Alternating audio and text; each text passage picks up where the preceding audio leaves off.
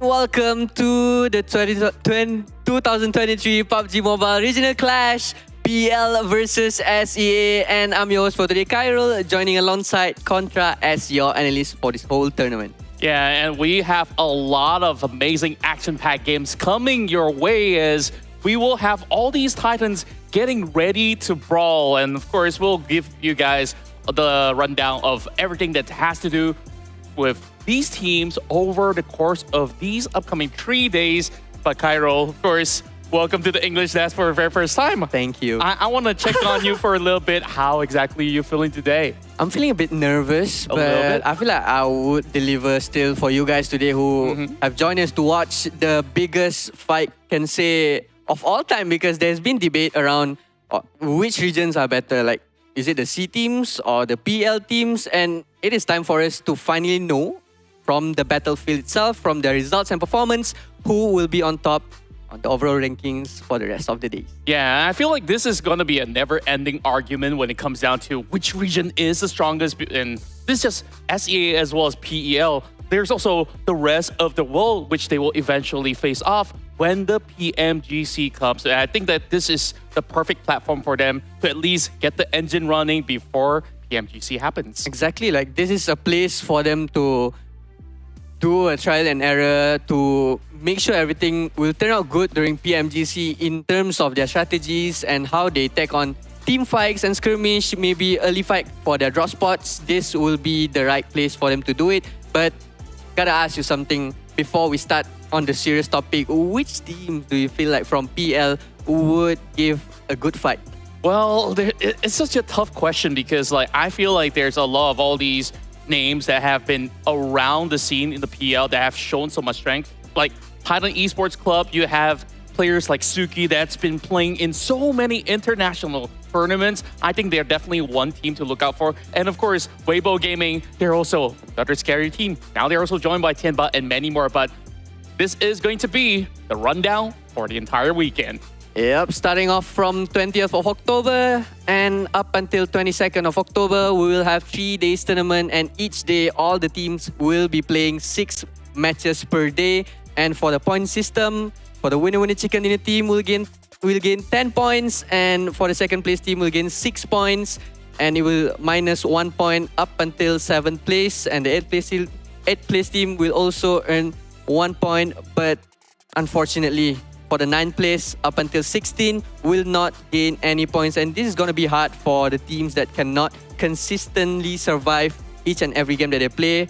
And on top of that, 1 elimination is equivalent to 1 elimination point. Yeah, I feel like this point system is very fair for teams who have a mixed balance of aggression to be displayed as well as some tactics to be involved. And of course, speaking of participating team, we start with Southeast Asia. There's only going to be one representation coming in from Malaysia. That will be Sem9, one of the top dogs of the region. And they're also joined by Thailand's finest with XERXIA, FaZe Clan, as well as Vampire Esports. From Indonesia, we have the champions of the PMSL, Alter Ego. Alongside with us, we can't rate villains, also with PJ EV, and not forgetting MORPY GPX. Yep, but on the other side, from PL, we have Titan Esports Club, Weibo Gaming, Suzhou Tianba, K1 Esports, TeamPAI Esports Club, Thundertalk Gaming, LGD-GAMING, and Wolves Esports. One fun fact about Wolves, this is their second appearance for PMRC, because the previous year from last year, they were known as SMG. Wow. Still moving under gunfire, but now rebrand to Wolves. But then we can see from their lineup, still have their main players here like Beautiful and Pick Feed. But for today's matches, we will start off the day with Sanhok and follow up by 3 maps of Erangel, and we will end it with 2 maps of Miramar. And this is where we're going to be looking at the clash of styles, because we know the PL region to be very, very formula based when it comes down to their rotations. When you put them into a map like Sanhok, I feel like this is going to be very chaotic, especially with Southeast Asia teams. They like to go in hunting from the early game. I mean, certain teams definitely like to stick from the side of the map and start to look for some of all these utilities. But ever since the change of the blue zone damage rate, I think teams are still trying to get used to the pace of getting into the zone very early on.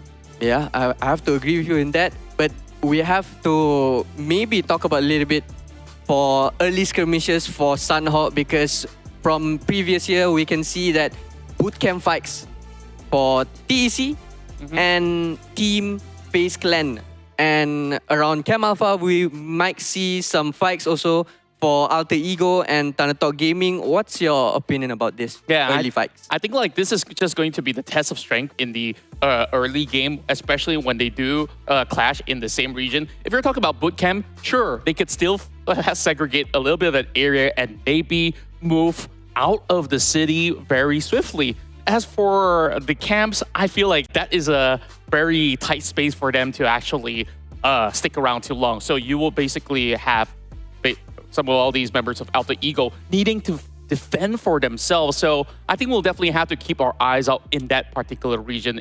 But speaking of that, we're looking at other places like Painan as well, a focal choke point for all these teams to cut across from the southern region into the main island, or even to the Alpha Island up towards the northwest. So it definitely could be anyone's for the taking. So I guess we'll just have to get in the game to actually see what really goes down. But who would you favor though? You're talking about FaZe Clan inside Bootcamp. These guys are hardly contested. They have high win ratio in Bootcamp. As for now, from what I've done from my research, it turns out TEC and FaZe Clan, they have been facing off on Bootcamp, and currently the score is 2-2.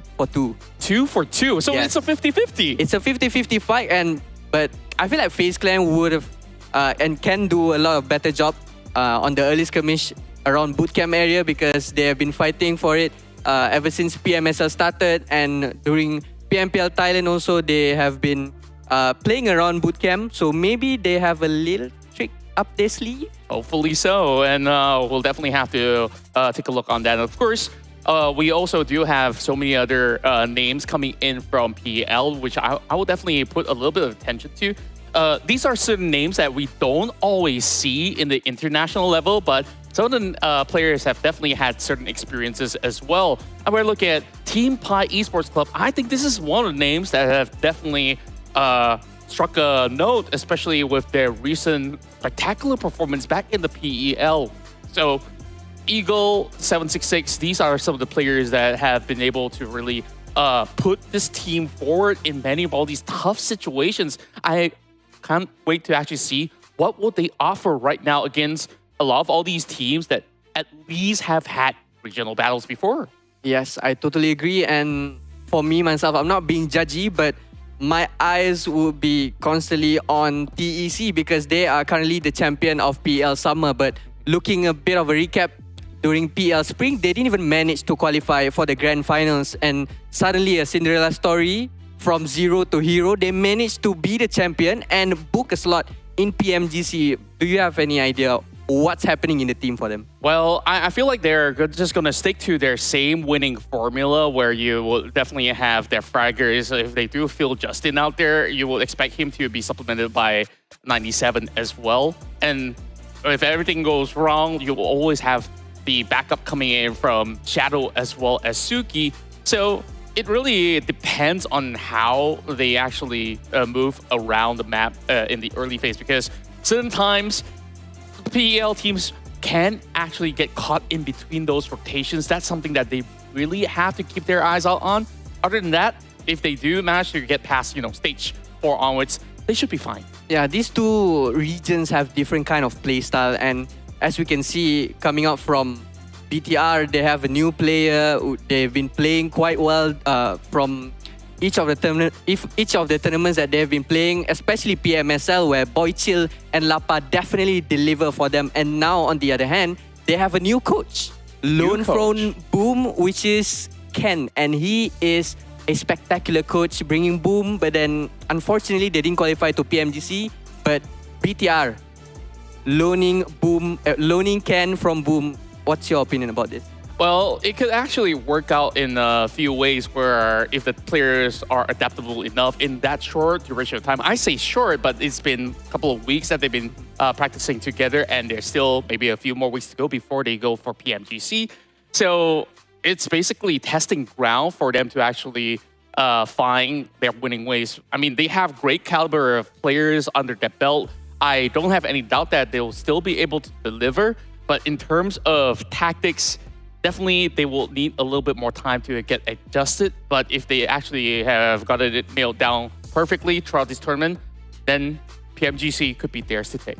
Yeah, I have the same idea as you. And looking at the lone wolf from Malaysia, Sam9 have been, can say, dominating in the international scene. They have a perfect run of the year from PMNC to PMGC. But yeah, I feel like we can talk about this later on because our first match is about to start and we're passing the mic to our lovely casters, Choo Choo and Sir Cloud. Thank you so much, Karen, as well as Contra from the DAS. And back to us. That was a very in-depth insights come up from our analysts and hosts as well. But here we are again, here, sharing the DAS with you. It's an honor and a privilege to cast with you again, Sir. How are you feeling? Wow, you wear a lipstick today.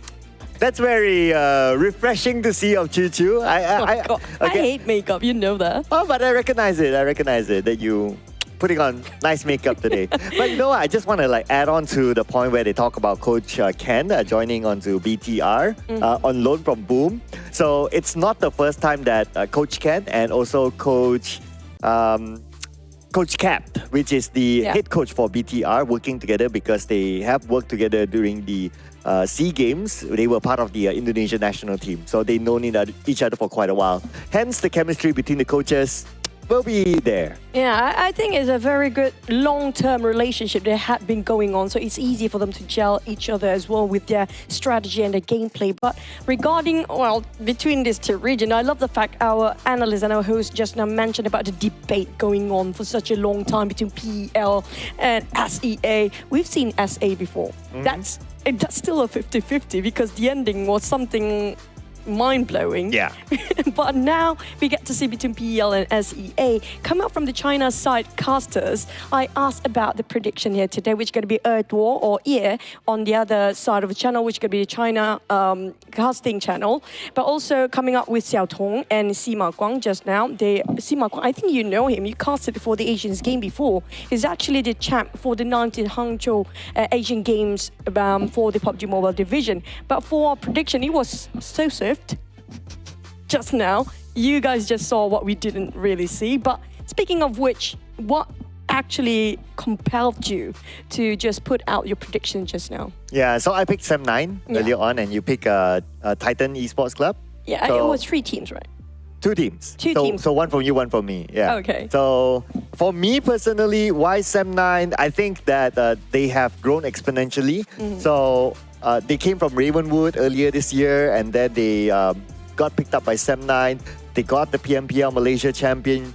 PMWI wasn't their best performance, but since PMWI, they improved in terms of performance, even in the off-season tournaments as well. They weren't doing too bad. So I must say that despite them still kind of fresh in the global showing, these guys have potential. So I'm putting Sam9 as my first prediction. It's sort of something that, you know, make it or break it for them right now. It's just setting the tone when it comes to day number 1 here. But for me, I have to give credit. We have to give the honors towards our champions of PEL, which are going to be TEC. But don't forget, K1 and TEC ended up with the same points back in the days for their Summers finals. So we're starting off with TEC to see where they're starting off, because it's so hard for us to actually have a glimpse of the one of the greatest in China, of the teams here that are playing here. I mean, like last season PMRC between a PEL, we don't see them as much compared to this season. So this is huge as a prelude for PMGC as well. Yeah, the closest one that a lot of us got to see of the PEL teams was during the PMWI. We got a couple of PEL teams during that tournament. The performance wasn't that great, but then again, maybe it's also, you know, coming out of PEL straight to there, maybe adaptation and all that. Maybe they would have learned something, and today they might put on a better show. But speaking of putting on a better show, we're going to see the battle show in Sanhok.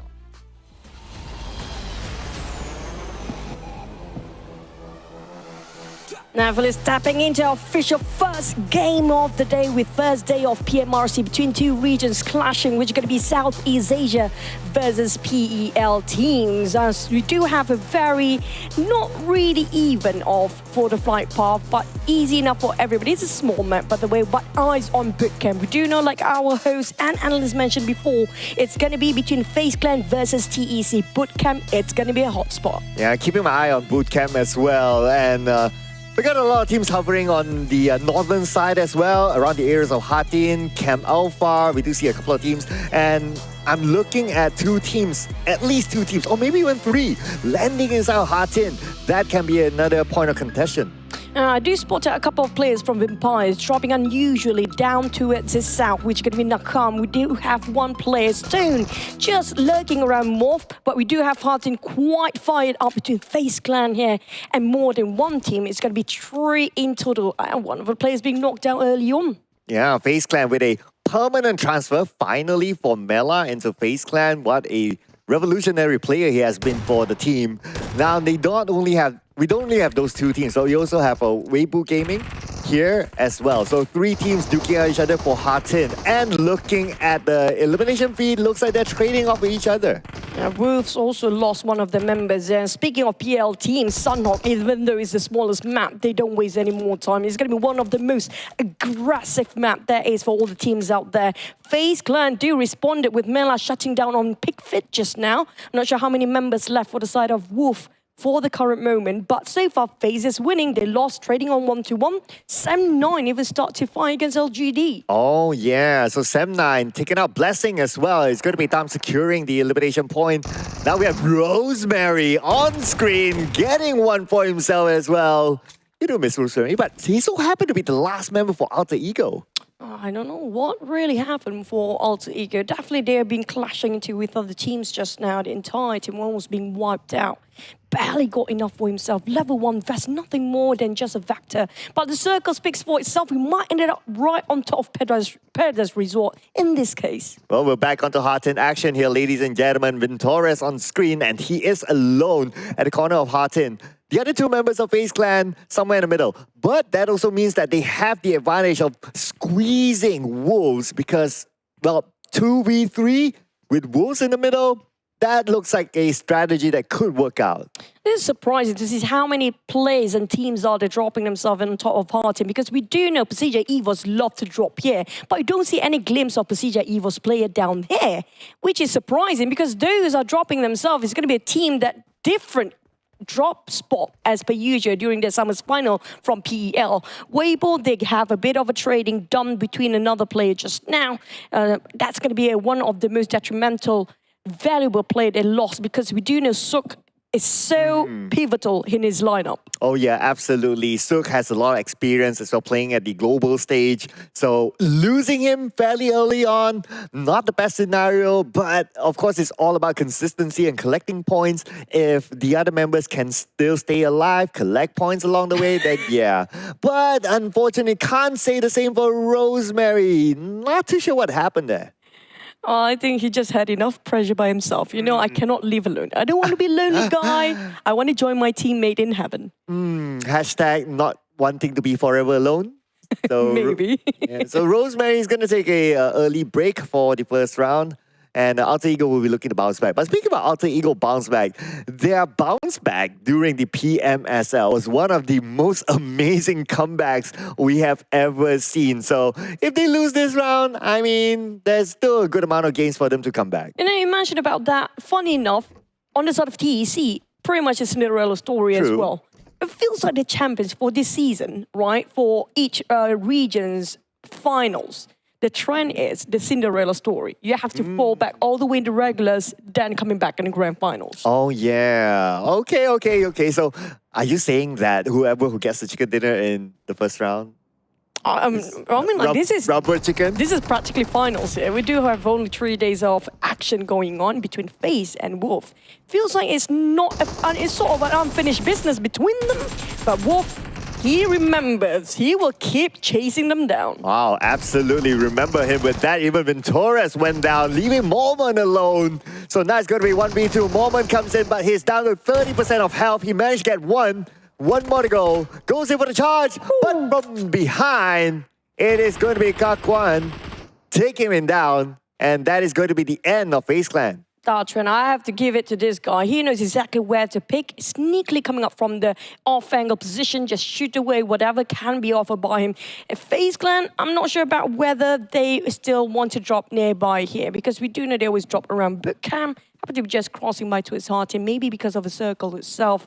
Unfortunately, two teams of the Southeast Asia already ousted early on. Well, for some reason, I guess they just wanted to try a different drop spot since the circle is on the main peninsula, and so happened there's two other teams there. So you just need to fight it out and win the fight before moving out. But two more teams left in Hartin at this moment. As we move over to LGD, we only have 2 players left for LGD. I mean, this round is kind of fast if you ask me.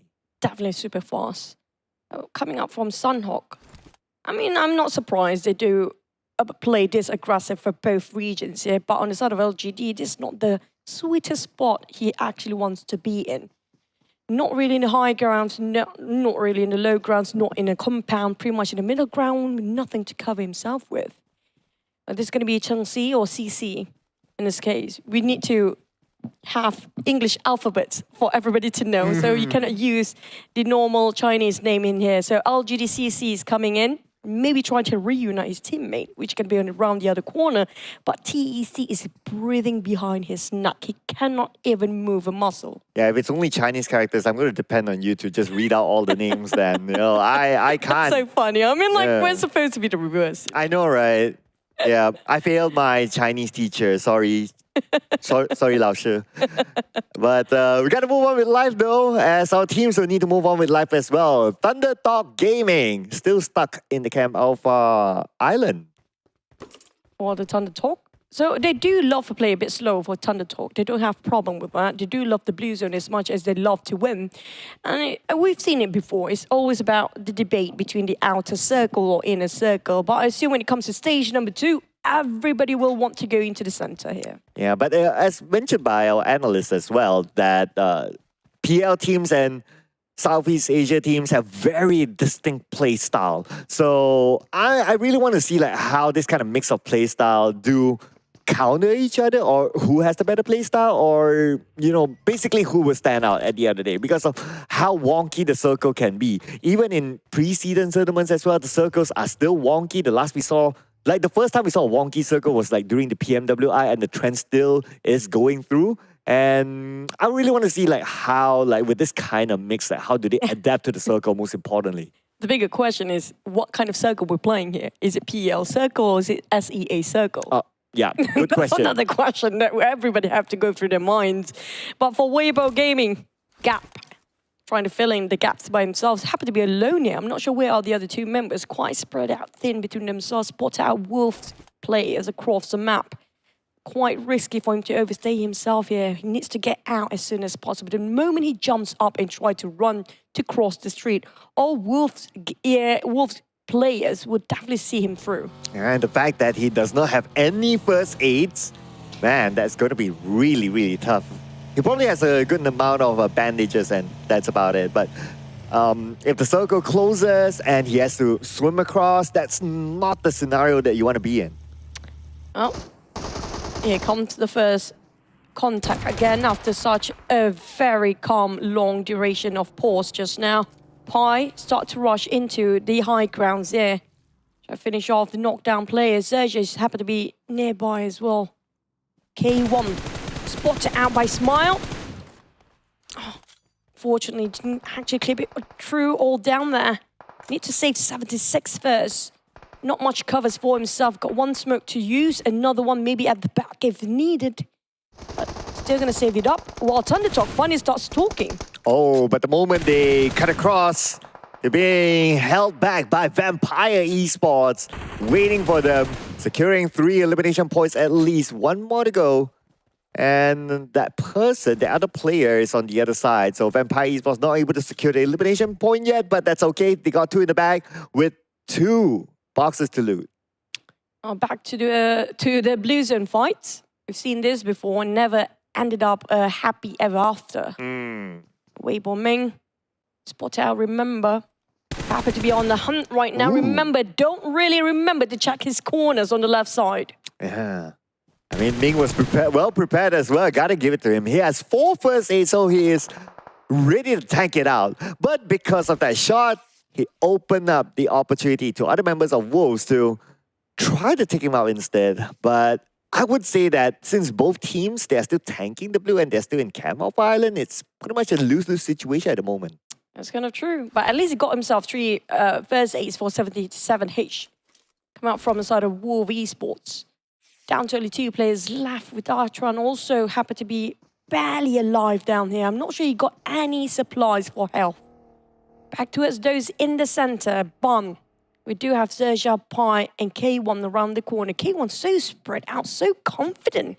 But their firepower down there. Oh yeah, they want to check the best out of their parameters. They want to cover the most ground from wherever they are. But now that the circle moved away, I'm sure they will move at some point unless they know that someone's behind them and they want to stop them from coming in. That's absolutely fine as well. Anyway, it's only stage 3. So whatever it is, you can still tank it out. But speaking about tanking it out, so Dachuan now with 1 first aid and probably a couple of bandages still on the Camp Off Island. Scary. You know, you can tank it out if you got first aids. Bandages, maybe temporarily. Right now, they're running low with their resources, and that's not a good news for any of the team have been holding that back all the way into the blues and way deep into it. Now, all they need to do is just play time, which they cannot even afford to do so since they don't have enough supplies, to run over to cross for 77.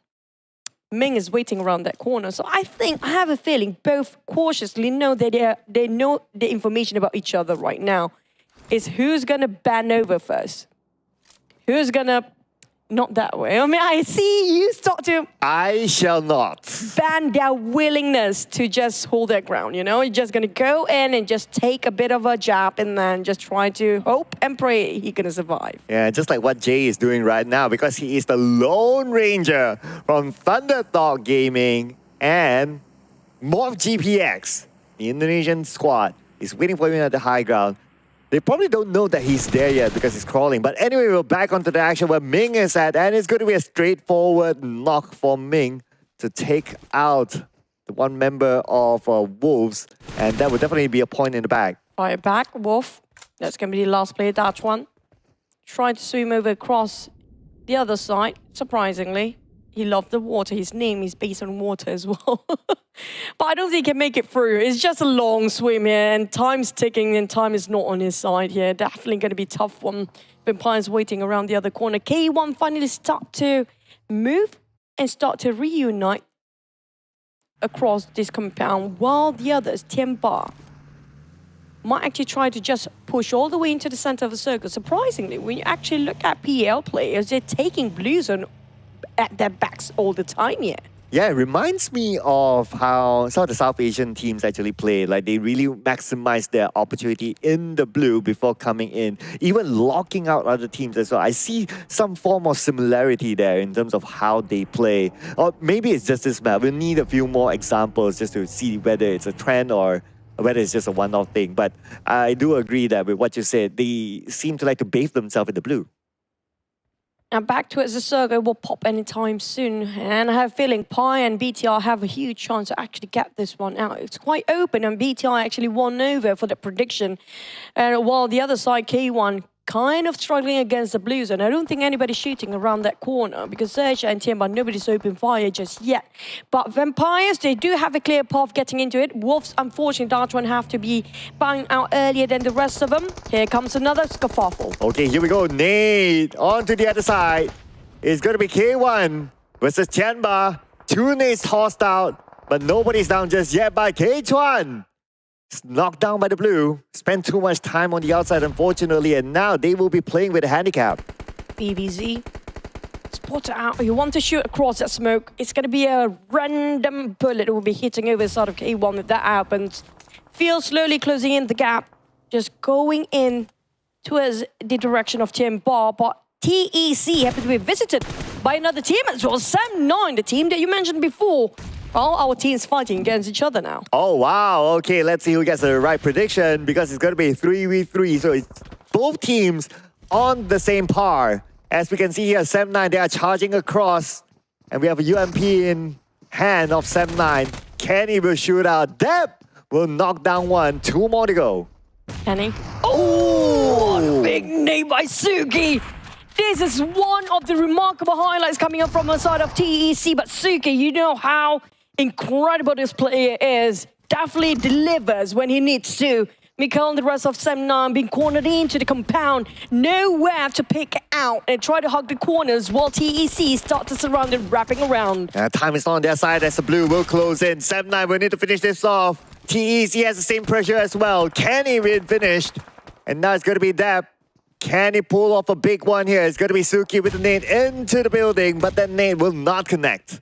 Suki, hope to land another big explosive nade down inside the side of Sem9, but Deb return the favor. Here comes Deb trying to finish off the job with the DBS, but I think it's a bit too far. It don't work DBS like that, but Miko with the jump shot. Finish off TEC, but both team happen to be at a loss. Oh, because Jay from Thunder Talk Gaming happened to be there to just beat a party pooper for Sem9, taking them out at 9th place, but they still managed to get themselves 5 elimination points in the process.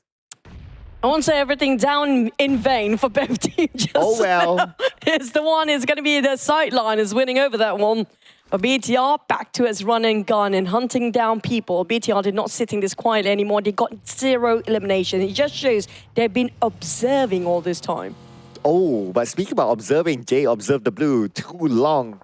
Got eliminated at number 8, but it's still 5 elimination points. Not too shabby, I must say, considering that he played majority of the round alone. Now for the Indonesian teams, I noticed that a lot of them are still in this game. We got PERSIJA EVOS, we got BTR, MORPH GPX as well. So now we have 3 Indonesian teams and looks like a good probability for them to get the chicken dinner. And Vampires, on the other hand, not that patient anymore. They're not going to sit and wait and observe. I did talk about the predictions from the Chinese casters, which is going to be, he actually predicted it's going to be Vampires. They're thirsty enough to get this one out.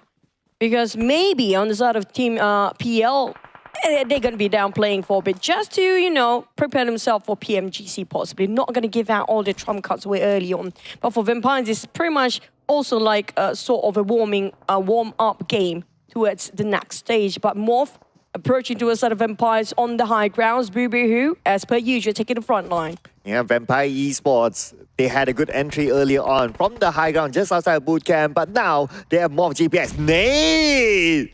Wow. Stone knockdown, beautifully done by Boo-Boo-Hoo. Perfect trajectory, but next is going to be Straps. It's down to the last HP. You don't want to be there, brother. But back to the side of Boo-Boo, he wants to finish things off, but the problem is the block in between them. He got return favor by the side of Tony K. What a remarkable drop just now. And Tony K is not done yet. The second nade will finish off Boo-Boo-Hoo. They're looking for more now. Tony K now trying to find the next target, but Cleon from the other side will knock down Strauss, but Cleon counterfired. And that is a counterfire beautifully done by Vampires. So now Tony K is just too low. Rocky will be there to finish up the job. Oh man, Tony K really tried to sift through such a remarkable, hard and challenging fight against him. But Rocky made it out with that DBS by the end of the day. But back towards the side of MORPH.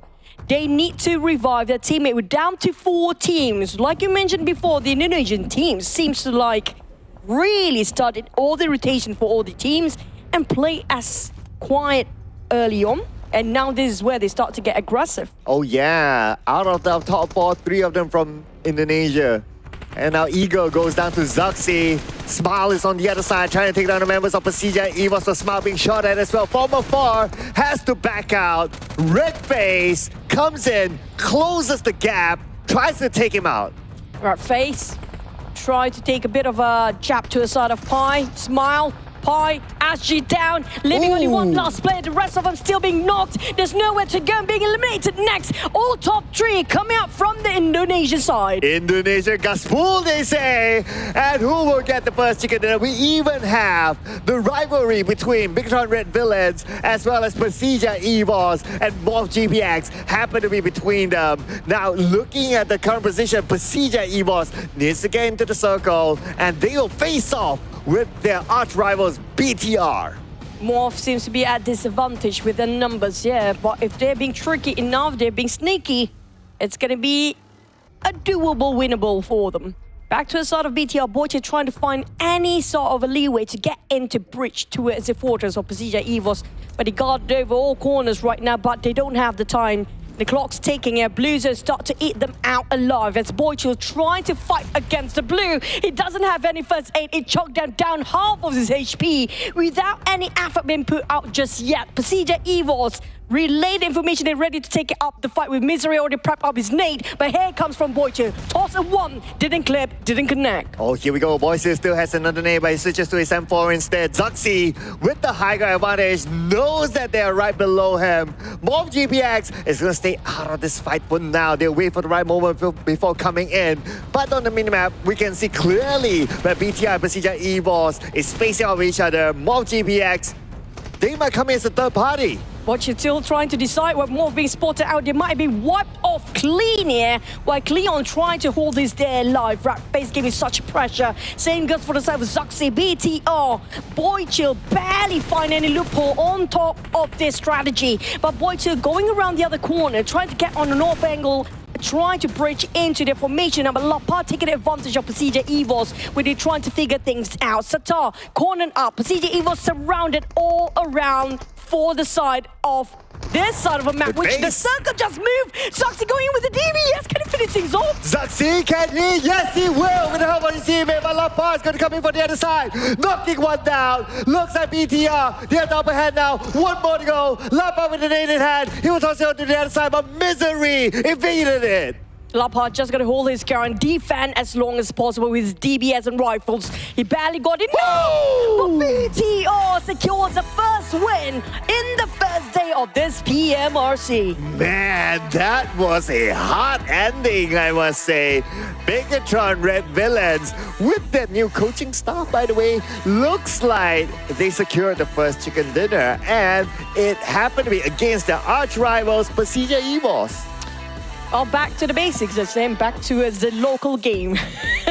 Because it's going to be against each other again for the side of Indonesian teams. But BTR, what a remarkable play. We have a lot of highlights in the first map just now, including those nades being tossed around by the teams out there. They're being eliminated quite early on, but BTR, they've been playing it so patiently well. Waited for the right time to open fire, just being fruitful for them. Yeah, and they had to manage MORPY GPX as well as PERSIJA EVOS at the same time. So it's not like a 4v4. No, there's someone else as well waiting in between. But now, look at the highlights, ladies and gentlemen. We have a glimpse of whatever happened to Alter Ego earlier on. And unfortunately, they dropped at the hill of Camp Alpha and there happened to be another team there. And not just that, coming up from the side of BTR, you saw how they just slowly try to box in PERSIJA EVOS, who happen to have more grounds and more of a sweet spot compared to the side of BTR, being actually pressured by the Blues early on. And there was a remarkable play coming out from them. And also outstanding, unorthodox mindset in the very last minute as well. But coming up from the side of PEL, I feel like they just downplay for the first map here. They're just testing out the waters yet. Yeah, I mean, it is the first game, you know. Everyone's like, okay, I get to know you, you get to know me. You know, it's like a first date thingy. Then you make your move. Maybe by the second or third date, Contra knows a bit more about what I'm talking about. But that is probably a slight preview of what might happen in the following round. And then surprisingly, it is not what we expected it to be for Sanhok. It wasn't as bombastic, it wasn't as explosive as we thought it would be. Everybody just happened to be treading on thin ice there, having a bit cautiousness to approach one team to the other. So, I mean, even drop spot-wise, a lot of teams have to be changing here. Yes, so that will make drop slots becoming unpredictable. True. So what will happen in Erangel coming up next? What will happen in Miramar? I mean, you gotta stay tuned, ladies and gentlemen. But speaking Speaking about staying tuned, stay tuned for our analyst segment because they're going to break down whatever happened in that previous round. We'll send it back to our handsome Cairo and Contra who knows what I meant. There you go. First map is done, and the winner chicken dinner goes to BIGETRON Red Villains.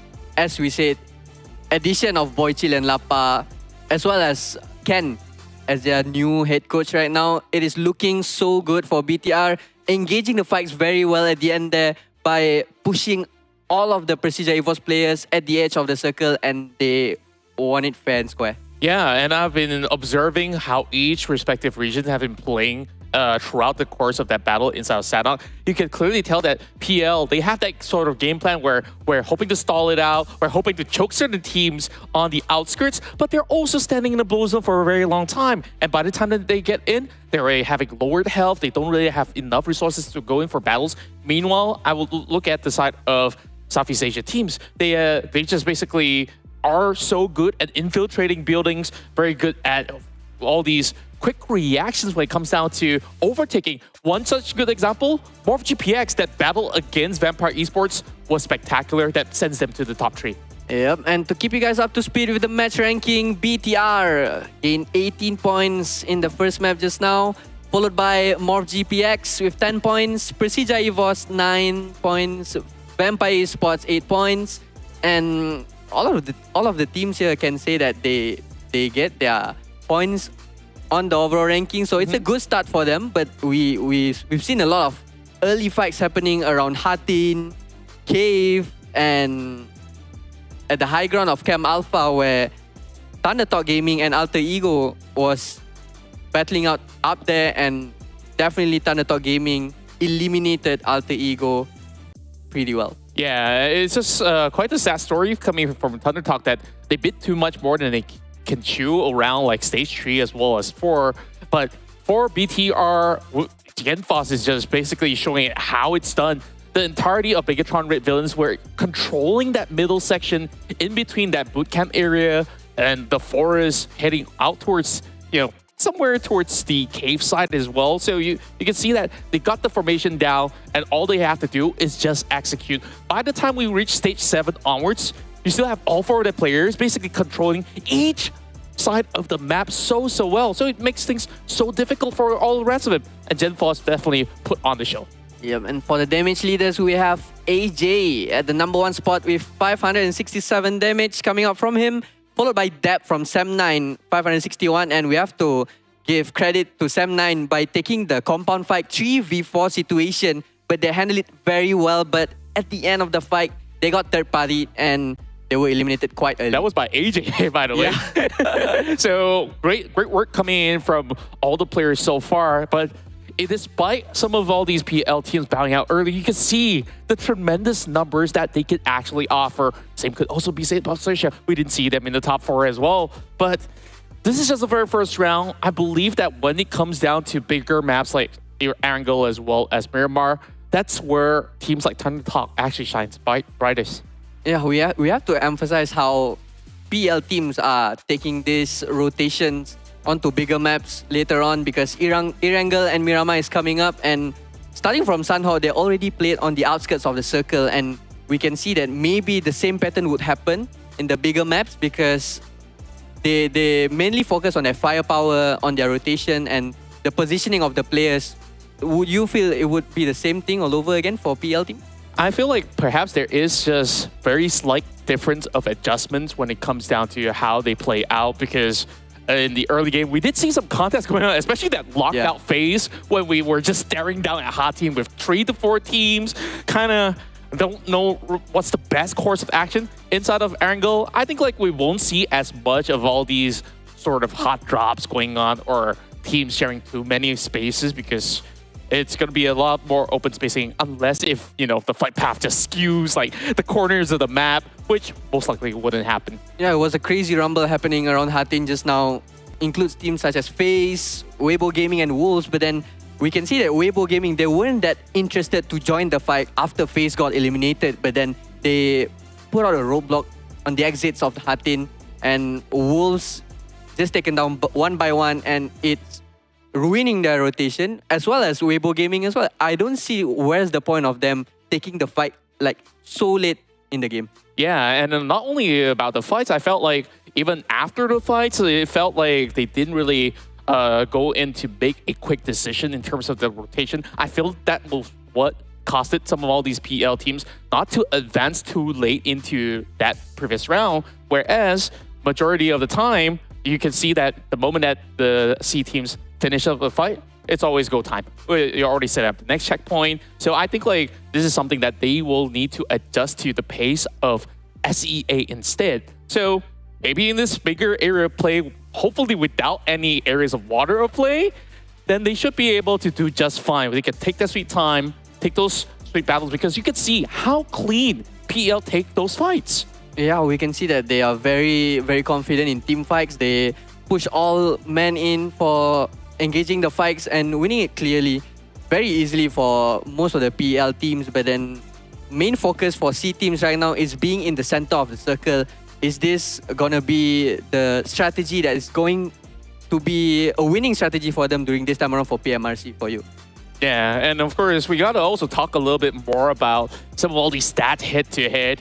And of course, what better way to compare the winners of our first map, BTR, against TeamPAI, who have done quite significant work inside of this map. Yeah, true. We have BTR with total eliminations 8 and TeamPAI.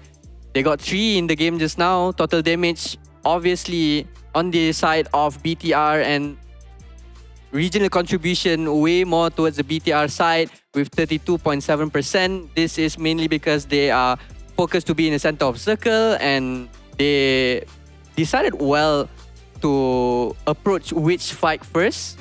They know which team to be eliminated earlier on and which team to be focused on. And this is the best recipe for them to get the chicken, winner chicken dinner for the first game. Yeah, and always knowing how to basically pick the fights definitely will have a very heavy weight on how things will turn out by the end of it all. And how BTR handled that was to slowly choke out the rest of PERSIJA EVOS. They dealt with MORPY GPX first, and they already know, okay, we got the numbers advantage, and we already got the area advantage. The control that BTR has was just immaculate. Yeah, apart from that, talking about MORPY GPX, how they approach the team fight with Vampire Esports, they're on the lower ground side of the high ground, but then they managed to secure the first knockdown towards a player from Vampire Esports, and that is a start that they need to eliminate Vampire Esports coming into them, going into the circle, and sadly, just sadly for them, they got eliminated by a third party from the other side of the map. Yeah, it was such a close call though. Like I think like in that split second between the fight of MORPY GPX as well as Vampire Esports, it almost could have actually been Tony K that could walk out of it if there was no pressure from the side of the blue zone as well. So I guess like that's all that we do have for Sanhok. I believe we're ready for the next round. Yep, we're ready for match 2, and without further ado, we'll give the mic back to Chuchu and SirCloud. Let's go. I never use your mic, by the way. I use my own mic. But it's okay if you want to give your mic, it works too. But yeah, speaking of Sanhok, I was a bit let down. The fact that it's a bit slower than it's supposed to do. Well, like what you said, right? Maybe it's like the preview. But we have a special segment here, ladies and gentlemen. You guys can vote wherever you're watching this live stream at this moment. Which region do you think is the strongest? So we have a slight tilt towards the PEL. I mean, like, that's pretty straightforward, isn't it? But speaking of the first map just now, one over by the side of SEA, I mean, come on, guys. I do want it to be around 50-50. That's going to be more interesting to watch it till the end. But we do know how PL players, how aggressive they can get if they want to. I mean, yeah, they do have the track record, right? So, not gonna lie there, it's very hard to deny the track record. But speaking of track records, you are sticking with track records. I'm surprised. I mean, I gave them 3, but yeah. But Okay. I thought it's going to be K1 this one, but yeah. All right. Yeah, Well, it's okay. I'm going to stick with, you know, the champions.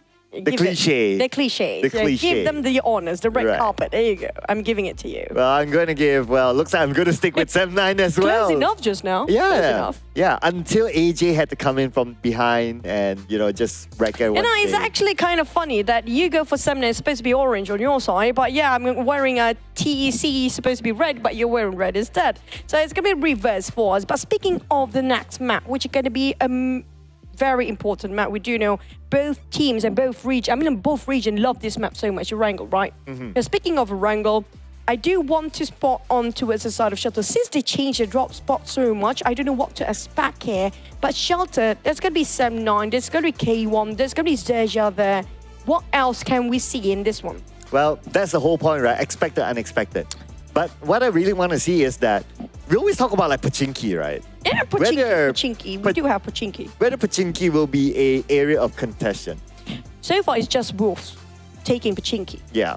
That's it. Yeah. But I wonder whether, Vampire Esports wants to go there, just put some firepower inside Pachinki.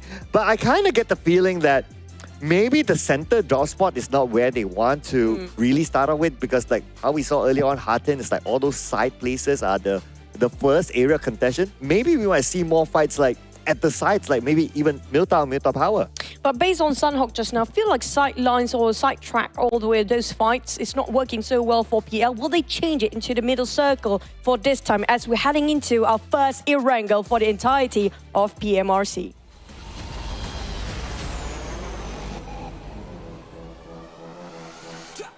And here we go, round number 2.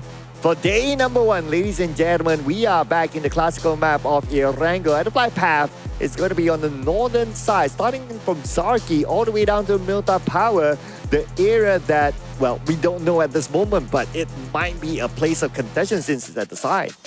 So I assume LGD going to drop on the South Jogo pool. That's going to be their usual second drop spot down there. But we do have early drop as well for the other teams who will be taking Zarki. Since the flight path starting on from the north all the way to Zarki. Vampires have been dropping right on top of LGD. There might be a lot of contention on top of Hospital. Yeah, Hospital will be interesting. So I see a lot of drops on the northern side. North Jogo pool, potentially 2 teams. I see Vampire Esports there. They sometimes drop there. FaZe. Weibo as well. Interesting. FaZe, normally they're on the South Jogo pool, but I don't see them yet. But we'll probably get a visual later on. But speaking about FaZe, yes, they are here on the south side of Jogo pool, and they're facing off against another team. Here we go. Oh, it's going to be on the side of LGD. Oh, they got on a pistol cat on Mao Mao in his Chinese name. It's going to be CC trying to redeem himself for the entire team, but they barely got enough. It's not going to be enough gears at all. No gears! And barely got enough bullets. Punch. Go for the punch. Go for the brawl. Well, I mean, I'm sure if they have the opportunity, they'll take it. But they have to make sure that at least the player is knocked because he still has a micro Uzi. So right now, FaZe Clan on a roll. Another knockdown. Blessing taken out. 2 more to go for FaZe Clan. Now, FaZe, they know this like the back of their hand. They know exactly where to find those loot. They have more guns and the arsenals on their side, way more on the side of LGD. Down to only 2 players. Oh, man. It's down to only the last one. They try to find any nook and cranny they can find for the last player of LGD, but that's going to be CC trying to run away as fast as possible. BTR, the last winner of the Sanhok map just now, have to fight against Tianba. Yeah, Tianba. I mean, going up against BTR, who just got the chicken dinner in Milta. And Milta is the regular draw spot for BTR, so they know this place like the back of their hand. Now, the bad news is that Milta is about 1,800 meters away from the circle. So this fight has to end quick. And funny enough, this is going to be also the usual drop spot for Tianba. So who will be the real master of Milta? Between these 2 masters, there's going to be only one being chosen as the supreme in Milta. But at the same time, YDD just going to prone down, try to find any sort of information while Ren is making a lot of noises here. His footsteps might be heard by BTI. Close the doors. Yeah, just to cover up, close the vision. Nobody's here. Nobody's here. We don't exist. You didn't hear anything. But Boy Seal is not that young of a boy to be fooled by them. So he's going to keep an eye on the Tianba's movement. But if you kind of look at this, Tianba is actively moving, meaning that they are actively looting as well. So utility-wise, they could be better than BTR at this point. I agree. They kind of wasted a lot of time here, but at the same time, YDD is having a bit of a lookout to a sort of BTR. Oh! A circle, you know what? Everybody just should have dropped early on. There's going to be good news for those teams actually on the northern side, including Morph. Happen to be having a clear Savanian shooting range for them to just work around it. Nobody's contesting for Morph up there. Yeah, their regular drop spot, in fact. So, all advantage onto Morph GPX now. They can pretty much chill until everyone comes to them. I'm looking at the movement of Sem9 as well. They will be the next team to move up north. Now, historically, Sem9 does like to play in Saverny, but that's with the old Sem9 lineup. With the new Sem9 lineup, it's obviously a total revamp. But they still made their way up north, so that's good for Sem9. But now we come back to CC. Still all alone. He popped up. I believe that was a smoke, and that should give FaZe Clan some sort of a clue that he's there. Maybe he's just trying to bait out any shots from FaZe to know exactly where they at. Just to give himself some intel before he starts to think about his next move here. And FaZe giving a lot of reaction to it as well. Goes straight towards the outer side of a wall. And when they spotted out that smoke, but Tianba, YDD being cornered out all the way, pushed back the side of BTR. But if they're not being careful for BTR, look at the position of Tianba players. They might actually be boxed in without their realizing. But CC is fighting back. LGD, that one player, managed to knock on one. Oh, looks like he's not going to go down without a fight, but he's about 40% of health left. He has a first aid though, so just need to buy time for himself. At the same time, YDD, our little brother here, is defending himself against the BTR. Now, fights happening elsewhere as well, as we can see here, Fnatic from Alter Ego knockdown. It's going to be a nade being tossed in a very small vent up there. Lapar barely got any helmet. When we try to pick out, it's going to be a gunshot straight in his face. Definitely going to be a knockdown on that. Run, taking a bit of the back line while YDD is trying to hold his ground, waiting for the right time to open that small compound door. QZZ waiting on the other off angle, watching towards YDD's movement, feeding him off information that's needed for YDD to make a bit of a rush just next to him. Yeah, Scar in hand, trying to bait the likes of BTR to show themselves so that his teammate can shoot from the other side. But BTR is not falling for that, so both of these teams still holding their ground. Now, again, the bad news is that they are about 1,700 meters away from the circle, and we all know it's up north. So, guys, come on, time is not on their side. And speaking of time, and it's all the way north, I do want to see, it's going to be a high chance that we do have Thundertalk start to bridge to a side of Milta because they dropped themselves on Nova Rapnoy. And this is the time they actually cross over that bridge, might passing by Milta. If these two teams still having a go against each other this long time, they will not end up well. Yeah, just look at their utility, right? Like, Lapa has one first aid, so we have no idea how many bandages. Boysil has no first aid, Gen 4 same as well. So it's pretty scary for them, the fact that they have to take out the blue, but Gen 4's knocked down. So there's an opening, QZZ on his way. BTR be boxed in. Entirely different from the last winning map in Sanhok just now. Instead, they're being boxed in and hunted down. YDD giving the pressure with a Scar L. Needs a bit of a reload, but the blue zone has reached their destination towards these two teams right now. Tianba, YDD knowing what the fact that's one player here, but they switch over the camera in last minute. But Lapa knocked down, no helmet, no problem for YDD to knock him down. But here comes another. A surprise party for the side of Tianba versus BTR. Yeah, he hosted his weapon at the wrong timing. Unfortunately, he wasn't prepared for that. Now, Boysil, can he pull out a big one here against Tianba? Blue is shrinking his health. Now it's only down to the last member of Tianba. It's got to be LY. Can he pull off a clutch here? It's going to be a big one if he can. He has one medkit though, so he can kind of tank it still. Not too long here. He needs to re-heal himself, but the moment we try to heal, it takes so long for this medkit to work. Make it happen.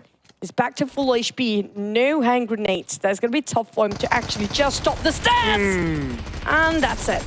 Well, looks like the winner chicken dinners of round number 1, BTR will not be going down that early as they managed to secure 4 elimination points and now they are on the clear to go up north. I like how they overturned that sort of incident for the start of BTR. Even though they've been boxed in, barely got gears, not enough equipment, no supplies, they still managed to pull through. Such tenacity being showcased by BTR. Yeah, that is the mindset of champions that we're talking about here. But hopefully they have the mindset to manage this, considering the circle went all the way up north and it's still going to be centered around Severny. Morph, I mean, they definitely have such big loot for themselves since they're working around that corner by themselves for the longest time. They need to defend it since all parties coming in from all different angles there, including Weibo Gaming on their left side. Alter Ego, the team that went out very, very early previously. At least now they're still okay, but oh, not good for Octa. Ran into Dap, and now he is back in the lobby. So Alter Ego, 2 players left, and with the 2 players, not only 2, Rosemary knocked down as well. By PERSIJA EVOS, that's going to be a three-way war, but not just that. Happened to be a team coming up from the PEL, taking advantage of PERSIJA EVOS. They are tunneling down towards the side of Alter Ego just now. Didn't realize they're off angle being watched by another team. Leaving Potato alone, so I mean, it wasn't a great start for them in round number 1. So now again, not a great start for them in round number 2. Unless Potato can pull off like something insane, like a solo run to get the chicken dinner, yeah. But again, we have seen Alter Ego making the insane comeback in PMSL. I hope that they're not doing it again because I don't think their fans' heart can take it. A magical Potato. Very magical indeed. That's the magic he needs to. But back to a side of PISG. Spot out some teams. That's going to be 7-9. Passing by. Hoping to clip anybody with his mini 14. Fight in vain for now. Bold and brazen trying to go for another shot. Attempting to give a bit of a fight towards 7-9. But hold his horses for a tiny bit. Knowing the fact it might be more than one team passing by here. Pi slowly approaching towards the side of the circle. Slowly getting their positions there. Spreading out quite thin. But somebody else happened to be replying. There's going to be 7-9. Yeah, 7-9 making their move. So they did a 2-2 split. 2 of them stayed behind to give cover fire in case anyone shoots. And the 2 of them move. They make themselves as a marker. So once they are on the clear, the other 2 can follow up. So that's good coordination there by Seb9. Now for FaZe Clan, they managed to make themselves onto the northern side of the map. So that's okay. They are around the area of somewhat the shooting range area.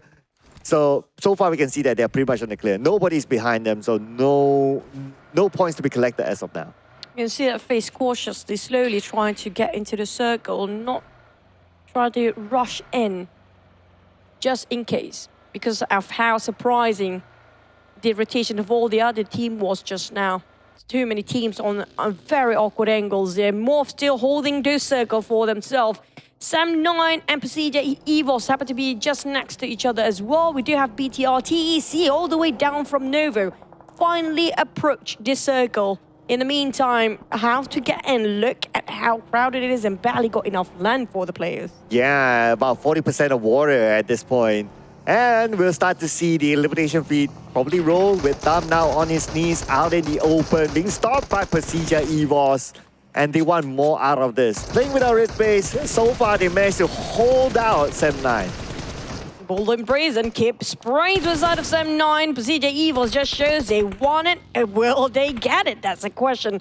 Well, Dap tried to attract their attention towards the other end here. They might actually attract too much attention on the side of 7-9. All teams are moving this way. PERSIJA EVOS taking a bit of opportunity they can get. Spotted out Dap, might want to shoot him down from there, but they still focus on towards those who's taking covers behind that tree. I noticed that Smile got knocked down, so not too sure what happened there. But for 7-9, despite all that, they are still a 4, and that managed to get away, so he will be at the patrol station. But for BTR, tough rotation for them. The circle went all the way up north, and they were blocked by other teams, so they went out at number 14. Troubles brewing on Wolves Esports side. That's one trying to hold his ground. DBS swapped a bit too late there. just wiped the floor clean. Vampires managed to obliterate the entirety, almost the entirety of Wolves. I'm not sure where are the remainings. That last player of Wolf standing right now. TEC approached by XERXIA. Sharper, a bit of trading done. Z cooking up the nade shot. It almost his helmet. Here comes the jump. Here we go, XERXIA, Z with a UMP in hand. But you can see Bamboo coming in. Bamboo knocked down by Megamind with the DBS. Megamind was prepared for that. DBS, that sort of range, the perfect weapon to use. But at the same time, the fight is not stopping just yet. The blue will be on top of them, so they need to move fast. But Shadow knocked down by SG. That shot came from the other side. It's so important Su can stay alive here. 97 will need his help.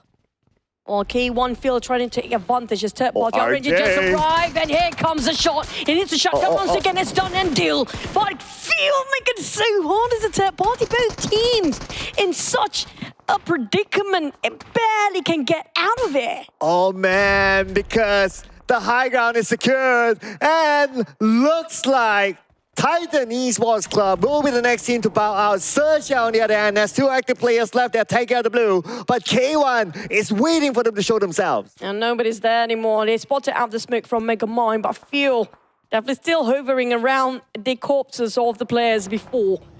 Z leaving out behind another team. That's a bold move. He even got himself an accident. PEL spotted him out. Just got himself, I'm not sure is this the best spot for himself. He got a bit of a cover from the terrain, but it's not an easy terrain for him to work with. And speaking about not easy, look at the circle. It went all the way up north now. Still 50% of water. Severny is the only city in this circle. MORPY GPX has been there for the longest time, but now they need to be aware the fact that the circle is as such, a lot of teams who want to come by. The talk also start to approach on the southern side. We do have Weibo Gaming just next to Morph as well. Morph, all they need to do is just stand and stay alive. That's it. But outside of Wolf, this is going to be the last play of Wolf Esports. It's going to be 77. That's a big nade dropping by inside of FaZe Clan. How to get out? He's being surrounded by vampires and FaZe Clan. Both ways here. There's no out for 77 unless he can sneak out from behind all the sideline, which no covers, by the way. How to get out? Oh man, it's tough considering that the vehicle is smoked up as well. So for 77, I would like to say that if you can pull off a clutch, but you can't clutch the blue. But Sem9 took one out of XERXIA, passing by Sem9, and Sem9 will say thank you very much for the extra point. Here comes XERXIA. Megamind boldly just crossing over. Surprisingly, nobody opened fires with his side. Just going to go and take a bit of a dip in there. Breathing water he will be. For the side of Megamind. PERSIJA EVOS spotted him out. Well, Wolf fell in effort, but we can see that one coming. Yeah, it's a matter of time, frankly speaking. True. Not gonna lie about that. But anyway, great for FaZe Clan. They have 6 elimination points, like the most points amongst all these teams at this moment. But for Sem9, they're catching up. They managed to get another one out of K1. Out of K1, they lost 2 men. Heavy casualty, but they still fight for more field. Oh, I'm not sure why he just stopped and pulled over that side. It was so open. It was so easy to target on. He need to go back. He barely got enough. Ellie got 2 first aid to recover himself. Gonna take a bit of a grab with passion. Just go in for the next stage. But the problem is they've been choked by another team across. Ooh, feel. Oh, that was the last tick. That was super duper close. But gotta admire their timing and how they measure the time that they can heal up just at the last moment. Amazing play indeed. And now making their way into the circle. Sem9 on the right, PERSIJA EVOS in front. K1 nowhere to land at this moment, so they're going for a dip as well. We're going to join Megamind. We don't want to leave him alone. We want to be friends. They spotted out no vacancy at all. The moment they got themselves in that vehicle, where to go? No place to go. Just go as well as the ocean. Yeah, and Potato is minding his own business on the other side, just snorkeling, enjoying the sun. You would know how that feels.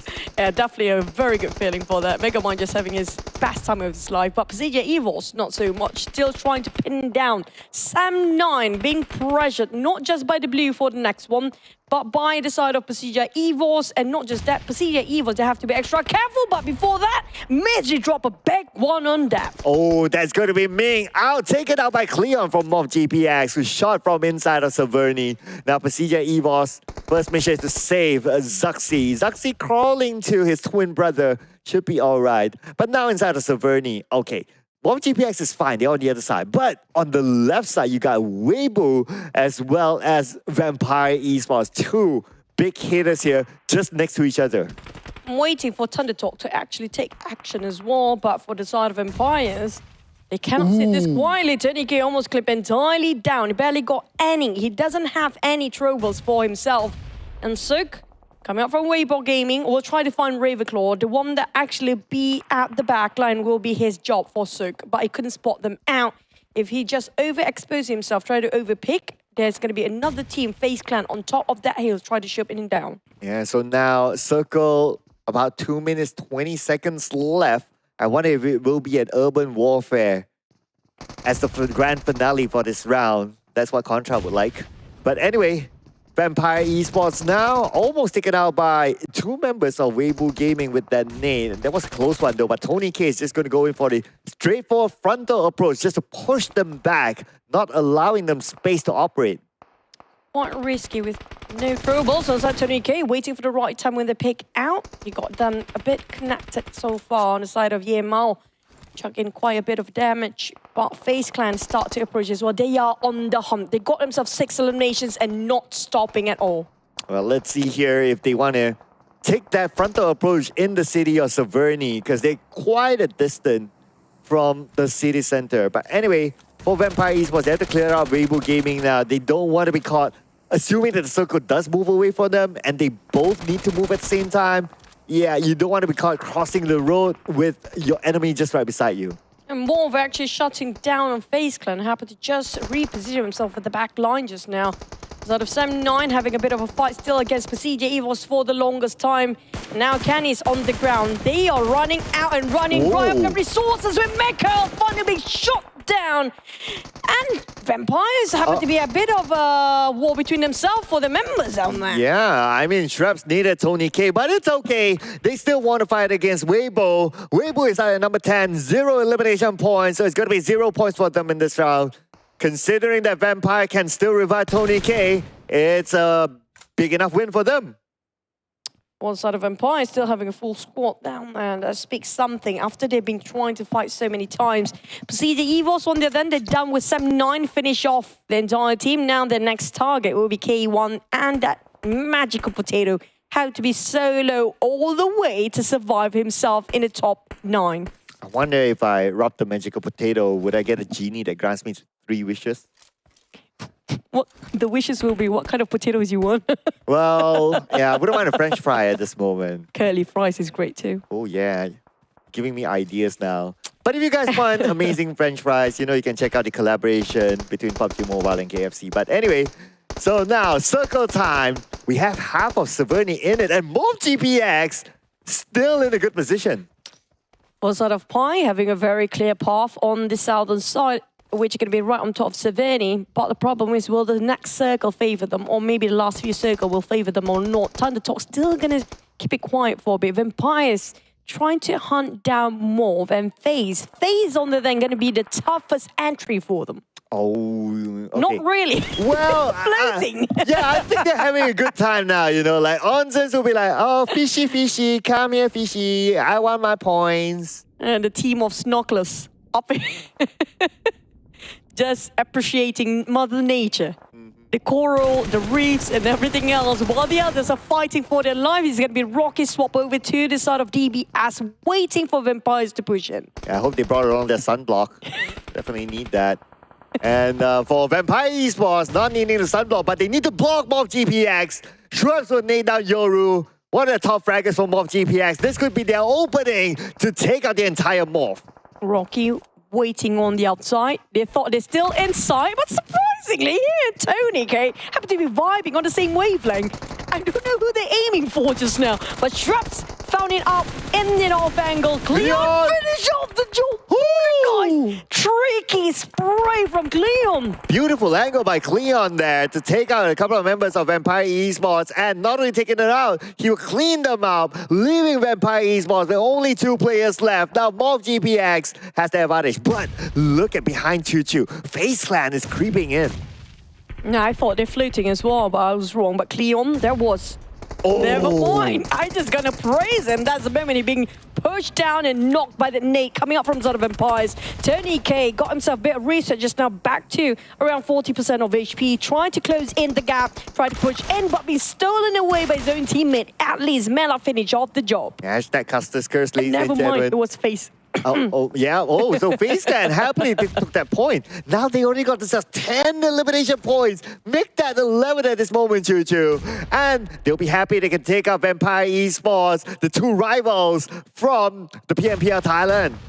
Oh, Man, they've just been shut down entirely. Mormon, what a monster nade just now. They are hungry for kills. They are hungry for those eliminations. They are on the rabbit despite they are in the blue zone. dude. I was just about to talk about Potato and how long he survived. And the moment I want to talk about it, PERSIJA EVOS took him out. So that's going to be Alter Ego out at number 5. An improvement from the previous round, obviously. PERSIJA EVOS needs to get in. The circle is entirely on land right now. Thunderdog Gaming, well, the only team, not the only team though, one of the 2 teams with a full squad.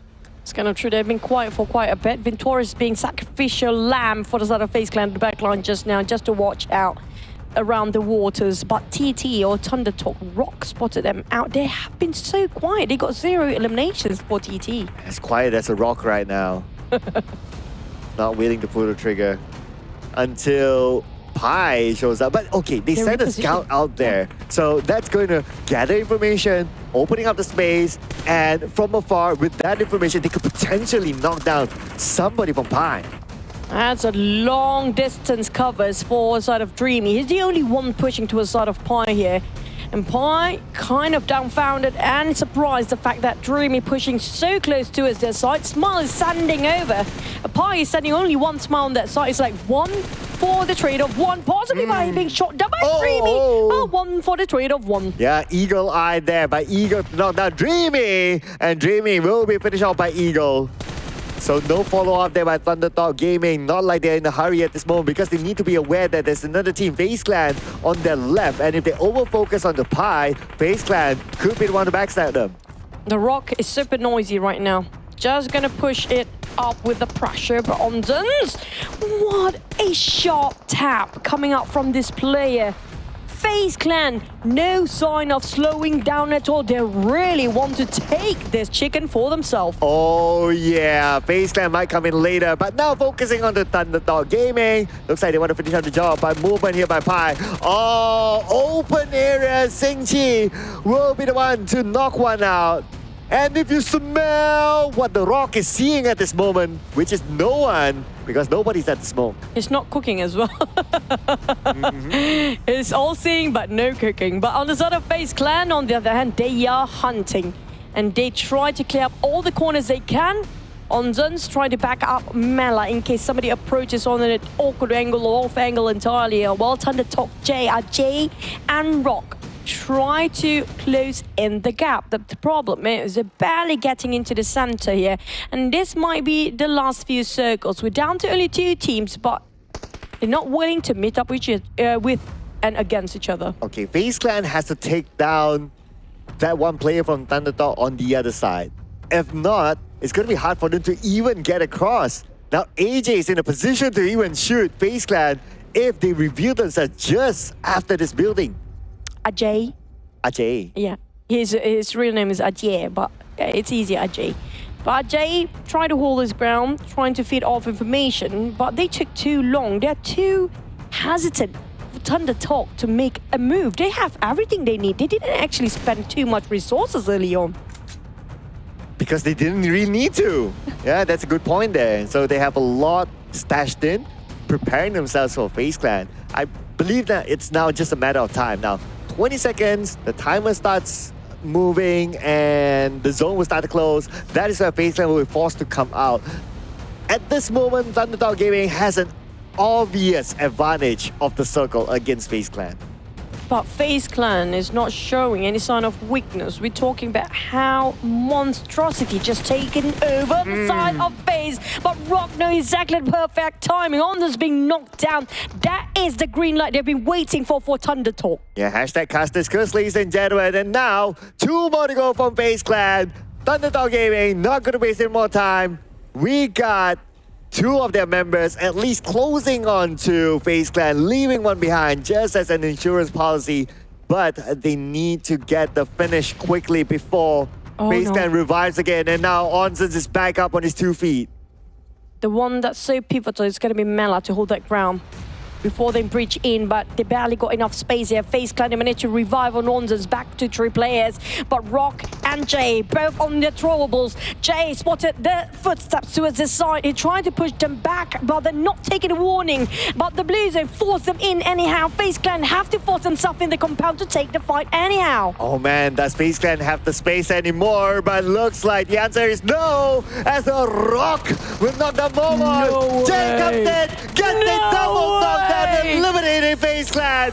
And it's going to be Thundertalk Gaming with Chicken Dinner number 2. There was a perfect straight line of sight for AJ. Just obliterate the entirety of FaZe Clan in their run and just wrap things over with the Chicken Dinner as a flashy ending. Oh, flashy indeed. I really like the coordination. They sent 1 player out on the other side as an insurance policy in case FaZe Clan does anything funny. And the fact that they had the circle advantage from the beginning of the fight between them and FaZe Clan, that gave them a huge advantage to win and get this Chicken Dinner against them. And despite they didn't manage to secure that Chicken Dinner for the side of FaZe Clan, they were possessed by a different spirit entirely. They secured themselves 15 eliminations. That's the first biggest number in day 1. Oh yeah, we got a significant number now. It's only round number 2, day number 1. A lot more opportunity to break that number, but 15 is pretty nice. It's bigger than that Chicken Dinner number. True enough. True enough. So potentially they would get more points than Thundertalk then. Yeah, because Thundertalk basically starting off fighting FaZe Clan when they started with 0, and I think it pretty much almost the same point they actually have. But when it comes to adding into that 50 elimination plus the position points, you have to give it to FaZe Clan actually winning off this map. Yeah, and FaZe Clan, it's not like they had an easy entry into the circle. They had to fight their way. They went up to the beach from this view, coming back in. They had to fight against Vampire Esports. Well, that's also why they had the opportunity to collect those elimination points. So it comes hand in hand at the end of the day. But for Thundertalk Gaming, on the other hand, they had a lot of the circle. So that's why they didn't get the opportunity to collect the elimination points. So it kind of like traded off between Chicken Dinner and elimination. That is what we've been waiting for. Explosive round between 2 regions here, where a lot of fights, non-stop fight. I don't think we even have a pause in between, the entirety of Erangel. Yeah, probably a little bit of a standoff, but for the most part, yes, I do agree. There's a lot of action happening here as compared to how we saw Saverny early on. And if you compare with Sanhok, I definitely love this one better. Yes, because Erangel, this is the map where everybody wants to flex it out to show their firepower. But the case of, team coming up from the side of PEL, so far, we do have Thundertalk showing up for that side and that region. And then you know what? Each winning over that 1 Chicken Dinner for the other regions. But, let's just leave the breakdowns towards our analysts and hosts. We don't want to steal the job away, so give it back to Cairo and Contra. PL teams are heating up.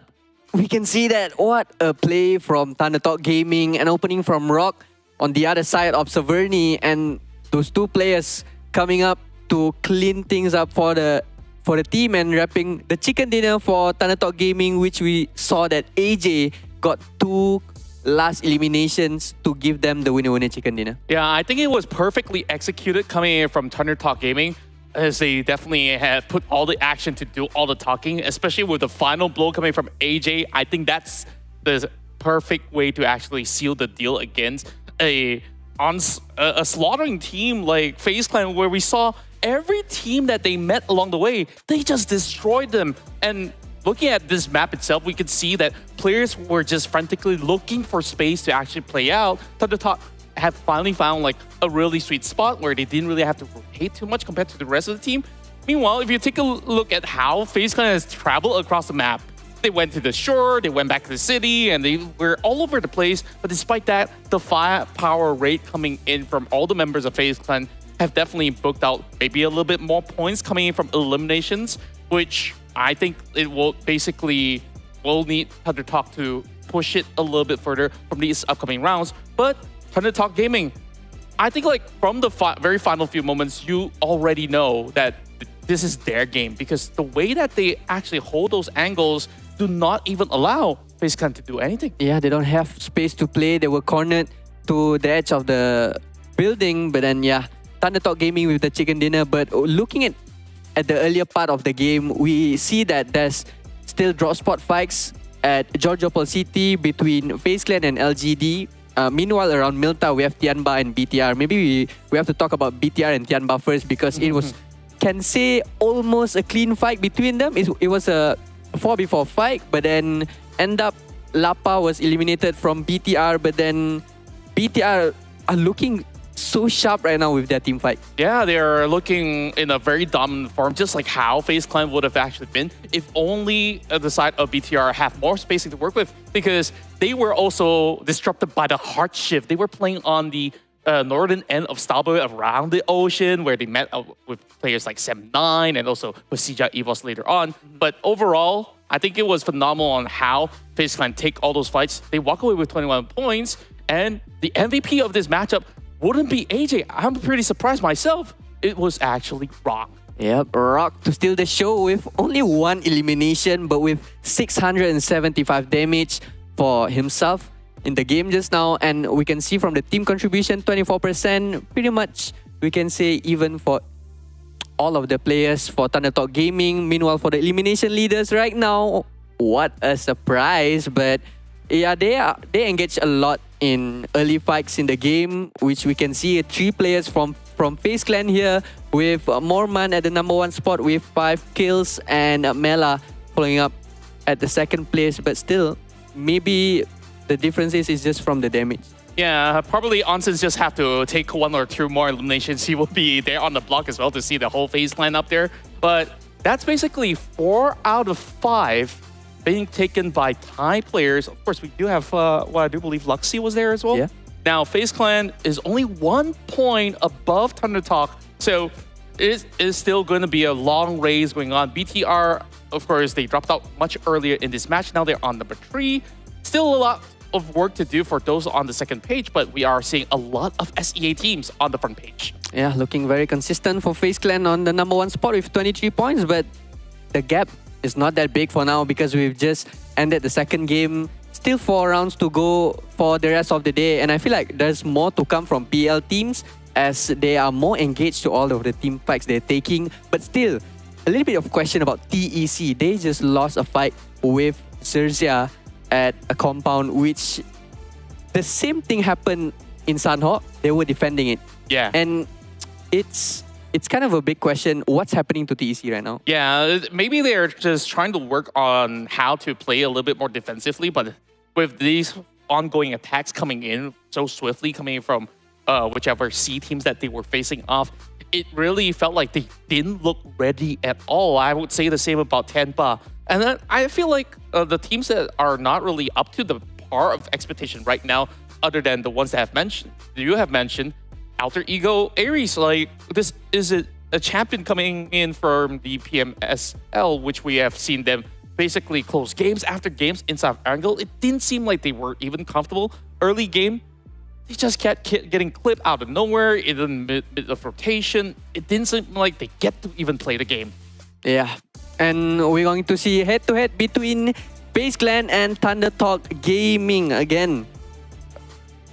A face-off between C team and a PL team, which eliminations are leaning towards FaZe Clan with 17 points. Meanwhile, ThunderTalk with 11. Total damage also leading on to FaZe Clan here with 2,888. Meanwhile, the total damage for Thundertalk is only 2,562. That's not much of a difference. And I feel like there's more to come for Thundertalk Gaming as AJ being a really handy player for them. Yeah, on top of that, you can see the playstyle is so different between these top teams come from each region, where PEL, they're so calculated.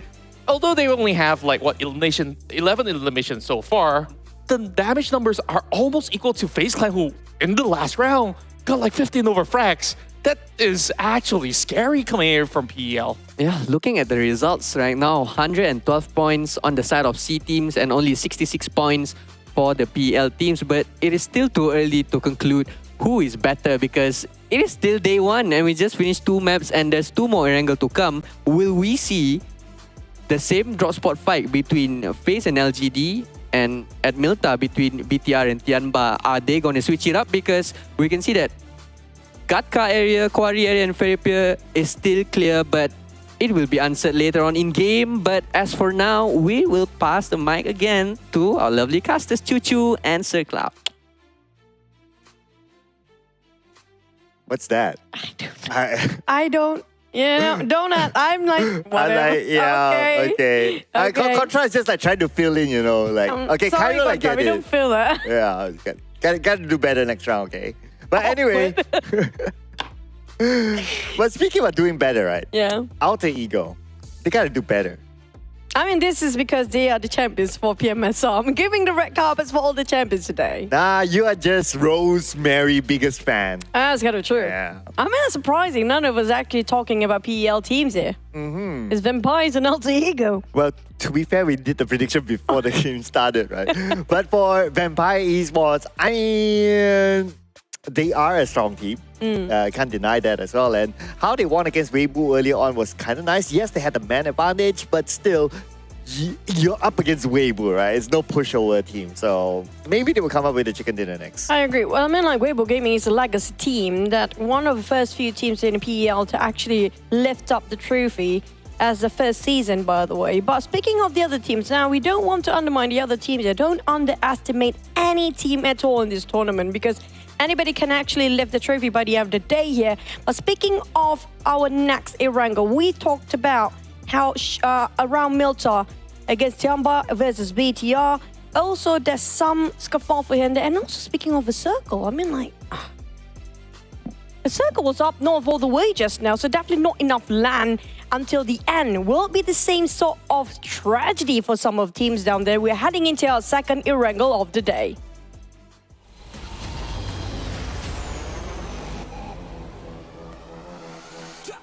Well, if you're sighing for the Northern Circle, let's get a military circle next. For once. For right? what? For once. It's been a while. With me Yes, to watch the with game. Choo Choo, all right? Okay, the last time I think we got a military circle. I'm not there. Yeah, you weren't there. So, yeah, let's get one for Choo Choo, okay? But yeah, do keep an eye on Milta. Do keep an eye on Jogopol as well, North and South. North, no clash, but there were 2 teams. South, they were obviously a clash. So, yeah, so far, these 3 areas. But since we have like kind of like a different flight path from the from the south to the north this time, and we can see inside our military base, but not directly at least. But at the same time, I do wait if PEI will drop in SMB because that's going to be the second drop spot if the case of the flight path favors them. But for Vampires, it's going to be around Ferry Pier or Primorph this time. While we do have Thundertalk as per usual, going to drop himself in Nova Remnoya. This quite even for the flight path this time. Everybody can drop wherever they fancy. It's not really an issue. The issue is always about the circle. Wow, I like the confidence of Thundertalk Gaming. Just look at that. They send Rock alone inside our military base to loot. 3 of them in Nova. It's like they know that the entire military base is for them. I mean, he was the last MVP. Why not? Oh, yeah. He's Rock the all-seeing. Rock the all-seeing. He just sees. Oh, okay. He's the undisputable Rock. Ah, so he has eyes. It reminds me of that cartoon, like you have that orange with the eyes and the mouth. Hey, orange. That one, right? How does it sound like? I know.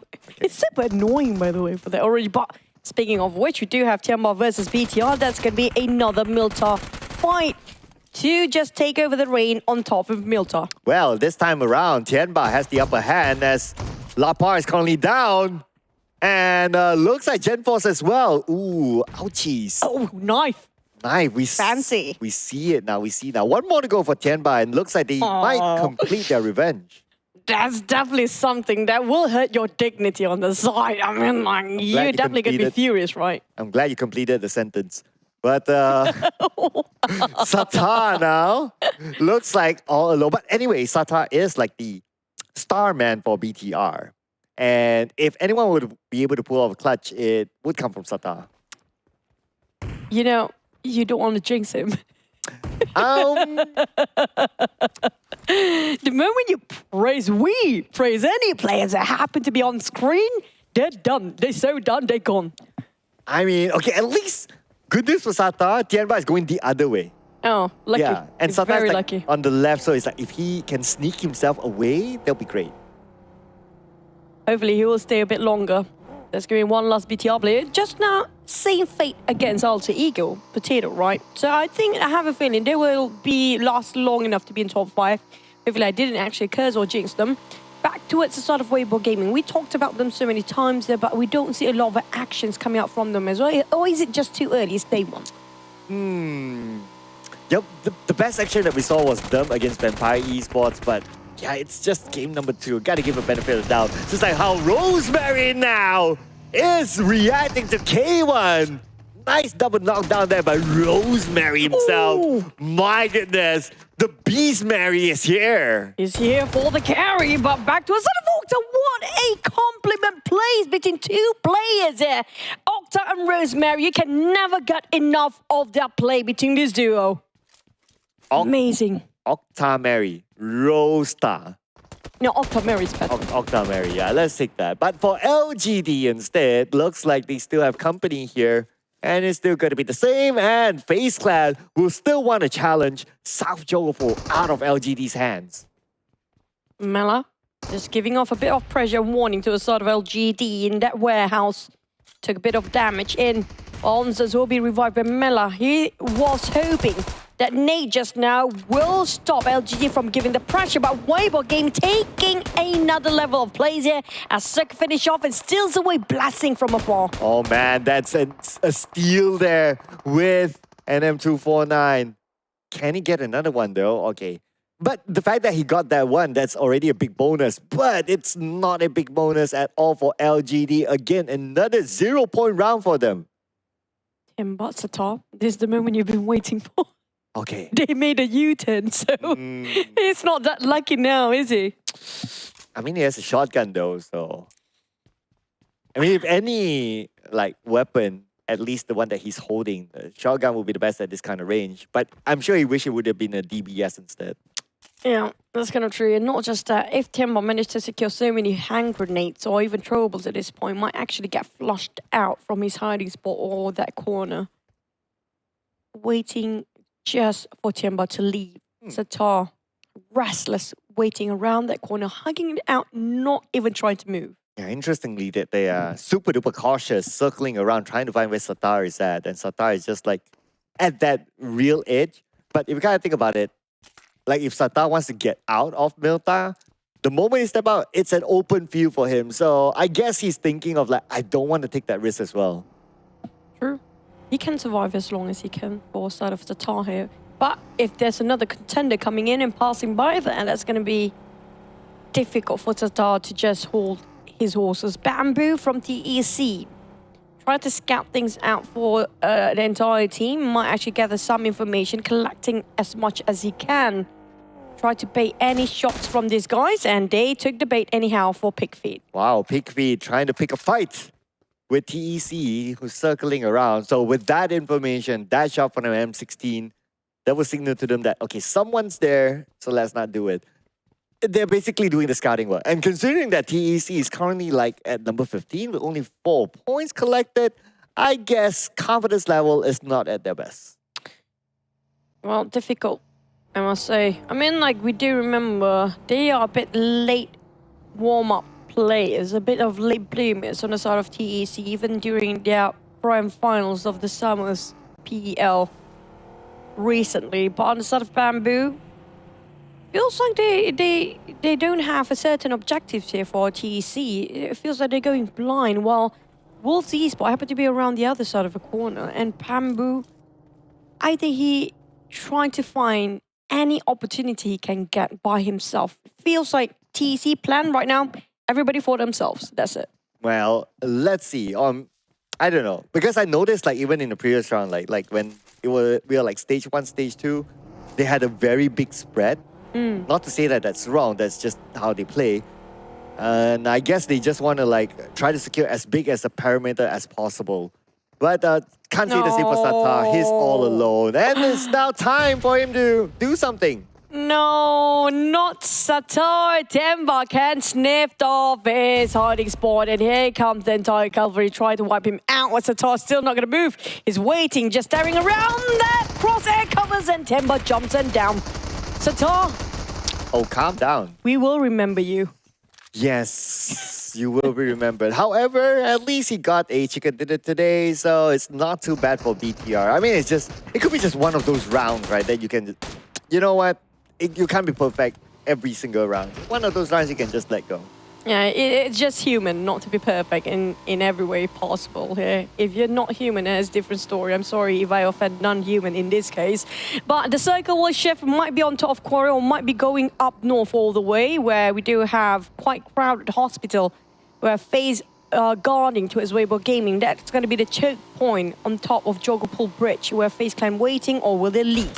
Vampires already bridge out, get themselves in the southern side, getting themselves almost in the center of the circle, even nobody's stopping them. Yes, we got TEC there, Vampire there, Wolf as well, not too far. So we got at least 3 teams kind of comfortable within the circle. And for TEC, they had a good spread at stage 1 circle. Now, the moment the circle shifted to stage 2, they start to get together a bit more. So I guess to them, it's like a slight shift of how they position themselves as a team. And I have to look at the clock just now, just to make sure that it's not my brain or not just the graphic kind of stuck there. They definitely, nothing moves. Actually, the timer keeps ticking. Yeah, I had that 1 second moment as well. Until the fuel was... until the fuel was used, until the gas was like filled up. So, okay. My brain is still working, okay. Yeah, we're not having brain lags here, but on the side of TeamPAI. Now, TeamPAI Esports Club, we don't talk about this team enough, but at the same time, they're being tricky, they're being sneaky, but sometimes they work on their side. But this time it might be, because only one player of Thunder Talk happened to be appearing on the other end where they're heading to. And Rock, well, oh my god! Still land on 4 wheels. Not too bad, not too bad.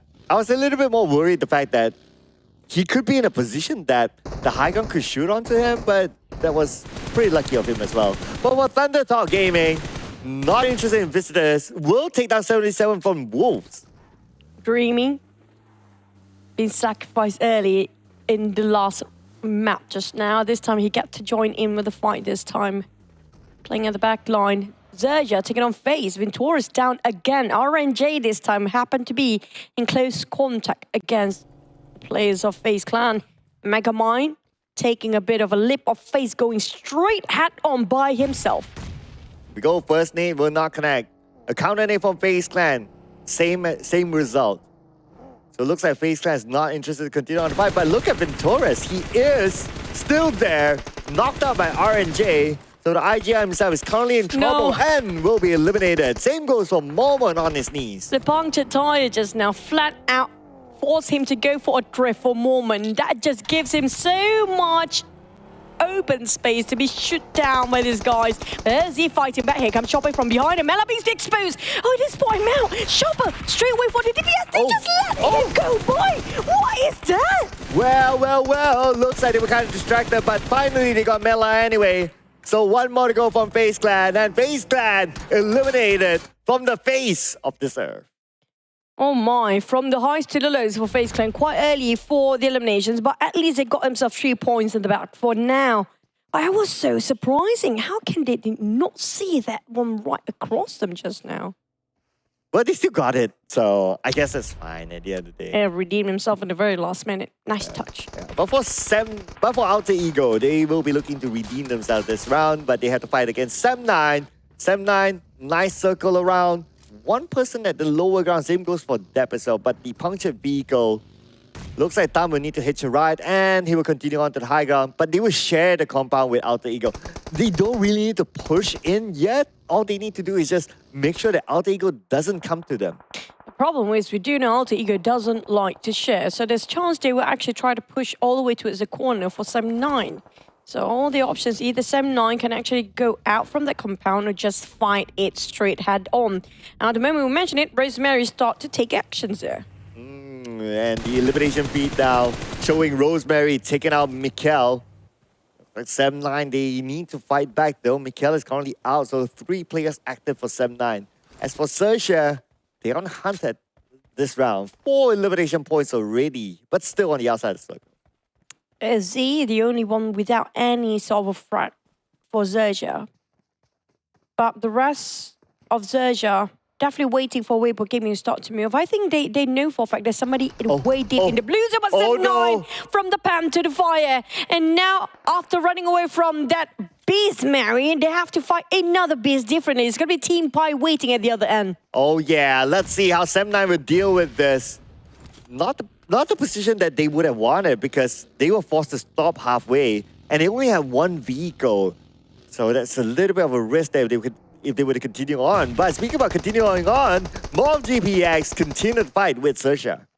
RNJ giving one big nade straight in the face, but that's going to be a returning favor from Cleon. Here comes Cleon again. Boo waiting at the back line. Cleon down to 50% of HP, while RNJ will be revived by Sharper. But DBS already prepped up on the side of Sharpers. And same goes for the side of Morph, both reviving their own teammates. Yeah, trade back there, ladies and gentlemen. XERXIA now prepping up another day. It's going to be XERXIA now on to Morph GPX. But at the same time, look at the elimination feed. Looks like Sem9, they're losing the plot against PEI. Z trying to find any way to actually try to shut down Morph, while the other end we do have Alter Ego facing a bit of a problem down there against Sem9 and PEI. Sorry, Sem9 and PEI. There's no trade done. Sem9 is definitely losing this one out. They're quite in the center of attention here. They have to even sacrifice one of the members. But XERXIA fighting for their grounds. Man, that was close, but XERXIA with the DBS gameplay gets one for himself. And then not done yet with this fight. RNJ together with XERXIA. XERXIA unfortunately will be knocked down. But the nade by RNJ! Knocking out multiple members of both GPX. And RNJ becomes the savior of XERXIA. RNJ is just on in his top form here today. Twice in a row now, when it's so crucial, he managed to deliver. On the side of WBG or Weibo Gaming, they spot them went out. A lot of noise is being given by the side of XERXIA, now definitely attracted the entirety of Weibo Gaming to have a bit of a challenger. They do have 2 vehicles on the side of XERXIA if they want to leave. They're down to only 2 players to have to fight the entire cavalry of Weibo Gaming. That's a bit challenging. Oh, I wonder where the Weibo Gaming came from because they don't have vehicles. Seems like they came from the sea. And now the only option is to charge in onto XERXIA, finish them off and take their vehicles away. And that's exactly what they would do against RNJ. Gap managed to just take on one. RNJ cannot be safe at all. But down to XERXIA, last player, XERXIA have to flee. But the bullets flying over their side. Nobody wants to be at his receiving end right now. It's going to be super painful. The moment he jumps out from that fire, it's going to be one more team you have to cross about. But Gap not willing to let him leave just yet. Chasing the tails. But PERSIJA EVOS saw this. They definitely see this one coming. His smoke up vehicle, one crash and he's done for XERXIA. Oh man, he is threading on thin ice right now. XERXIA being shot at. Oh no, XERXIA! Oh no! And it's going to be SG from PEI who takes him out. He wants a bit of that pie. Delicious. But on the side of PERSIJA EVOS, they're not done. Weibo Gaming is there to fight them, and PERSIJA EVOS taking up the challenge head on. Okay, here we go. Nate prepped up by Zuxi. But because it's a moving vehicle, it's going to be hard for him to hit that. But anyway, that's information collected. But pressure is on his opponent instead, with PERSIJA EVOS having the circle advantage to try to block out Weibo. XERXIA reposition himself to see all the necessary angles needed. Luxy, a bit of a firing on that side, giving a bit of a warning shot. Try to jump out. PERSIJA EVOS, do they leave or do they stay? Feels like they need to leave here because more teams will be approaching on the side, including TeamPAI, who happen to be getting themselves a bonus point just now. Red FaZe going up on the second floor. And Red FaZe, I love this guy. I'm waiting for him to actually just, warm up and just go for actions. Yeah, and put everyone red to face then. And now for Weibo Gaming, still on the outside of the circle, putting pressure on the PEI. Managed to get a knockdown to Eagle. Weimar will be the one who does it. And now their problem is that how they're going to get across. Okay, they have a buggy, but we're talking about stage 4 to stage 5 circle. And if they don't do it fast, it's going to be hard. Now, PERSIJA was not going to be making it easy for Weibo Gaming. Putting pressure onto them, not allowing them to come in. Red FaZe choking out the entirety of Weibo Gaming by himself with PEI the other side of the corner. Weibo Gaming don't have a way out at all. Surrounded, cornered, and in oblivion they go after two teams smashed them down from two different angles entirely. 76 spotted out by PERSIJA EVOS returns with a reply by giving a bit of a shot on that side. But this gives opportunity, but never mind. I take that back. That's going to be the loss of Weibo Gaming. Yeah, number 8 with 3 elimination points. Now, circle-wise, it moved up north. And look who's there. Vampire Esports is there. TEC is there as well within the circle. PEI, not too far away. PERSIJA EVOS, close by too. But I think the more interesting part is going to be on the south. Where is Wolf going to go? Are they going to crash onto TEC? Now, 77H is close by. Thunderdog Gaming has the same question as well. Where are they going to go? Who are they going to crash in? Maybe Wolf or maybe to the left onto Vampire? I mean, like Thunderdog has been playing super conservative. They love playing it very late, right? They're always taking the blue zone. They always have enough supply to last them long enough. So I think it's all about timing for the side of Thunderdog. But for Vampires happen to be nearby. Tianba, spotted out by Ajay. QZZ, trying to take that very small space for himself. But at least he got himself a couple of smokes to last himself long enough to survive. But Ajay, this is a very dangerous game he's playing. Man, QZZ on fire at this moment. Not the type of fire that he would have wanted, but he managed to get a knockdown to Jay. But from afar, it had to be the Wolves barking at him, howling at him, eliminating them at number 7. Oh, the Wolves are howling, definitely. But they lost 77 and in the process. They need to revive him here before TEC start to finish him off. And nobody noticed him being knocked down now. Thunderdog, on the other hand, they're not willing to take up so many fights early. So they want to take it slower. Just as long as they last top 5 or top 3, that's where they start gun blazing around. But 77 will be saved by his teammates. PickFit is there to pick him up. Remember, on the other hand, are scouting out or being the front line of TEC. But look at TEC. The Titans are repositioning themselves to trap in Wolves and box them in. Yeah, gathering the information. And it's very likely that's going to be their plan. Assuming that the circle does move away, the pressure is going to be on the Wolves on trying to get across. And it's not only TEC they need to manage. There's another team on the left with a similar advantage that they need to cut across as well. So it's not going to look good for Wolves unless if the circle still favors them. Well, fingers crossed then for the sort of Wolf. So far, the prediction has been on point for the circles. So can they do it again for the Wolves? But on the side of Tony K, valiantly trying to just boldly pushing himself, attempt to take the fight, but is quite in the open and finally being punched by Eagle of TeamPAI. PEI can have a clear view towards two sides here and can get any of his liking. And one more for the side of Eagle. This is just incredible view for PEI. Wow, definitely eagle eye shooting there by him. And now it could potentially be an eagle eye nade throw as he moves back over to Rock at this moment. He has Wolves to deal with. And now Wolves, they are making their move onto Thunderdog Gaming. Thunderdog Gaming has no choice but try to defend their ground against the enemy. Pig feet. Spotted out Thunderdog. Oh, look at the bombardments across that side. Wolves, they are close to nothing here. They need to get out from this corner just to stay alive a bit longer. They're on the other hand holding the ground while Rock prepping up the nade. Dreamy going for the off angle. They cannot even pick out inside of Wolf, but we do have TEC coming in with a bit of a scuffle, being shot down by Dreamy instead. Yeah, interestingly by Dreamy. I mean, well, you don't really choose allies here. You just shoot whoever that you can see. And Thunderdog Gaming, 2 knockdowns onto the Wolves. And now Wolves, they are falling apart. With only 1 active player left, that's going to be Pigfeet. But he will be picking his feet in the lobby.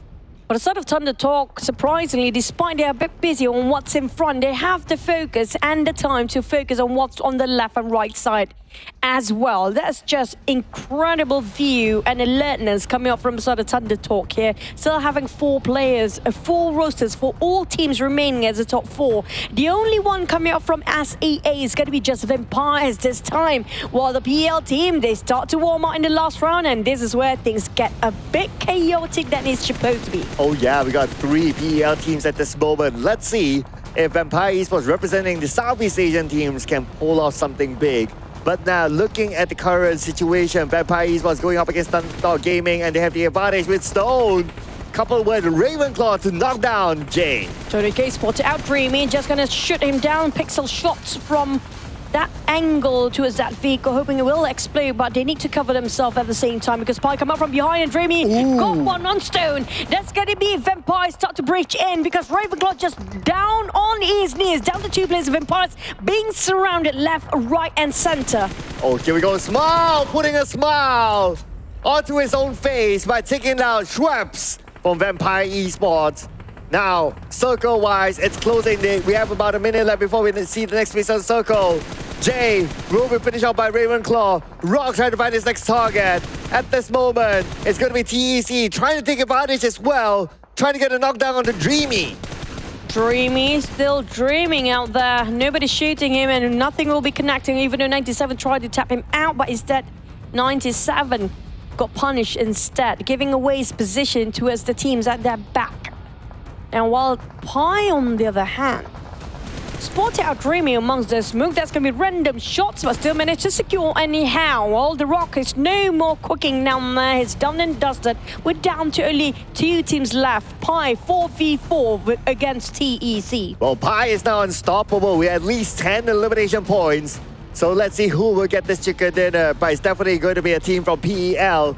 As now, look at the current situation. TEC, they seem to be in a fairly comfortable position, but then again, let's check out the circle. Stage number 7, and it favors onto PEI. They have a huge advantage of taking this home. Not just huge advantage for the position, they got themselves high Q volume as well. 10 eliminations by far. They're trying to break for what FaZe had offered just now, but still not going to be enough. But back to a sort of Eagle. Such a good reaction coming from these guys. SG alongside with Small finish off another Suki. The most pivotal play for TEC is down. They're having a bit of a problem. SG go all the way to the blues, and that was incredible. Okay, here we go. Can TEC make a comeback now? They are still on the outside of the circle. 10 more seconds before the zone starts to close in. But before that, TEC will secure the elimination points. Now PEI, only Eagle left. Can he win against the 2 from TEC? He is at the lower ground at this moment. Can he get the first knockdown? And yes, he will. 1 more to go. Switches to NM4. Bullets running low. Not enough for the magazines. He got belly. No, minutes right now. Needs a reload. No way. Punch it out. No. It's gonna be TEC. I got money even. It's later, but PEI, what a game just now. Incredible. Man. I mean, both teams, that was an amazing ending. If not because the bullets were out, then we might see PEI getting that chicken dinner. But because the bullets were out, TEC took advantage of that. No circle, no problem. Chicken dinner is to Titan Esports Club. Finally, even though, we always thought it's going to be TeamPAI winning that one. They are so aggressive, just showcasing such productive gameplay. But TEC, yeah, we do know about the high ground, low ground, but in this case, I don't feel like the grounds actually make that much of disadvantage in the case of TeamPAI. It's just the bullets, not enough. Man, I just had to look at the highlight between Tianba and BTR. One player from BTR hardly landed and he was taken out by Tianba. So that made them like 3v4 very, very early on. I have a feeling we might have a bit of a revenge for tomorrow or even later. I think we still have one more Erangel after this, so it's going to be a bit of a repeating revenge for, you know, Milta area. Yeah, no, we'll keep an eye on that, definitely. It's 1-1 so far between the two. But other than that, I would say that this round, what an ending it was, especially involving Thunderdog Gaming as well as Titan Esports Club. It could have gone either way, honestly. Just those bullets, man. Yeah. Dante only 8 left in that magazine. He needs to reload. He got the time, but it's never going to be enough. That must be frustrating for the sort of TeamPAI. That close to get that chicken pop. At least they secure themselves double-digit elimination. Did they manage to go more than 10 in the very last minute? I think for Thunderdog Gaming, they did. Because the last time we saw they had at least 10. So they probably got a couple more. So maybe it's like 12 or 13 or so. But for Titan Esports Club, I mean, this is a comeback round for them, considering that their first 2 rounds wasn't that great. This chicken dinner is a statement that they're here to stay. Maybe they just started warming up. I mean, the first 2 maps, it's always something like, you know, our fingers still having a bit of cramp here and there. Now our joints are very flexible. It's something that we can do. And definitely shows that they are made to win in the second Erangel just now. But speaking of which, when it comes to chicken ratio, we're still going to have PL more than the side of SEA. True. Yes, looks like the votes are showing. Quite accurate. Yeah, not bad, not bad. You guys out there can be... No, don't be casters. Because if they start being casters and they do that vote, like it will go like the casters curse way. But anyway, speaking about the casters curse, we're not going to curse them anymore. We're going to transfer the curse to the analyst desk. Analyst curse, take it away. I don't think there's any curse here, Cairo. I think like things are pretty much on point. Push it away to them. Well, let's push it back later on. But like, there's a lot to talk about this game. Yep. That 1 versus 1 to close it all out. This is a PEL dominance. And now we see TEC taking the first spot. Yeah, it was crazy for the third map of the day just now. How we saw the last fight. It was very chaotic. There was no bullets left for Eagle to fight with his opponents. And yeah, props must be given to TEC. It was a classic showtime for PL match, I guess. We see 3 guys just get in one car and running it down to secure the winner chicken dinner for them, and the split wasn't working enough for TeamPAI, and yeah, props given to TEC for sure. Yeah, amongst the 3 that is on the top of the podium for this matchup itself, Thunderdog Gaming, they were so focused on the side of TEC, but the way that they also got obliterated was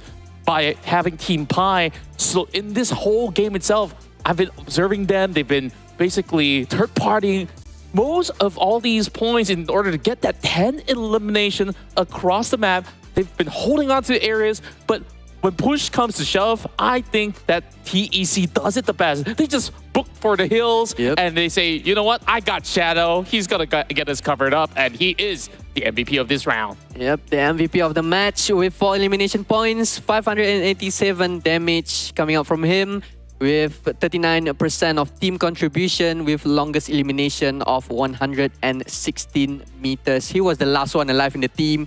He has to clutch it up. He has to bring his A game, and he managed to secure another winner chicken dinner in the bag for the PL teams. And we have Rock here to replace the elimination leaders. I'm guessing this is for the previous round, which is map 3, with 5 eliminations, followed by 76 from TeamPAI, Shadow with 4 kills, and following up by Octa with the same points, and RNJ at the 5th place with 3 points. And to keep you guys up to speed with the overall rankings, PEL teams are now on top again.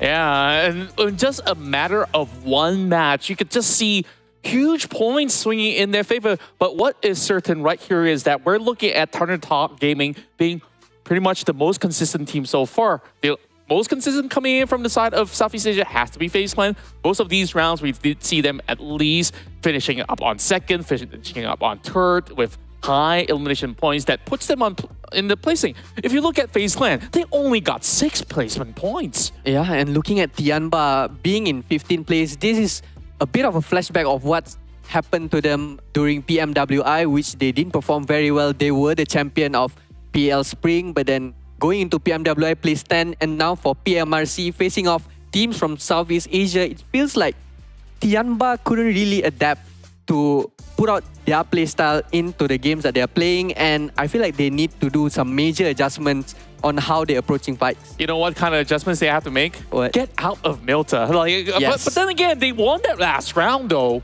against BTR. BTR didn't really get many points because Tianba just stopped them right there, and you saw what happened. The sprays on the boxes by the end of it is like, yeah, they still won Milta for themselves. So question is, moving into round 4, like this is where somebody's gotta give. Like now it's 1-1. Do you think it's BTR or do you think it's Tianba? I feel like it's going to be BTR because they're not giving up for sure. Milta is their birthplace, I can say, but then Tianba, it's up to them really to still giving BTR a fight or maybe just move to another draw spot, because as we can see from the second Erangel, there's still places to go which is still empty to be filled with any teams basically. And we have to mention about LGD losing twice to FaZe Clan in Georgia Pearl City. Is this really working for them? Is this really worth it, taking early fights and then losing it out on every Erangel match, which happens to be the most map to play in the day? Yeah, I mean, there's so many areas to play. Georgia Pearl is such a huge place to be, right? You can take north, you can play south. But both sides, they say, I want south. I want to play around the containers. And the worst part about playing in that field is that you don't really have covers, right? If you don't secure the warehouse, and if you're playing around the containers, if you don't have your teammates with you, and at the same time, if you have 2 teams fighting for those loots, you might start off with maybe just pistols. So it really is the luck of the draw when it comes down to the first 3 minutes of the game. How equipped are they to actually take on these fights? And I think like for the past 2 rounds, it didn't work out for this team. Yeah, but maybe we can talk a little bit more about what's happening on further maps, which is left with 1 Erangel and remaining with 2 maps of Miramar. But without further ado, we are going on a short break and we'll catch you guys later on. Bye-bye.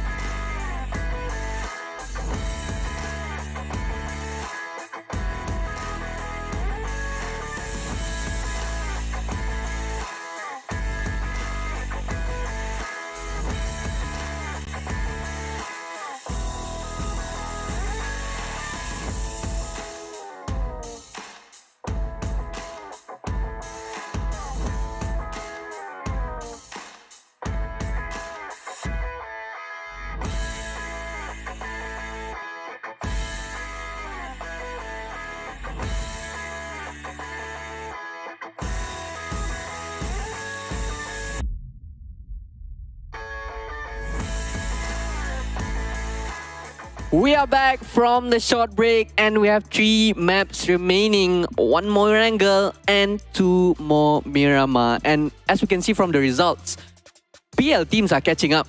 127 points on their side, but then C teams are still leading with 144 points if I'm not mistaken. But in terms of chicken dinner, PL teams, they are on top right now. Yeah, and not only that, we're looking at Thunder Talk currently holding that #1 spot. Though the margins is not too wide for other teams to also chase up, I still feel like it is already a statement when you saw that last map. It was 3 PEL teams fighting each other. But even so, we can start to see that even within the PL region itself, there are very distinct playstyle coming from each respective team, where you saw how Titan Esports Club was so aggressive towards the end. PAI, or TeamPAI, I would call it.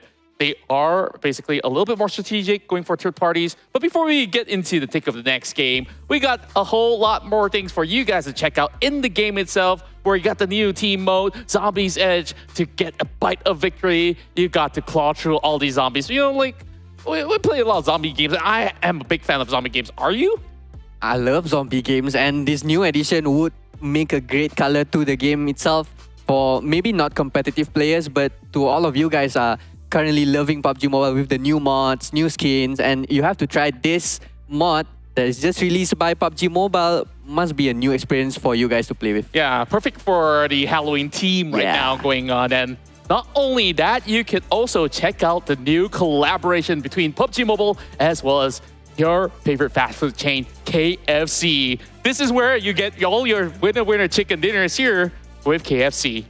Yep, and you can get it at your local store. And I feel like the meal, the setup with KFC and PUBG Mobile collaboration is a very nice team, because it's a winner chicken dinner, man, and it really correlates around KFC theme, which is chicken, obviously. And I feel like you guys should enjoy your KFC x PUBG Mobile team in Erangel, Miramar Nusa, and plus they got this one edition where when you heal in game, you'll hear the theme sound of KFC. Oh, wow. It's finger licking good. Okay. I just love how it not only integrates inside of the game, but also in all their chains of restaurants as well. I believe all over the world currently happening, or should I say at the very least, Southeast Asia here. We recently have this being launched like probably within the week itself. So I was hoping to check it out. Chuchu was telling me how good the brand new set is. So yeah, maybe after this we can go for supper if any of it is still open. Let's go. Yeah, let's do it. Speaking of chicken dinners though, like last round, 1v1. And it was TEC versus TeamPAI, right? Like I was really rooting for TeamPAI because like the way that they play was not really the most direct of fights for most part. And then like it was TEC just saying, you know, Shadow's got that DPS. Shadow's just gonna push. And then it really goes down to that final bullet. That final bullet to get chicken dinner. What if it had been any different on how TeamPAI could have actually played that out? Could be, because we've seen that Clutches played very well around Erangel map. We see that TeamPAI players are positioned very well and their firepower is crazy amount. And I feel like maybe with a chance of a bit of a luck and bullets on their side, maybe they can win out the game, and Shadow could be placed number 2 and TEC wouldn't be placed as the winner just now. But I feel like, yeah, it all comes down to luck in the last minute round. Yeah. But then talking about third party, about TeamPAI, right?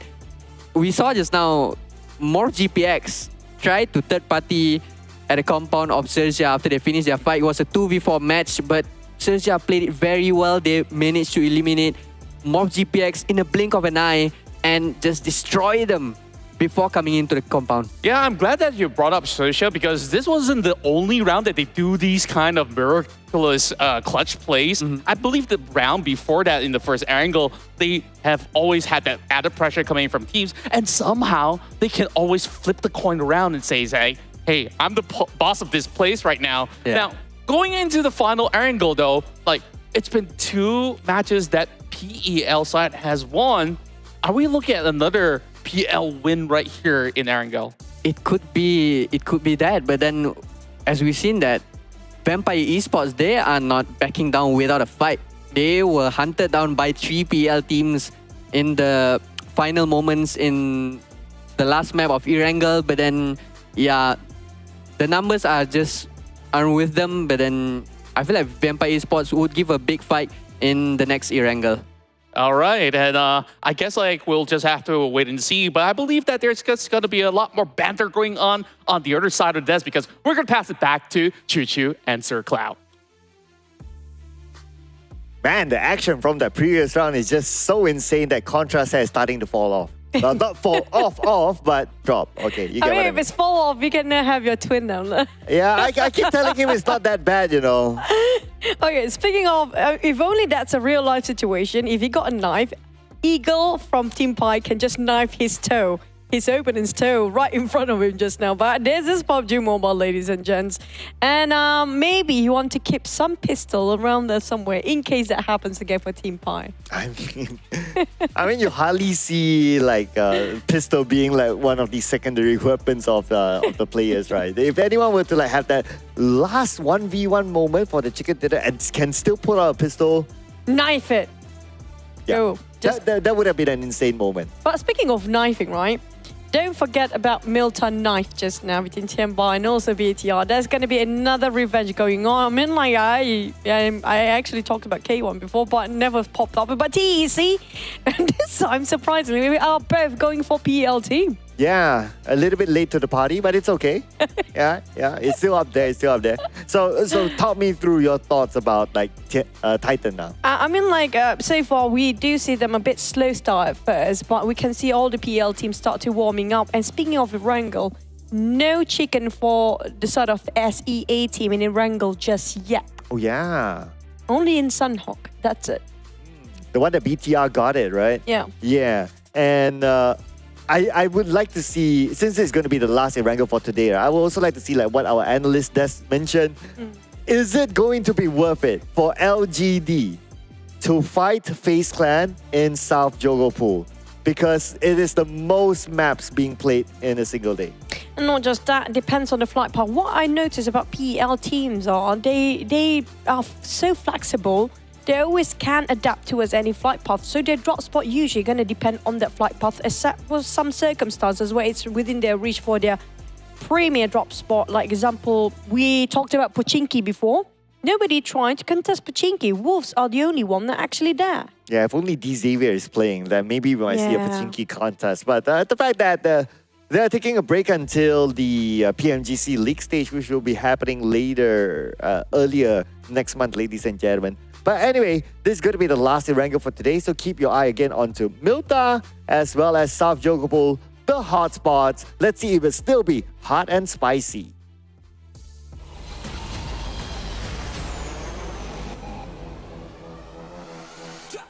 Hot and spicy is the usual snack plate for KFC, where everybody will order hot and spicy. There are people who ordered original. I know a friend who orders mix, like one original and one hot It's and like, spicy. I want to play roulette, like, or maybe I got hot and spicy this time, or maybe, you know, whenever you pick a chicken. Yeah, like walk up to the counter, to the cashier, and it's like, okay, surprise me. A mix. Yeah. Surprise me with a mix, yeah. But I do agree with Contra. Yes, I actually love the latest. For Malaysia, we do have the barbecue chicken, which is one of the best. It's actually spicier than hot and spicy. I never tried that, so... No, it's actually spicier. I mean, like, for my tongue and my palate, it's a bit spicier. But you should try it. Maybe you can join them for their supper tonight. Join Contra? I'll put it like, I'll join him when he cuts his hair. But anyway, he's not here to listen to that. But anyway, the LGD... Oh, looks like it's a little bit of a stop. Okay, LGD and FaZe Clan is still happening, but now we also have Weibo versus Vampire Esports. Let's go! Now, this is going to be really rousy for all the teams. Might actually more than 4 teams fighting. Make it even like 6 or 7 now, if there's a third party coming in. But FaZe Clan managed to shut down on Cat on Mau Mau. That's going to be from sort of LGD losing 1 man with no trade coming at all. Chung Si coming out from the back line, just trying to go for support fire, where you can't even see through that building. But finally can see one, he shoots him down. Oh, and he got Mela. What a key players for FaZe Clan. So at least a 3v3 at this moment between LGD and FaZe Clan. CC, nice off angle there. Gotta give it to him. Now Momon with a micro Uzi in hand. Looks like he's going to go in, but Mela is back up as well.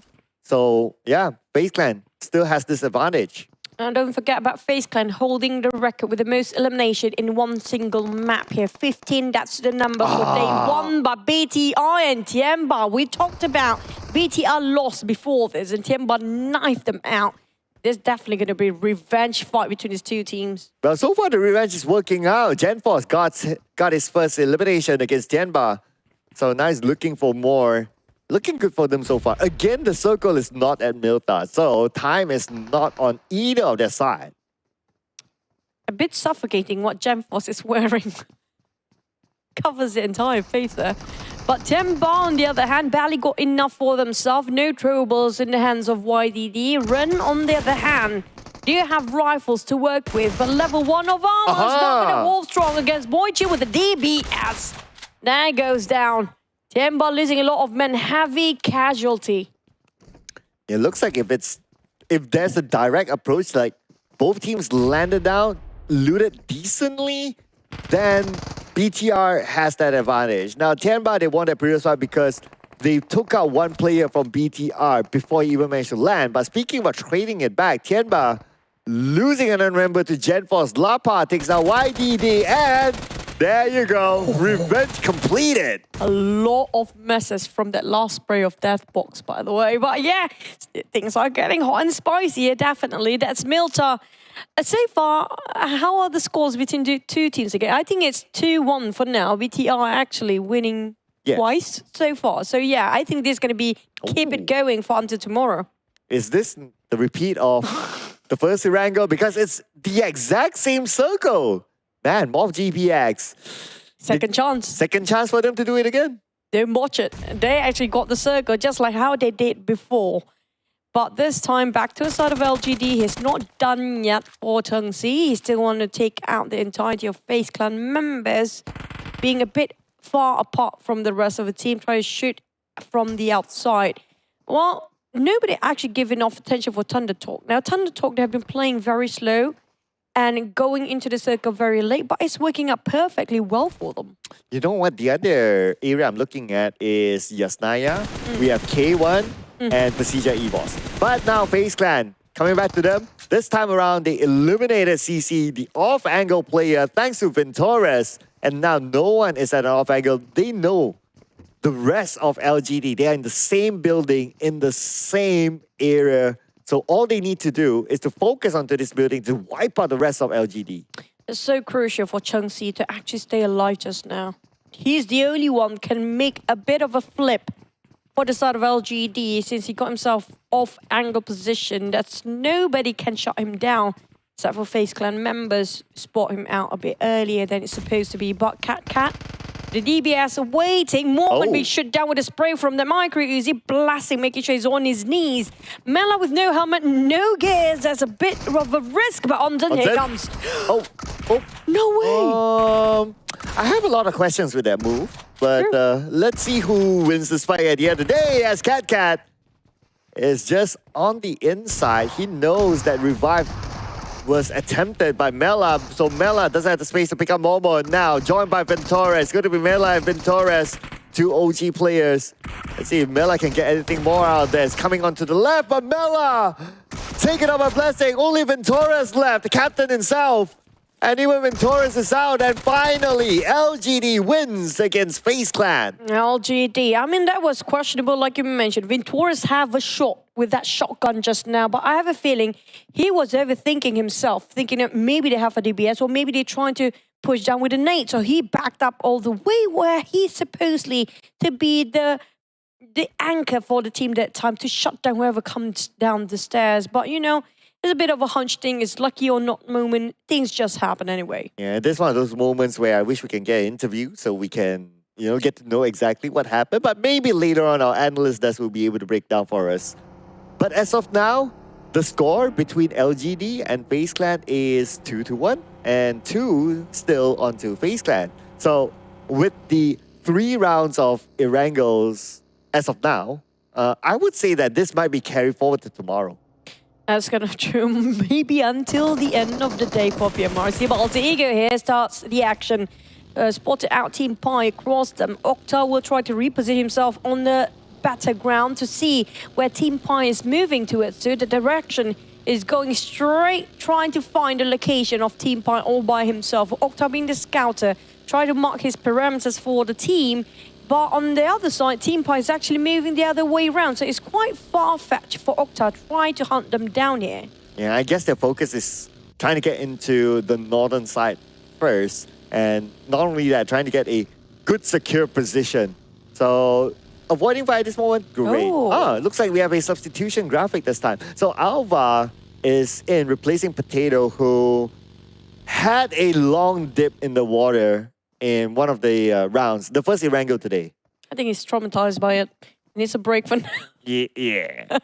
But maybe they are prepping up Alva to warm him up for the next match, which is going to be Mirama. That might be the case here because the Indonesian teams love to swap the players according to the maps. Oh yeah, that's right. If only Boom Esports was playing, right? Then, Oh my god, no. yeah, then our graphic designer will have a lot of work to do. Even us have a lot of work to do just to see who's playing that time. And we'll be playing guessing the player every round. That was fun back in the days. But for Team Wolves or Wolves Esports, remember, spotted out some players just across the horizon.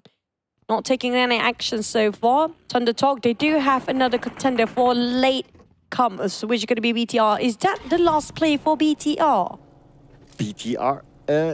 Okay, I see Sata. It shouldn't be because they won it against Tianba, kind of okay. But we'll probably get a better answer later on once the whole graphic shows up. But look at the circle. It's not going to be exactly Severny this time, but instead it's going to be a tougher one. There is that possibility that small little island on top of the water house might be the next or the final phase. The one that coming on the right side, that's going to be a lot of choke points for them as Vampire Schwab's taking on Gap. Weibo Gaming losing 1 player quite early this time. You're on the second stage where everybody will try to fight themselves to the center. Morph pull over. They try to fight against 7-9. Here comes the spray. Yoru spotted out 7-9. Didn't manage to spot one, but maybe the entire team. Mikael being knocked down and finished off once more. Mikael never get any actions for him for the past 2 maps. Yeah, you're right. We didn't get to see much opportunity for Mikael to show his stuff. Hopefully you'll be able to get that opportunity later on. But you know what, fun fact, so the one that took Mikael out, Bubuhu, he is the eldest player amongst them all in this tournament here, 28 years old. Stop exploiting the players. I mean, nobody wants to feel all for themselves. I don't. At least we're I'm older. 37, so, well. There you go. Hi, Grandpa. Thank you. Well, back to our players. Yeah, Vampire, Sony K being shut down early on because of the early fight just now.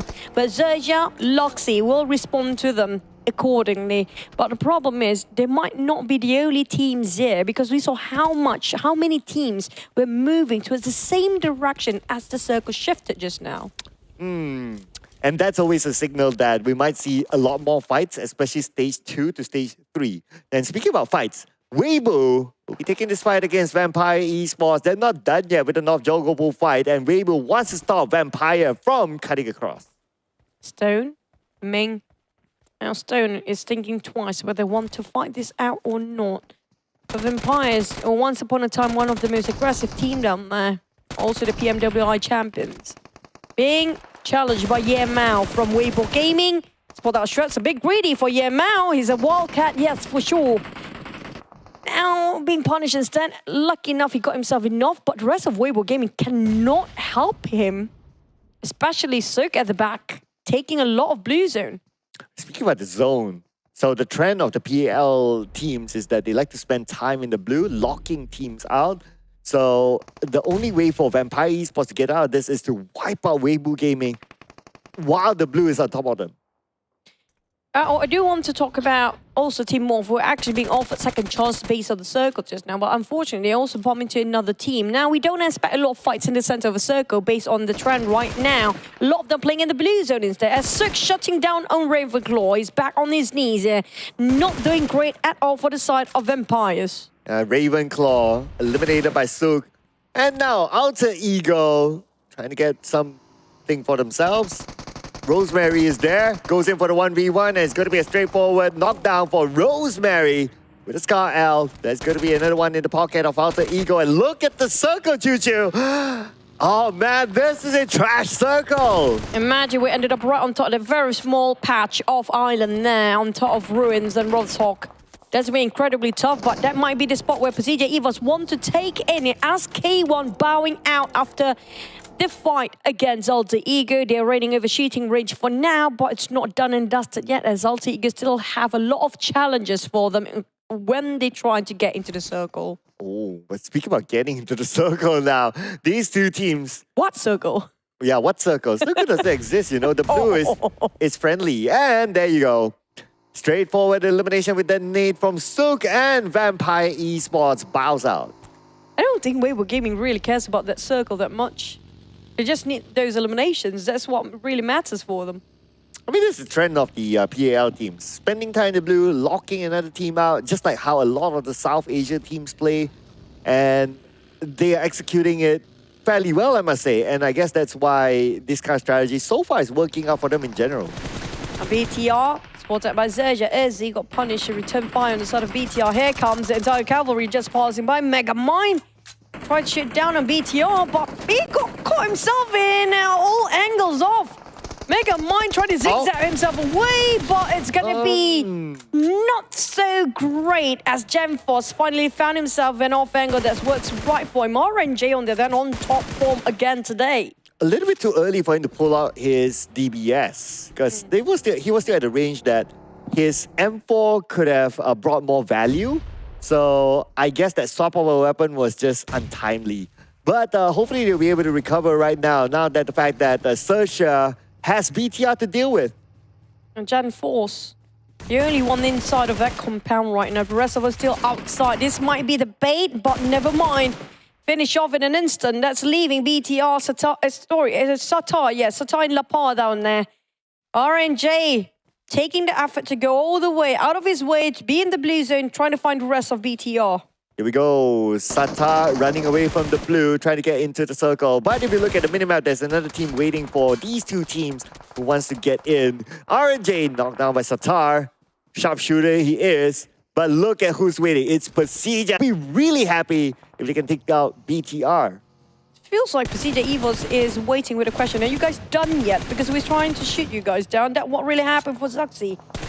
At a perfect time to scope in, and that just a missed time here for Chopper. Barely alive. Oh, red face. Well, Zuxi didn't get it, but red face is there to make sure the point will not drive away. And that's going to be PERSIJA EVOS netting their third point. Moving on to the left side, we got Weibo Gaming now. Alter Ego, I don't think they'll be that interested to try to block Weibo Gaming for coming in. So it's just a matter of Weibo Gaming. When and how will they come in? Well, just like that. Just like that, brother. Just like that. There you go. I'm letting the laughter sink in, you know. Oh my god. But Weibo Gaming, well, they are very witty, so can they work with two players left? Well, Wolves is waiting at the other end. Alter Ego got himself a couple of trees to take covers. Only vegetations and the terrain to help them at that time. But Alva, he just swapped in. He definitely need time to warm up, but enough then, more than enough warming up. He got himself the most eliminations out of all the lineup of Alter Ego. Oh wow, hello LGD to Thundertalk Gaming. And with that, LGD out. The 4 eliminations that they got was by eliminating FaZe Clan. And now moving over to Weibo Gaming, straightforward, the knockdown onto Misery, but wait! From the other side of the world! Man, that just had to happen. Are you kidding me? Rosemary knocked down so many players of PERSIJA EVOS, by the way, with a vehicle. And that was really anticlimactic ending. A TEC so smart playing a third party. Back towards around the bunkers area. XERXIA do have Red FaZe to play alongside with them. But the problem is they're quite in the center of attention here. This is where we talked about how to cross over this river. It's sort of a choke point for these guys. At least they still have the circle though, so they can still kind of hold on to that while they pray that the circle does favor them and they don't need to swim across. Same goes for Thundertalk Gaming and the other team that's just in front of them. There's going to be SEM9. So SEM9 is on the outer side. So assuming that the circle does move away, Thundertalk Gaming has a slight advantage against them. SEM9 barely got enough walls to cover themselves, but enough to make themselves not be discovered by the Thundertalk teams just next to them. I'm waiting for TeamPAI to take actions, but we do know PEI never actually say or do anything until the very last minute. But that's going to be SG being focused on side of Thundertalk. Sing with a Vector giving a bit of a pressure, just tiny bit. Can he? This is tough for SEM9. If the circle moves so far away, they don't have any other option than fight themselves, brute force their way in. With 3 players, without Mikael. So a little bit of a disadvantage for SEM9. But they're also praying that the circle does favor them. Now, it's going to be very unlikely. But we'll get a confirmation real soon now. Oh. And yes, the circle goes up north. So SEM9, Wolf, Thundertalk, locked in with each other. On the other side, we got PEI as well as TEC locked in with each other as well. I was hoping the small patch will actually be the last final game here, but it might be the end game if the circle will shift south again. But TeamPAI managed to cross over that side towards the back of Morph right now, but TEC might actually be the next contender here. BTR, that's going to be last player, Satar, is on that very small corner as well. The last man standing, Starman Satar himself. If anyone were to last stand for BTR, Satar is definitely the right man to do so. But I'll be more interested to see what's going to happen to SEM9 now. Okay, they're making their move, and like as what you said, they have to bulldoze their way through. If they don't win the fight against Thundertalk, there's no way they're going to get across. Here comes Rock, as per usual. Delivers when it comes to being observers. Trying to feed off information for the rest of the team. But yes, I agree with your point just now, but we're not done for PERSIJA EVOS. Red FaZe is still there, taking on TEC. SEM9 fighting back. Thundertalk try to close them down. That make it out and try to finish off Rock in an instant. And need to reload while they try to move. But Sting is not so happy about this. But the problem is the blue zone is just taking his life away. Yeah, he definitely does not intend to sing praises to SEM9. Now that SEM9 has taken out one of their teammates. And speaking about SEM9, they are on the roll right now. Looks like they're going to just go into the water. Nope, they cannot, because if they do so, they'll just be sitting ducks. So they still need to take out members of Thundertalk Gaming. We witnessed just now how bullets are so crucial, and SEM9 don't have that much. Hopefully everything will turn back to value for them, but PEI stealing away. Oh, what a sneaky guy for the side of TeamPAI. Dreamy taking on Wolf at the same time.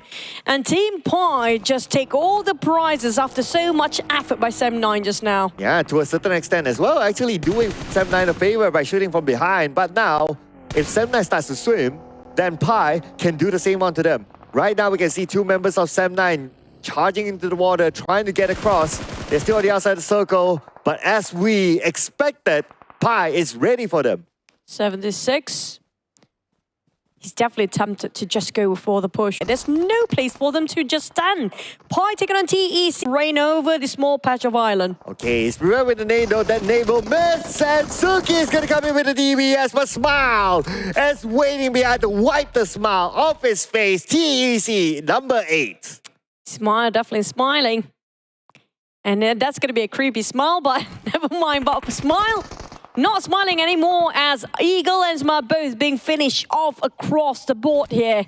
As PERSIJA EVOS start to take actions against them. 7-9, TeamPAI, Thunder Talk, and Morph. How to get into the center as Wolf, Alter Ego, and PERSIJA EVOS already got themselves the majority of the circle.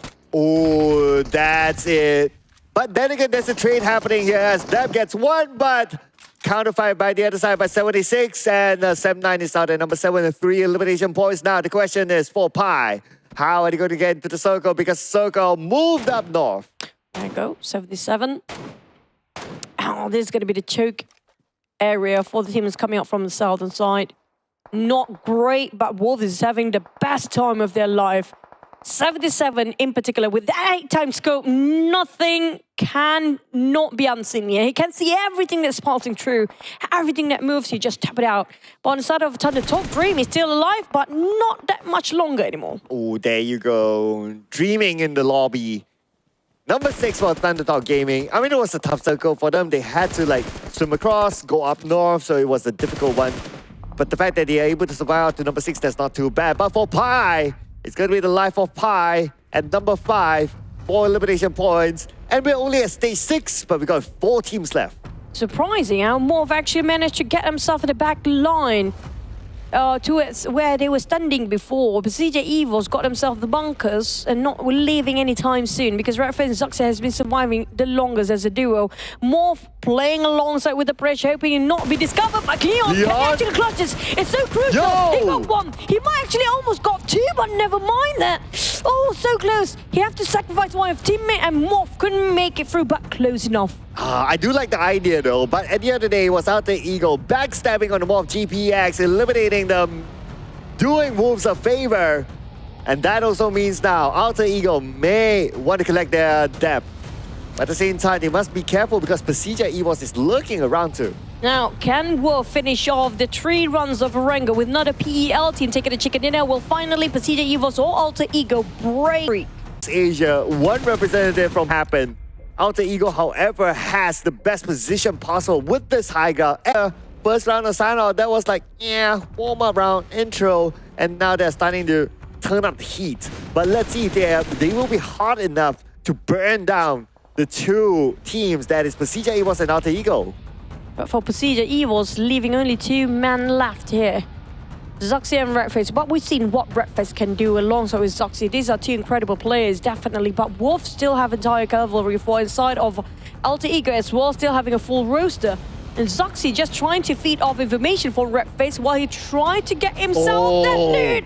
Oh, 77, you sneaky guy, but here comes a nade. Okay, redface moves away. 77 does not know, but redface will be forced to move or to show himself. He can't hold his breath forever, and the Wolves will be there to eliminate him. But are they letting him go? No, not yet. They still got 77 waiting for him. Oh, surprisingly, redface actually can survive. At 77, they've been cooking up the nade for the longest time, trying to prepping it up. XERXIA is feeding off information. But do they have time? Not so much. 15 seconds, less than that. They need to leave here now. If the circle happen to be shrinking even further, then they're done. But surprisingly, redface managed to go away unscathed. I'm surprised. Oh yeah, and he managed to dog himself, so wow. He got loot.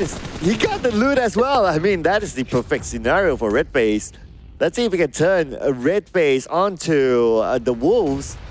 After getting the loot, can he eliminate them? But Alter Ego is around the corner as well.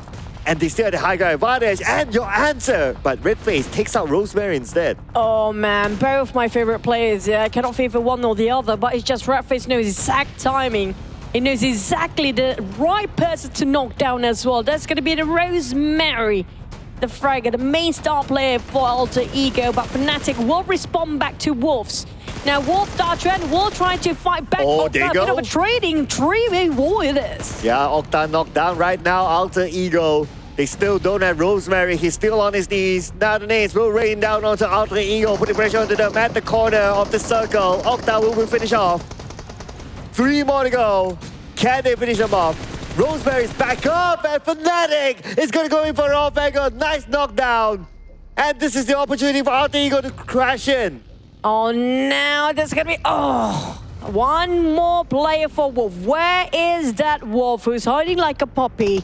They're trying to find him out. Found at 77. Sliding down. What a slide. Oh my God, this is slippery slope, but Redface secures, and this is gonna be the first Erangel for Southeast Asia Chicken Dinner to take it away. Now the next question is whether it's going to be PERSIJA EVOS or Alter Ego to get this chicken dinner. At this moment, Alter Ego still has the circle advantage and the terrain advantage as well against PERSIJA EVOS. And not only that, they have 3 players versus 2 from PERSIJA EVOS. Oh, there's going to be an even fight still. Even though Alter Ego having a tree, but we're talking about Redface being in the front. He's a one scary beast to deal with. Well, let's see if he can be the beast or Rosemary will be the beast carry. As the nades rain down to PERSIJA EVOS, putting pressure on the dome. Redface tries to get the knockdown, but not able to get that. And now they'll be pressured by the blue. 10 more seconds before the zone close. Trick it around. Oh! No! Sliding down. No! I need a distance. No! There you go. Okay, at least he's still able to get back up. Okay, it's not the end of the world yet. But Rosemary is going to make sure that it will end now. He's going in for the flank. Now, Rosemary is back up. Now, there's going to be a bit of trouble for PERSIJA EVOS. Redface trying to shut him down, but it's just so undeadable. Is that even a word? But Rosemary is just a zombie for now.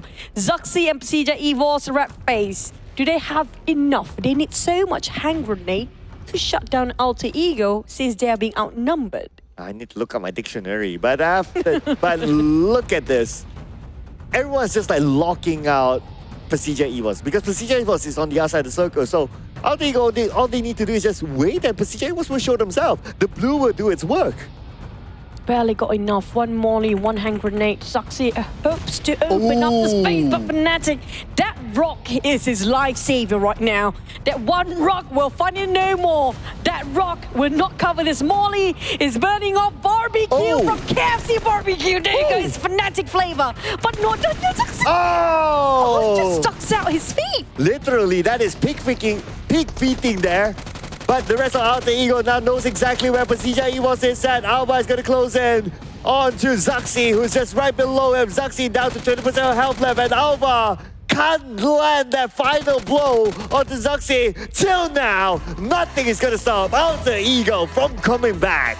I have to say, the wisest and the best decision for the swap of a player, letting Alva in, making such a huge difference for Alter Ego. Not just that, giving such an improvement for the scores between PEL and PMPL teams. Well, right now, Alter Ego, I know it's only one game. It's still very early for us to say that, oh, they're going to come back and go all the way, just like how they did in the PMSL. But this is the Alter Ego that we know and love.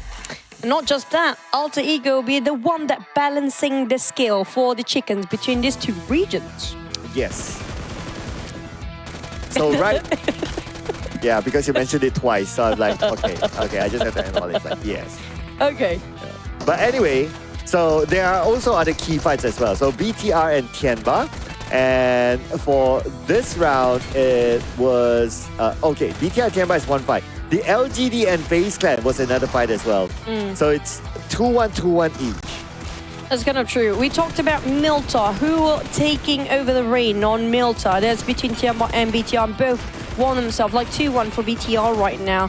And not just that, on Jungle Pool, that fight will actually continue for the tomorrow. I think we're back to Erangel. But speaking of which, we might actually have a lot of clashes again for the next Miramar map, since that's going to be the first ever. But speaking of all the other teams, right, I'm surprised the fact that not many Thai teams actually make it through till the top 3 for the almost half of the day now. The only one was Vampire Esports. I think it was the previous round, and that's about it. But other than that, if it's from Southeast Asia, then it's from Indonesia. I mean, to be fair, they have majority of the numbers as well. They got 4 as compared to Thai that have 3 and Malaysia has 1, which is 7-9. So naturally, that bigger number will give them a bigger percentage of making it up there. I don't know, maybe I have a feeling that a lot of Thai teams do prefer early aggressiveness, just trying to, gain eliminations as much as they can. And while you compare with PEL, how they actually play, like you mentioned before, a bit slower, a bit observant, and then the rest of the team, they're trying to just calculate every single step there is, taking their own sweet time about the timing to go into the circle. But this was so crucial for the side of FaZe. If we shut down here just now, they actually will, not getting as much point as they hope be after that chicken dinner. But nonetheless, that was an incredible match. Again, Indonesian teams, they always in the top 3. Oh yeah, and it's like a swap of Indonesian team. Like before this, it can be like a BTR, and this time it's like a Alter Ego. So they're like, okay, it's 2 Indonesian teams from Southeast Asia getting the chicken dinner. But you know what? Let's hear from our analysts, especially on some of the key moments that happened earlier on. We're gonna pass it back to our good-looking analyst, Cairo, as well as Contra. Let's go. The reigning champions of Southeast Asia is back on the map with a chicken dinner for themselves. And yeah, what a good game for them to end it just now by having the high ground position, number advantage, and everything is just given to them, I guess. But then PERSIJA EVOS, on the other hand, would still give up a fight to, can say that they don't want to give the chicken dinner easily to the opponent. Yeah, it was mainly about who really gets towards the northern side of Ruins the earliest. And not only that, we even see certain teams that were trying to hold that area not lasting as long as they should be. Meanwhile, I was really impressed about Wolves on how they've been able to even swim across the river and try to play it out against PERSIJA EVOS. And they did manage to at least walk away with those 10 points. I believe that Alter Ego, just as always, they are usually the late bloomers into the league. We see them not really getting too much points in the first 2 maps of today. And here we go. Once they do have Alva on the board, they come in slamming 23 points right here, right now. Yep, and the play of the match will be given to Rosemary with 4 elimination points in his pockets, with 687 damage coming out from him, 24% of team contribution, and 362 meters longest elimination. He's looking very good right now. He is, can say, the backbone of the team. Whenever he starts playing well, his team also will do good. Yeah, and for me, Rosemary is kind of like the Messi of Indonesia. He's kind of like this generational talent ever since these teams coming from the side of PMPL's SEA have been colliding. And it's been so many times that we've seen him putting on a consistent showing. Despite all of that, we are still looking at the top 2 spots belonging to the PEL. PEI with 41 points. Thundertalk Gaming with 40 points, only 1 point shy. And somehow, PERSIJA EVOS, even despite them not getting that chicken dinner, they're now number 3. Yeah, meanwhile, at the second page, we can see that LGD-Tianba in K1 still with single-digit point after 4 maps actually have done. And this is not looking good for them, and especially for the Lone Wolf of Malaysia, which is Sam9, starting off with Sanhok very well, but then coming into Erangel looking a bit shaky here. A little bit lost, I would say, as well. Like, I think that they're really good in the early to the mid-game, but mid-game onwards, when it comes down to shifts as well as rotation, it felt like they didn't really have the best idea possible in order to go into the zone either safely or to actually go in for the right challenges that will see them come up ahead. So I think they definitely need to see how they could basically work out on some of their communication. But going to head-to-head, wow, PL, they are 40 points shy, but they are definitely closing the gap. Yep. For the winner chicken dinner counter, we can see that it's even-steven for both sides here, which leads to the last 2 games to really conclude everything up for day 1. Which side do better in securing the game, getting those winner chicken dinners, but then on the side of total eliminations, it really goes to the side of C teams, which they engage a lot of fights rather than PL teams are more to like defensive in the compound, or maybe trying to block rotations coming from outside of the circle. Yeah, and now here comes the biggest of maps to be played out for the competitors out there. Miramar back to back, and I'm basically going to be calling that the teams from PL, they're going to have a lot of great showing here, but this is also a map where Thai teams absolutely love. So Yep. do you think that this is going to give an edge towards teams like FaZe Clan or even Vampire Esports? We might gonna see a lot of presence from the Thai teams, especially Vampire Esports and FaZe Clan, because we know that their playstyle are more towards like splitting and trying to have a big range of view and angles to get to know where their opponents are placed, and this is probably gonna be their map, I guess. I'm feeling like it, but then it's all up to them in game on how they approach things out. And maybe what I'm expecting for Miramar is the drop spot fights. I love drop spot fights. It brings out a lot from the team, whether they can manage to handle pressure early on. Yeah, we're going to be keeping our tabs onto certain areas like Picado, San Martin, and maybe Los Leones, because that's where they usually crowd up. But I'm pretty sure that the casters have their own opinions, so we want to hear it from them. Sir Cloud, Chu, you guys still with us? Let's hit it right into it. No, we're not with you. We are with the show now, okay? So we are back with the PMRC, ladies and gentlemen, and we are done with Erangel for today. So we're moving on to Miramar now. I know that there are certain expectations of, okay, regular drop spots of the teams, but we have seen what sort of mess it was inside of both Sanhok as well as Erangel. So maybe expect the same in Miramar. Yeah, I'm looking over for the clashes of a map drop spot here, including, like how you just mentioned, Picado. It will be in between Wolf and also FaZe Clan, might even send 9 in the fray down there. And not just that, Power Grid is also another place for BTR and also TeamPAI. Not just that, we're not done yet. On top of Los Leones, it's going to be super fun as well, especially in South Los Leones. But before that, which map would you like to have a summer house for vacation? I mean, there's no Livik down there. I wish there's Livik though. I would take Livik. Yeah, Livik is incredible. Yeah, but Vikendi definitely can't be a summer house because it's winter all the time there. So I don't know what the 20% are thinking of when it comes to like a summer house. They don't like something hot or something, somewhere hot and warm. They're cool. They're cool people. They're cool people, yeah. They're cool kids. Cool kids. I think that. Interesting. I wouldn't mind Sanhok though. Which one would you pick then? I mean, like Sanhok, it will be a lot of mosquitoes down there. Oh yeah, true. It's a rainforest sort of thing. I still definitely want to go for Livik. There's hot spring. There's also some mountains for you to ski over. There's also good villages and nice weather. Yeah, and it's a smaller map, so you can explore the place on your own. You know, pretty nice. But we're gonna predict right now. So you got K1, I got BTR. A little bit late to the party. Well, very late. It's map number 1. But what are your thoughts about K1? I mean, for now, if you compare with how they were playing in their finals for summer PEL 2023, it's different version if you compare it with PMRC right now. Honestly, we had this prediction before we see how they are in action. So right now, I don't feel like they're very hot at the current moment. Yeah. Or maybe they're waiting for a map swap, you know. This is the map. Yeah, like this is the map. You know, some teams like they are comfortable playing in a certain map. So since it's going to be the first Miramar, no expectations, right? Clean slate.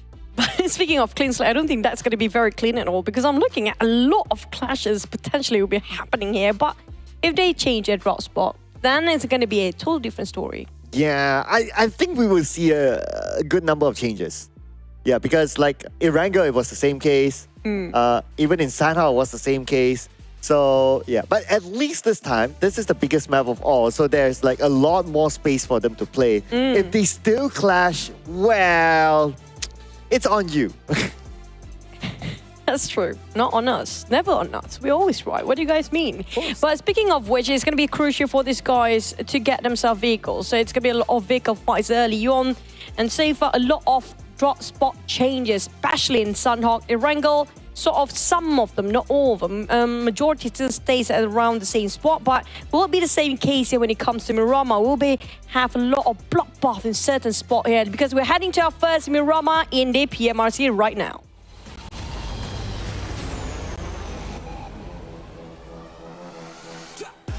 Mirama.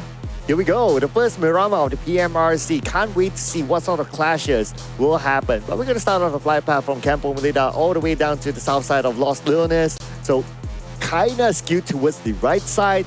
Getting onto El Pozo, Craterfield is going to take quite a bit. So this might also mean that we might see some early clashes around the flight path area. That's kind of true. Might actually change it to second or third drop spot for Weibo. It's going to be Chris Devel, but for Morph, do they take Tori Ahumada? Because that's usually the case, or it's going to be the reverse between those two. Will Alter Ego drop Alazai with LGD if that's the case? But I don't see they actually drop himself for Alter Ego quite early on. So Puerto Pariso might actually take it by TeamPAI if they cannot reach Raminas Devel. So the one that actually we have to watch out for is going to be Los Leones southern side. If teams don't really change their drop spot, there might be a lot of teams out there. I'm looking at El Azhar at this moment. We got LGD and Alter Ego dropping in the same area. So that is somewhere that we want to keep our eye on.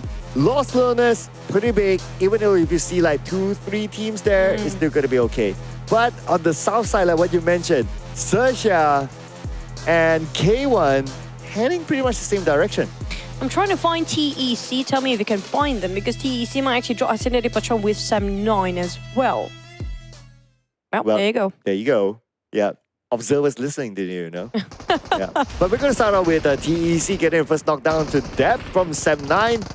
And not only that, Thumb as well, Kenny as well. Oh no, it's falling apart for Sam9. Only one player left. I believe it's going to be Mikael. Well, we asked for action from Mikael. Now we got it. Oh, that's nasty. the first pan. At least he got some actions for Mikael. If it's not the first one to leave, then he's the last one to survive. That's very positive of you. Yeah, I mean, like, he got him limelight. But Sam9, I mean, that was deleted entirely. So fast, but we're not done. We do have Alter Ego versus LGD next. Well, LGD, definitely not fans of very, very early encounters. They don't have a good track record. And now the fact that they lost one player to Octa, again, well, it's not done yet though, but you start off with 3 players. For LGD, Cheng trying to pull apart against Rosemary, creating the distance. He landed himself some rifles, so that's a good news for sort of LGD, who remains with 3 players for now. But don't forget, we might actually have a lot more fight later on, including Minas Generalis, if Vampires happen to be meeting up with Thunder Talk or not on top of La Medita or Minas Generalis. Clear shot for Rosemary. Oh, no. One last shot. CC managed to get away. And he should be on the clear now, but he needs to reset. If he continues on, then it's going to be a big risk. At least he found a house that he can take his time to heal up. That one bullet whiffed it in the very last minute there. Alter Ego definitely for Rosemary. A bit disappointed in there. But we're not done, like I mentioned before. Around Minas Generalis possibly is what happening for Vampires versus Thunder Talk, who Vampires managed to shut down on one. LGD, DBS won't work this time, buddy. This is not going to work with that distance. But blasting, at least he gives some fire, cover fire. But Octa running low with his bullet, changing over to micro Uzi. Yeah, here we go. Coming in from the rooftop. There's going to be rooftop gameplay here for Octa, and he knows, he heard the footsteps. No vest though, so a little bit of a risky play there. Okay, you're not going to want to use that M4 with 13 bullets. Let's stick to the micro Uzi. I want to try. Big one. The moment we swap over to Thunder Talk, that's where they got the nades out. Tony K on his knees. Rock trying to open up the wall being set out by Vampires, but we're not done yet for the sort of LGD versus Alter Ego. As Alter Ego try to rush into, I think that's going to be the players that are being boxed. I think probably going to be CC, or I'm wrong. Cannot possibly see from this distance, but for the side of Vampires, they're hunting people. Vampires right now retreating back. I guess they needed time to reset, but Thunder Talk, they lost Dreamy. So Vampire Esports has the man advantage. It's just that maybe they don't have the right weaponry yet. So that's why they're not too sure about engaging. But anyway, look at the elimination feed. Blessing is out now. So LGD, again, early encounters, not their favorite. There's another fight going on between BTR and also XERXIA. Not exactly sure. Is it going to be on top of Chumacera for that case? Gonna have to wait and see, and just wait it out. If there's another fight between those two teams, yep, there you go. Gen Force out. Verzi finish him off. But for the side of Ravenclaw, the IGL Vampires now being isolated a bit far off from the rest of the team. Oh yeah, he needs backup there. So I think that they're going in for him. But anyway, we swap over to FaZe Clan now. FaZe Clan against Wolves. Pig feet. Oh, this nade could be huge. Prepping up the nade, tossing it onto the room, but nobody is down. On top of Picardo, these two teams, definitely there's going to be their main drop spot here. Pig feet, picking up his feet really fast the moment he saw that grenade flying. Just shut himself in the corner. I'm going to reset here and just going to have another go for Pig feet. Onzens, come on, just pick out. That's what he said internally, monologue. But Onzens waiting for the right time. The moment the timing is right, it's not there anymore. Pig feet trying to break into as his compound spotted out. Onzens. Perfect spray from the UMP. And Onzens will finish off Pig feet.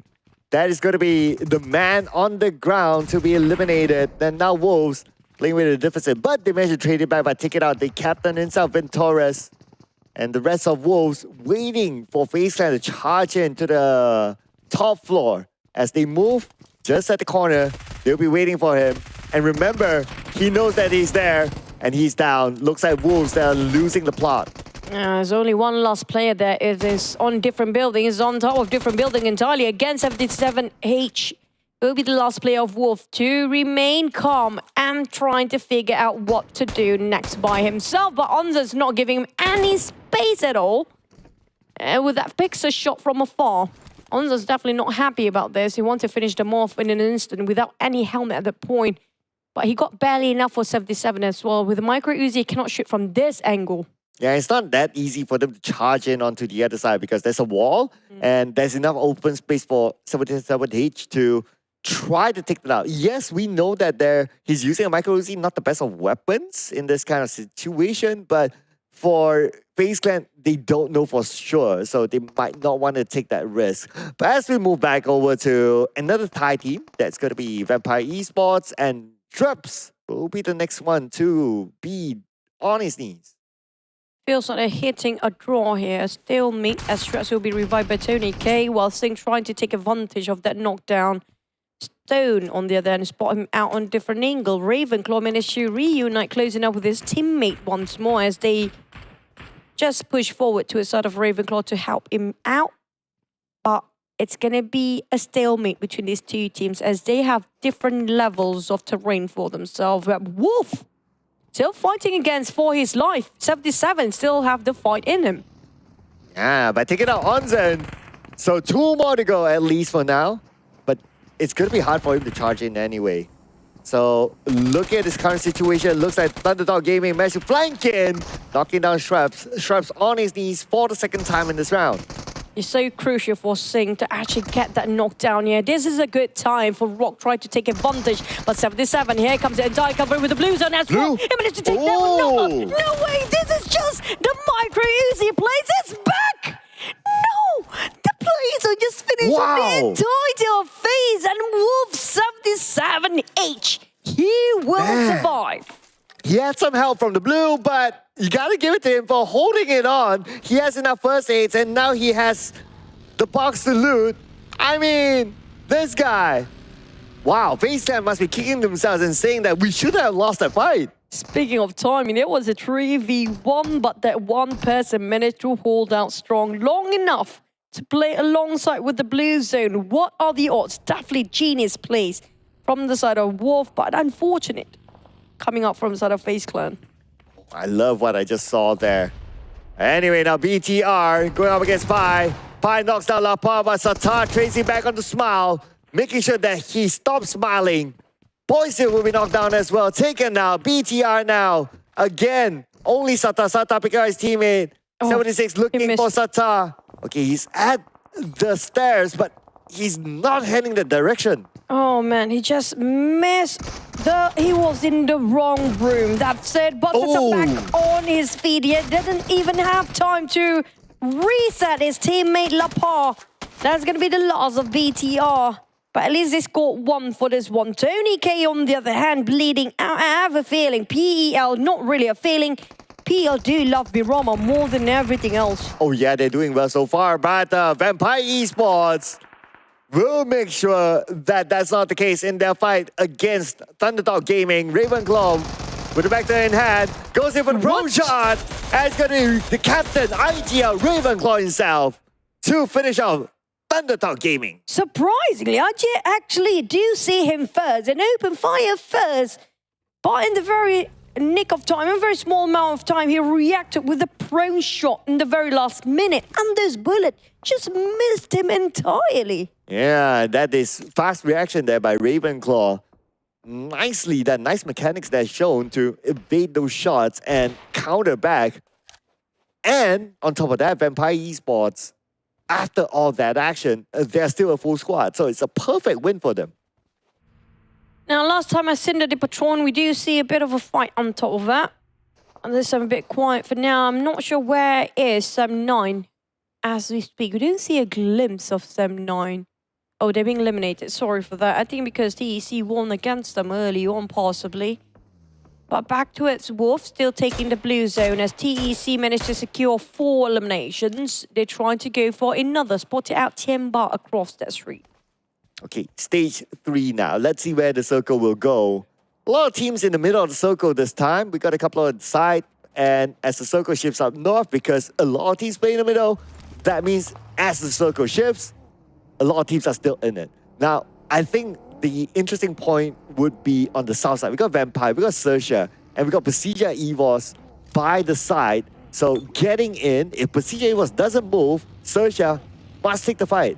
The main factor that will force PERSIJA EVOS to move is going to be TeamPAI, who seems to be rock solid, not going to botch that one out. They got himself a compound. They can have a bit of a view against PERSIJA EVOS as well. So that might be the reason they want to just make sure that they can gatekeep Southern side instead of PERSIJA down there. But Alter Ego, on the other hand, responded to LGD across the map and divided himself into 2-2 formations here. On the outside of the circles, look at this. CC from LGD is still here, and he's on foot. No vehicle. He has to be as sly as possible to try to get in. Okay, he knows that Alter Ego is just right in front of him. Okay, he knows Alter Ego opened up. So one on the other side, one just right in front of him. For him to get in is going to be hard. So I guess what he's trying to do is try to distract Alter Ego and move away. Okay, he has a UAZ, so that's nice distraction there. Now the question is that, is he able to get away? Now, if you want to stall for the time, like, you don't want to give away your covers, but CC or Cheng Z already given away his position here. And that making Alter Ego more intrigued to just block him from getting into the circle. Or Vampire Erangel on his knees. Oh, speaking of the timing, right across his face. Nicely done by Tony K, follow up by Stone. And that's going to be another point in the bag of Vampire Esports. That 5th point, in fact, taking out a team from the same country. That's going to be XERXIA. Now, XERXIA playing with 3 players. Looks like they're surrounded by Vampire Esports. Shopper is super duper low at this moment with Ursi buying time for Shopper to reset. Oh, all they need to do is just shrubs pushing forward so you can actually see them around the ledges just across them. Mega Mind Cruncher by the blue. Here comes DBS. Hopefully will knock on one, and he did. Managed to reset himself the moment the openers actually be knocked down, but he almost entirely chucked down by that grenade just now. That was super duper close. Can't see the same for Ravenclaw as he got eliminated by Mega Mind. Tony K is coming in a little bit later as he's still going in for it. He's trying to cut across XERXIA's exit route. Hopefully he's able to make it in time. Shopper stopped. Opportunity for Tony K to get close and try to take him out. 200 IQ on the way placed by Tony K with a very long distance running around that corner, tried to flank it out. But Shrubs tried to finish off Ursi, but managed to use those bandages and now back on his feet. Shrubs being shot by Megamind. That's not great for the side of Vampires and XERXIA at the same time. The Blues start to be really in deep for both teams. Oh yeah, it's going to be tough considering that Megamind is starting to run out of utilities. He's going in for Ursi though, but does he have enough time? Not sure about that. Or maybe, okay, Ursi is going to give his head to the blue. Megamind heals up with a medkit and he's going to try to loot. But he's going towards his other teammate now. Now, circle-wise, it moved a little bit up north. And because it's a 5th stage, it's going to be hard for Megamind. He has to bail this. For sort of Wolf, if they just move slightly to the right against the Vampires versus XERXIA, and there's going to be Thanksgiving Day for them to finish things off. But PERSIJA EVOS feels a bit interested about what's happening between Vampires and XERXIA. They try to push all the way out, even to a side of Tianba. Now, there's going to be 3 teams that PERSIJA EVOS can shut down. But Weibo Gaming just needed the last player of LGD-GAMING. It's going to be the end of the run for the first Miramar map. Yeah, after all that, surviving. Fortunately, no points this time around. So Weibo Gaming will be happy to pick up their first point this time. So it's going to be one in the pocket of Sook. But on the northern side, I think it's going to be A-OK. But on the south side, we've got Tony K, who was eliminated by Alter Ego. Oh, another run that a bit floppy, a bit hard for the side of Vampires down there. Morph on the other end, always get in the center of a circle. Morph, I don't know how they did it. 2, 3 maps now. Erangel and Miramar, given chances, just take the center of a circle, but they're having a tough time to defend it. Yeah, they can get there, just like how they tried to play in the PMSL, but defending it is a big question for Morph GPX. Let's see if they can do it again this time around, since it's a different map. It's a little bit more open this time, so yeah, things might change for them. But we'll keep an eye on that, ladies and gentlemen. As now we have a Tianba close by with PERSIJA EVOS. But look at the position of Tianba. They don't really need to force the fight with PERSIJA, so I guess they will hold their ground for now. And why? 77H. Always the last player for Wolves. The lone alpha Wolf. The only one every single map. Trying to fight back, but at least he's... never mind. One shall not mention. We will keep it as that. Especially if you're casting, ladies and gentlemen. It's very dangerous, you know. Very cursy. What? Okay, we'll give you to a moment, ladies and gentlemen. I'm so done for today. Oh my god, I'm so sorry. But yeah, we're not done yet because I still have Rosemary on the run. I don't want to read out players' names now. I'm scared. But you have to. I'm waiting for it. Oh my god, Rosemary. Okay, yeah, there you go. You did it. But he still survives. Okay, good. Rosemary. Surprisingly, he's not taking the first aid to put up to good use. He's using the bandages instead. Try to save it up for later, maybe. Yeah, I guess that will be the case right now, since he have enough cover. So he can kind of take his time to use the bandages, because the bandages will kind of lose value as time goes by, because especially the blue is obviously going to deal a little bit more damage. Now, circle-wise, a little bit up north, Weibo Gaming is there. Both GPX who played in the middle, so don't need to worry too much about the circle shifting. 2 teams in it. But we got TEC as well with a compound, so that is a great position to be in as well. Not just that, K1 actually got a clear entry towards the left side. Now, as per usual, Morph, can you actually try to defend your circle and try to win it for once? Because they got so many plenty of chances given, but it's just so hard for them to hold their ground right. But for the side of TeamPAI, they can actually take advantage of this as well, still having 3 players on their side, while the others having a full squad. There's going to be only TeamPAI and PERSIJA EVOS leaving out with only 3 players left. Well, PERSIJA EVOS and Tianba, both of them needs to move. Now, if they move forward, there's going to be another team. But very likely, I would say, potentially they might want to try to take out each other, especially with PERSIJA EVOS, who seems to be interested to try to get a couple of points through this. Risky play here for both teams. If TEC decided to just push forward with this, both teams will be in a bit of a trouble. So PERSIJA EVOS realized they're having a bit of a middle ground, not really the best play to see what's going on top of them and what's going on behind them. Might as well reposition first. As Alter Ego, they got themselves compound, but that's barely touching the circle. Okay, here we go. Alter Ego, speaking about touching the circle, they are still, but as they continue to wait at where they are, Tianba is getting closer and closer to them. Tianba not interested to go straight into the circle. Instead, they're making that longer rotation towards the right, but it's inevitable, because TEC is the one with a prime position to hold these angles. And speaking of angles, 97. A lot of responsibility here, like you mentioned before. Suki, on the other hand, just going to shoot it away and giving some warning shots to his team. Tianba not taking a warning at all as Alva trying to defend this, but it's going to be more than enough for him to hold on there. It's going to be 2v1, 2 different angles. He just got shot down on one. Fnatic giving such beautiful support. As Alva tried to reposition full back for a bit because Tianba is just too close for comfort. Oh, and look who's coming towards them. There's another team if we look on the minimap. So it looks like somebody wants to be the third party. Alter Ego has to deal with Tianba quickly before another team comes by, and that's going to be Weibo Gaming interested. Octa playing alongside with the smoke. Cirque spotted out Fnatic. That's crucial for Fnatic. He needs to make sure he still stands, but Weibo Gaming taking the advantage as much as they can after that damage done by Tianba before. And Octa switch over his focus and vision to a sort of Cirque of Weibo Gaming. They're quite scattered about for Weibo Gaming. It's very confident for them to actually have quite a distance, but enough to give support fire. Oh, that is Octa with that nade. And now he's going in for the flank. He's trying to take out Sook, but he's being shot at from the other side. Unfortunately, Octa, no space for him to flank as Tianba is there to knock him down. Tianba takes out Fnatic, and looks like Alva is down as well. And that is the end for Alter Ego. This time around, it's going to be number 8. Just too much for the receiving end of Alter Ego to fight against two teams at the same time.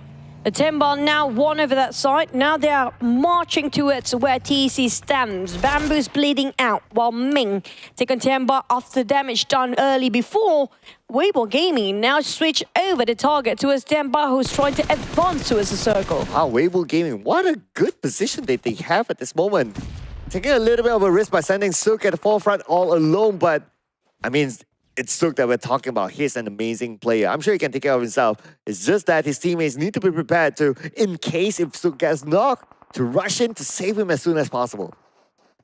Speaking of timing, and as fast as they can. Well, one vehicle to take all three. That's a risky one, but Tianba willing to take. Here comes running out on Sook first. QZZ make the call. They made it right. Run will be traded out instead, leaving only Tianba with 2 players left. But Weibo Gaming not having that much either, as Ming tapping it out from afar. It's too fast to be fetched. This is a perfect angle for Ming. Clear line of sights down there. Wow, all he needs to do is just to finish off the last one, but looks like TEC is going to say, thank you very much. I'm going to be here to pick up the points. And if Ming wants a point, he has to do it quickly because TEC has arrived to the party. Weibo Gaming. What a perfect time and opportunity being given. But it's not done for Tianba. LY. Oh man, they cornered him down. There's no way for him to actually survive. But Yemao tried to save his mate down there. Going in for the rush. But here comes going towards the side of TEC, straight by himself. Yeah, Mao is really a wildcat. He's super wild. He doesn't have any fear on his own side. Oh, absolutely. I mean, they know that TEC is there, but he still went in. And plus, he's on the outside of the circle right now. Looks like he's willing to play with TEC with this kind of gameplay. Ming could come in from the other side to put extra pressure on the TEC. TEC now, still on the outside of the circle. Been pinned down by Weibo Gaming as Weimao comes and knocks down Bamboo. That is going to be another knock here. But they need to get more out of TEC. That the shotgun really try hard to actually finish off another player, but yeah, Mao finish off another player. There's going to be TEC responding to this with a nade by Suki.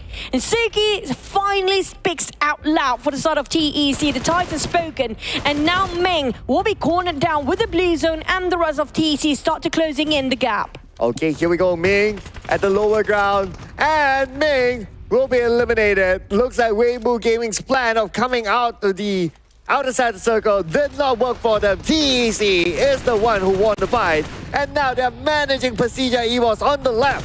Oh, spotted out Soxy, got him down, finish off in a clean manner, but K1 finally stopped to take actions after being, quiet for such a long time. They finally showed their true self. While Morph, on the other hand, Morph is still not doing anything. That's why they got themselves the circle every single time. Well, I guess they don't really need to do anything at this moment. I mean, they are in a decent position at this point, but definitely at some point of the game, they will need to come out and take their fight.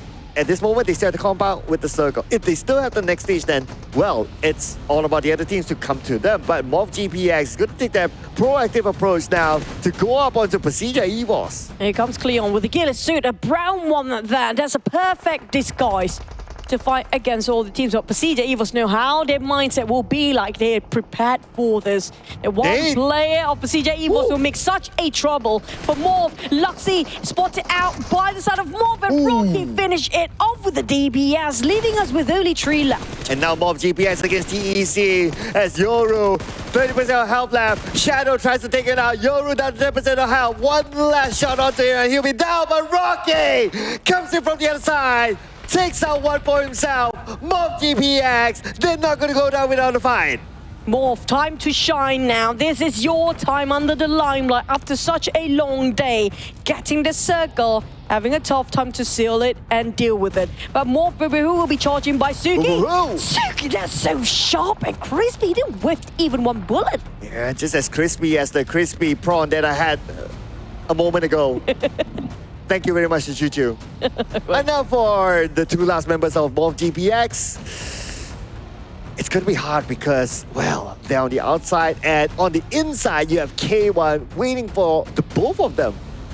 But TEC, this is Suki we're talking about. I mean, you might actually say it's overrated, but this team, TEC, they managed to Suki actually being shut down by Rocky. But Rocky, can he shut down 97? There's another big player coming out from this lineup, but he's been spotted out by Rocky. K1 on the end trying to take advantage on the other side. They're flanking it out all the way. It's 1v1v4, but the one that's going to win this one is going to be K1. But Rocky, can he win his dignity over TEC down there? Oh, Passion doing Rocky a favor there by buying time.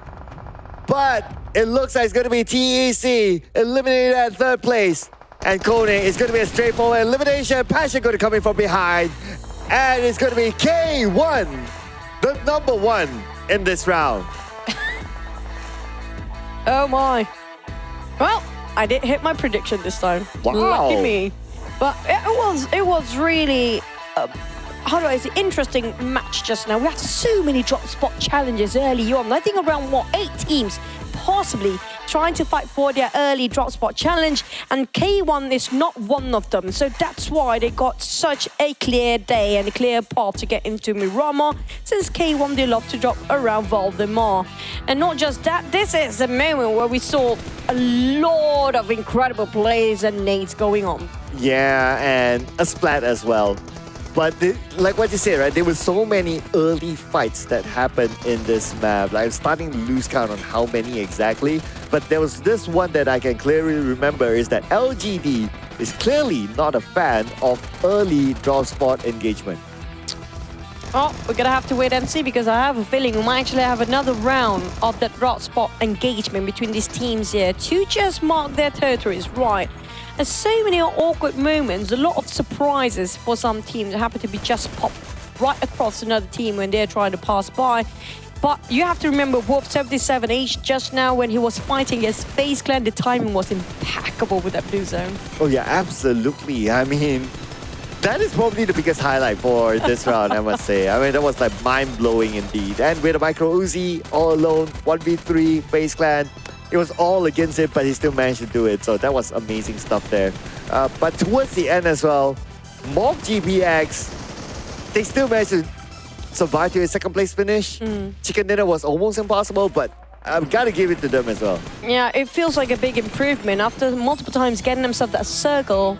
In the first few, like almost the entirety of the map circle phases, they always secured those circles, but it's just having those actions to be translated into a chicken dinner is a bit of a problem for Morph right now. But so far, when it comes to predicting circles, you have to give it to Morph.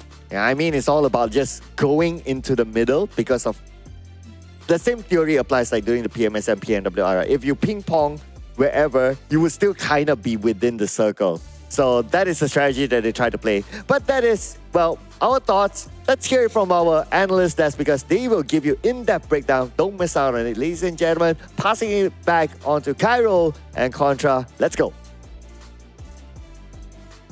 K1 Esports is back from the dead. I can say they are doing pretty good during the first Miramar. They delivered well in the game, managed to secure themselves a winner chicken dinner. But then we're looking at the match ranking. TEC stealing the spotlight from them, getting that 1st place with total of 18 points and clearly dominating dominating in terms of elimination points. Yeah, that's a staggering 13 eliminations in this match itself. Meanwhile, on the other hand, we look at K1. They were just chilling at the back, right? Like they say, hey, we already got the zone advantage. Let's not participate in any of these fights. But you saw coming into the top 8 was a majority PEL fight going on across the board. Of course, the outlier being some of the players coming from Morph GPX. K1 was the one that really sealed the deal for the entirety of the squad. But I'm pretty sure that teams from coming in from the later stage of the game, like Weibo Gaming, especially for TEC, they're going to be walking away with a lot of points to back. So that definitely helps them in the chart later on. But take a look at this. It was Suki just putting a dent onto everybody. Yeah, he's been gunning down everyone in Miramar just now with 946 damage coming out from him, followed by Rocky, Morph GPX. We have to give credit for them. They've been controlling the circle from circle 3, map control all the way on the north side of the map, and then they narrow it down to only securing one compound and denying TeamPAI from overtaking it. Yeah, and I'm just pretty interested to look into this whole graph right here because, well, it's actually just a scoreboard that's standing instead of a graph. Anyways, TeamPAI, you know, they haven't been so flashy throughout the run, and we're seeing that them at number 1. Yep, with 46 points without a winner chicken dinner. They're so consistent. And joining them is PERSIJA EVOS. Still no chicken dinner for them. But then they put out every game with wholeheartedly playing with good coordination, good team synergy, as we can see from the highlights. At the end of the game, they managed to secure a lot of points.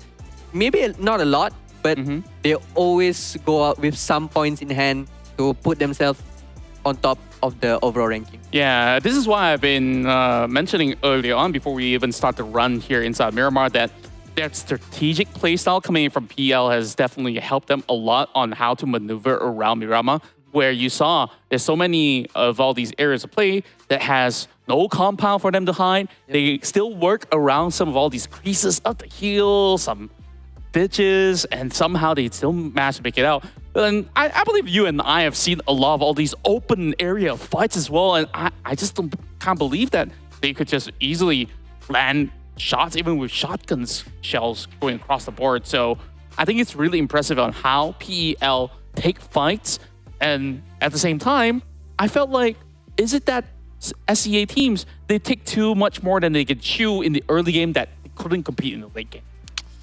It's a bit hard for me to tell about it, but then talking about how PL teams engage in fights, they are super productive on looking out for third parties. And as we've seen in the game just now, how Alter Ego, early on, they were fighting with Tianba, but then out of a sudden, Weibo Gaming just come up from the right side and give them tons more pressure from the other side and just eliminates them in a blink of an eye. This is very, very good playstyle from the PL teams for sure, because they are really productive and not just sitting around waiting for maybe teams to approach them. Yeah. And so this is one of the reactive in reasons, every single fight that, and not only are they reactive to the situation, they ensure that they get those clean fights going their way as well. Yep. Like they have already checked, okay, coast is clear, the other team won't be attacking me when I basically go in for an invade, and that's how it all worked out for them. So now there's only one more map to go, Cairo. Oof, one last map to go, and it's Miramar. We've seen 4 earlier fights for drop spot. Maybe or maybe not. Not sure. It will be answered in-game. And now it's time to pass back the mic to our casters, Chuchu and Sir Cloud. There you go. Taking it. You know, we don't leave you guys in awkwardness this time. We're nice people, right, Cloud? We're nice. Okay, I'm nice for sure. Yep. Yes, we are nice. We're nice. Especially you with your nice makeup today. I gotta say it again. My you know. God, you know how my skin being burned. I need to put a lot of makeup on my face here today, so bear with me, everybody. Well, that's how they feel inside of Miramar. So a lot of sunlight there, you know. But thank you to our analysts for actually counting how many early encounters we had. We have 4. So. Man, our observers are going to have a lot of work to do during the start. And there are human counters on the site. These guys that keep counting. They're so good at math. I'm like, we Asian people. really good at counting stuff, aren't we? But back to it, something that's kind of true so far. Speaking back to it, the game, right? I have to agree, we don't know will there be a lot of clashes because like I mentioned before, it's down to the flight path. Because if the flight path happened to be just how it was before, we might actually having the same team fights again. Yeah, so maybe the flight path shift like in the middle, nice flight path, maybe it will be different, or maybe it's like on the left, then you'll see a different set of teams. Plus, this is a bigger map, right? So even though even if let's assuming that we shift the flight path like all the way left, then going to Impala is going to be very hard, for example. So it's very unlikely we'll see that very early clash. Yeah, it's very flight path determined since this is a big map. So I want to see a different flight path just to prove the point whether irregardless of flight path, they still want to fight for those spots. You know, funny enough, you mentioned Impala. Even though we have different regions here in Italy, nobody wants to drop into Impala. Surprisingly, it's so vacant and it can actually be used or taken advantage of. A lot of places are quite vacant, including Montenuevo, La Rilera. Those are the places, like, especially Montenuevo, it's quite awkward to not have anybody occupied it. Yeah, for some reason, now that you pointed it out, true enough. I wonder why, but yeah. And the flight path was just right on top of Impala, right? So I guess we don't have an answer for now. We need a few more Miramar rounds just to be sure and come up with better theories. But based on the map points so far, PL is leading C. But let's see if that changes. In this Miramar, last game for today.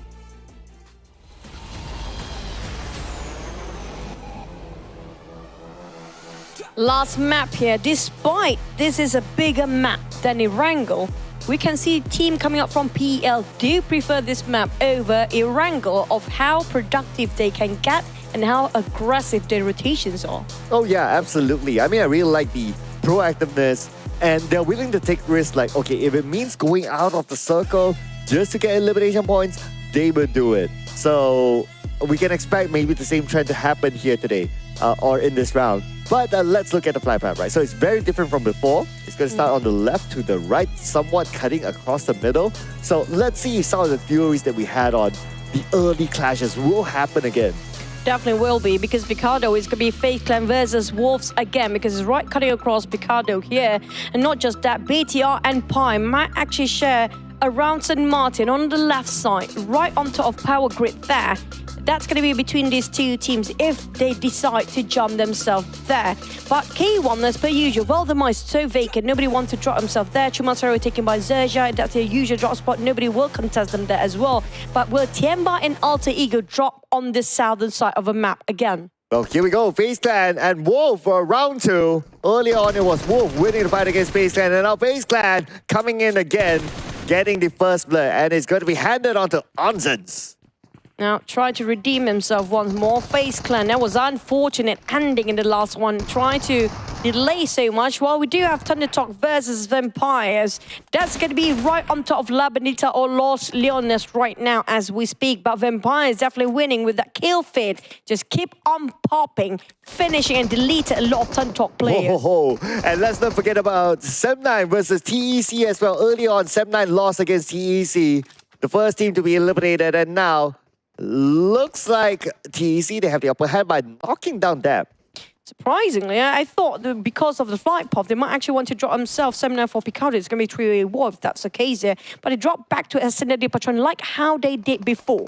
So these two each other, you might actually have 4 drop spots contested again, Cairo. Well, yeah, I'm counting. I 3, 4? Yeah, it's 4, right? Yeah, it's 4. So it's going to be the same 4 again. No changes so far. And for TEC, let's go. As we can see here, they still have the advantage since they knocked down Dep. They are fighting the rest of Sem9. At the same time, FaZe Clan and Wolf fighting it out. Vampire, Thunderdog as well. I mean, it's just a mess everywhere. But looks like this time around, it's going to be Thunderdog, the first team to be eliminated. Now back on the Sem9. Damn! Gets a knockdown onto Bamboo. And looks like Sem9 fighting back, but now Tam is super duper low. He doesn't have a first aid. Oh, TEC now it's going to be 1-all as Sem9 redeem themselves because TEC won in the last map, 1-4 each. But FaZe Clan versus Wolf is not done yet. Don't forget BTR versus TeamPAI, which still no actions being taken between these two teams. So far it's just 3 drop spots fights for now. But for Thunder Talk And also, we have Alter Ego versus LGD. Make it 4. Oh man, okay, LGD. The trend is that they're not a fan of early encounters, but this time around they have the upper hand against Alter Ego, and they took out the top eliminator for Alter Ego, Rosemary. CC spotted out by Octa. That's going to be one of the best players for PEL. Cheng Si. Overrated or not, he's been crowned as one of the most valuable player in that season last summer, 2023. Octa, quite hesitant to make a move. He's not having his helmet on. Level 1 vest, Vector and a UMP. Bullets, not so much. Troubles, 1 molly. He's just gonna leave CC to just go away and reunite with his team. Yeah, it looks like LGD is just keeping an eye on the Alter Ego for now, despite them having that man advantage. But I guess because of LGD's current position, they are the only team with only still a single-digit point, so they're not in the best of motivation. But we move back over to Picado, where Wolves and FaZe Clan not done yet, and this time around, Wolves only 2 players left. Numbers don't really matter for the last case scenario. That was 1v3. Oh my god. But this time, I think Circle quite favors them, so they do have all the time they need. They're not really that far from a Circle, but still far enough. But FaZe, they need to wrap things up. Of all the lessons they learned today, they cannot delay any fight too long. Oh, look at this off angle here. Looks like they might get something out of this, but FaZe Clan have the numbers though. Okay, let's see here. As Ventores gets closer and closer to the other side. Previously, it was Ventores as well who went for the flank to clear out the off angle. But in this current position, Ventores not able to do so. Instead, he sent out Onzers to keep an eye onto a Big Feet to make sure that he does not do anything funny. And Mela is trying to shut down on 77 up there. Look how hard he tried to take him down. As Big Feet spotted out on this clear shot, he goes and got himself a headshot down there. But 77 being knocked down by Mela. Speaking of timing, Big Feet, the moment he opened fire, that's where his teammate being knocked down and gave away his position. And didn't actually chuck down entirely for Omdens as well. Big Feet barely hanging on. Now with the smoke, buying time for himself. But a backup, okay, there's no one else to back him up. He's all alone right now. Can he pull off another insane 1v against the world of FaZe Clan to come out on top again, just like earlier on from his teammate? Bullets running low at this moment. He only has 1 reload magazine and it's just too much for him to handle. Looks like history will not repeat himself as FaZe Clan will win it against Wolf. Now it's going to be 1-1 for all the teams fighting for their drop spot just now. But on the side of Big Feet, that pre-fire was incredible, by the way, along those smokes just now. If you actually wait on stay, might actually have a shot at it, but not willing to take a risk anyhow. Back to the side of PERSIJA EVOS versus SEM9. SEM9 just done with TEC before, but they definitely got a lot of loot to take from those death boxes on top of Fascinated Patron. Ooh, misery knockdown Tam with M249. That's going to be Dap, SEM9's last hope at this moment. So let's see if that can pull off an insane clutch against PERSIJA EVOS. Beautiful squad here charging onto him, and they kind of know where he's at. Tam eliminated. Dap, UMP with an M16. No first aids, level 1 helmet. Ooh, it's gonna be hard. Miracle plays. Can he actually do that? UMP waiting for somebody to pick out. There it goes. That's your shot. Almost got it, close enough. Knocked down on red phase, but they will revive him, no problem. He needs to get out now. No time. No, the wrong way. Just exit out. Dap taking a rooftop. A bit smart there, going all the way upwards, but they found him out anyhow. They take him out. So that's going to be SEM9, number 30. But at least they got 4 elimination points early on. So not empty-handed for SEM9. This is the other team we talked about for the early compound fights, the BTR versus PEI, but unfortunately, it's not just going to be 2 of them because Morph happen to be nearby as well. Third party might happen, but Morph is not a fan of third parties. They want to focus on to getting into the middle of the circle, stay there to the later stages, so they might want to give this fight a pass. If it was any of the other PL teams, then maybe they might be interested to be a third party. Now, circle-wise, Mob GPX in the middle. We got a good number of teams there. Circle shrinks and it goes up north. Wow. And you still got a good amount of teams there. Oh man, Toria Ahumada is so vacant right now. It's supposed to be like a morphed drop spot again, yes, per usual, but because of the flight path itself, nobody can actually drop up north all the way. Alter Ego might actually have a clear path towards Tierra Bronca, might actually entering into Toria Ahumada. But LGD just tailing them closely. That's not just going to be LGD. There's another team on the right side. Who's that again? Is it Tianba? We'll get a visual later on. Yeah. But for now, I think on the left we might see an encounter as well, because I noticed that one of the PL teams is there, and naturally they like to play a little bit, some of them like to play a little bit slower and try to gatekeep teams. So I think there's going to be an encounter somewhere on the left side trying to get into the circle. Problem is, we saw how occupied, how crowded it was when it comes to the left side of circle. Who will be at the choke points? Who will try to stop people out? Sorry, stop people from getting into the circle. That's the one team that we should watch out for. But Mau Mau or LGD Cat, it's going to be LGD having all 4 men well and alive on top of Tierra Bronca, I think. And it's going to be a clear one for them as well. But the rest of the team so far has been slightly quiet. Yeah, it was Tianba just next to them. I have a feeling they might actually clash each other quite early here. At this moment, Tianba is the only team tanking out the blue, so there must be a reason why. It's either they really want to come in a little bit later, or gatekeeping is happening on the Tianba. But now, since we have visual, they are taking that slower approach to come into the circle, which is absolutely fine as well, because, yeah, stage 1, stage 2, it's still tankable in Miramar. Well, they do take a longer rotations here. While taking a longer rotation, try to find some extra vehicles, just try to change cars there. XERXIA, on the other hand, coming out from Chumasera, going into the left side of circle, barely at the corners, where TeamPAI spotted out XERXIA on top of them, but I don't think the shots here are going to be easy from 76. No, long range 76, but I don't think he intends to secure anything out of this. So it's more like warning shots towards XERXIA and see if he can somehow force XERXIA to kind of move. But even though if he does so, it's more of like planning for the next step, because right now they're kind of okay as well in the circle. It's kind of true, a bit overachiever, a bit of a overachiever coming out from the side of PAI to actually shoot from downward, so from below upwards. Well, RNG is definitely something that's doable for him, but they need to reposition himself in a very safe spot first, because there might be more than one team passing by later on. Tianba, on the other hand, still taking their time in the blue zone. I feel like they're actually not really happy with their loot just yet. Maybe that's why they're taking a bit of a deeper dive into the blue zone here. I guess they're just trying to... Okay, now we have a good visual. They go all the way up north. So this is a strategy to go all the way up north and come back down south, where potentially Weibo Gaming will still be at. And that is to avoid the congestion that would happen on the south side, or even on the left, on the right. As we can see here, a lot of the other teams are down there.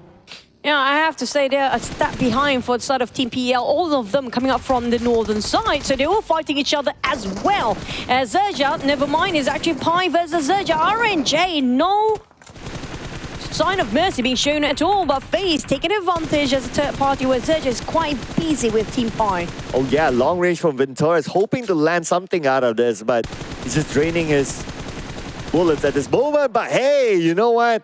Looks like he got a return on investment through that knock at least. A costly one, his magazines running low for the side of Venturas. But BTR taking advantage. XERXIA happened to be locked down by 2-3 teams at the same time. Not the greatest spot they want to stand themselves in. Left, right, and center, all the shots coming up to a side of XERXIA. Oh yeah, I mean XERXIA now pinned down on the lower ground. BTR on one side, Venturas on another, PAI on the other as well. Okay, speaking of Venturas and PAI, Venturas all alone on the lower ground. That nade will be tossed out to the second floor, and Venturas, despite him being all alone, seems to be going in onto his opponent. Challenging Small to fight him back here, with the support coming up from Venturas behind. I feel like Mormon want to go in for the push. Who will take the front line here? The entirety of FaZe is here. My God, Smile, if your knee's not shaking, I don't know if you're still smiling or not, but he's definitely want to fight back. Okay, here we go. All alone. His teammates are, well, his teammates are nowhere to be found, so not too sure. But anyway, Mormon, it's going to be straightforward charge in from him and his other teammates as well. So that's going to be Smile eliminated. So for PEI, who's currently leading the chart, only has 2 players left. PERSIJA EVOS on the other end, taking XERXIA down. XERXIA, they're cornered, box in, no way out. There's no way they can run. The only last player remaining is going to be Megamind. He's also kind of being clustered into the fray here, cornered with his back with the blue zone. So there's no way for XERXIA to get out at all. Nothing much that Megamind can do about it since he is all alone on the other side as a support fire and 3 of his teammates out. Yeah, he's going to go and play for placement points instead. As we move over to Morph GPX, this time around, despite playing in the middle, they have company in the name of PERSIJA EVOS. Peng just casually giving a bit of a warning shot before leaving this area. But TeamPAI taking the blue zone while FaZe returns the fires, making a big favor for PEI to just flee. While 76 bleeding out as G. The last player left, but he doesn't have a place to go as well. Just like in the boat of XERXIA before. He might actually join Megamind to hide around the tree for now, but as G is bleeding out into the blue, and this is not that forgiving since we're entering stage 4. Okay, here we go. SG should be able to heal up himself, but he's still locked out in the blue, unfortunately. Oh, but SG firing back on the FaZe Clan. Oh, but this time around, he won't be able to heal up in time. Definitely the zone will take him out, and that is going to be PEI eliminated. Well, for the side of PEI, didn't secure the elimination since the knockdown will not be counted. While PERSIJA EVOS morph. For the first time, we're looking at them being more aggressive, shutting down PERSIJA EVOS. And that's PERSIJA EVOS' #1 spot open up for Morph. I mean, that's a long chase, but doable. Wow, getting good motivation from their recent surge of performance. 6 eliminations now for Morph GPX, and everyone has something on their plate. Now, this is the first time we're looking at Morph being so proactive compared to Erangel Mem. I do think that they do prefer Miramon now. We'll keep an eye on that though, but that is an interesting topic for us to discuss and maybe for our analysts to break down later on. As now, circle-wise. Okay, so for Tianba, their long rotation is paying off so far. They're evading all the big fights and they are safe on the north side. All the Northern is going to be taken out by the sort of a PL team, including LGD, K1. All the PLs on the northern side, Weibo Gaming as well. The rest of SEA are fighting against each other. They spotted out FaZe Clan, BTR, Jennifer's chucked out and just trying to take all the energy drink to go for the push. Mormon taking the front line, spotted out Morph. Cleon being taken out, not really. He's down to 50% HP. Never mind, he's actually knocked down there. Onsens, pressure by the blue, he has the move. But eyes on him, Morph GPS not letting him go. Knocked down by Cleon.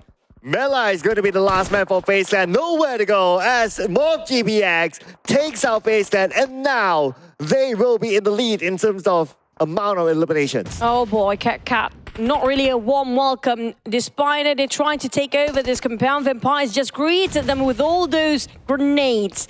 Raining over. LGD having a tough time to land themselves here.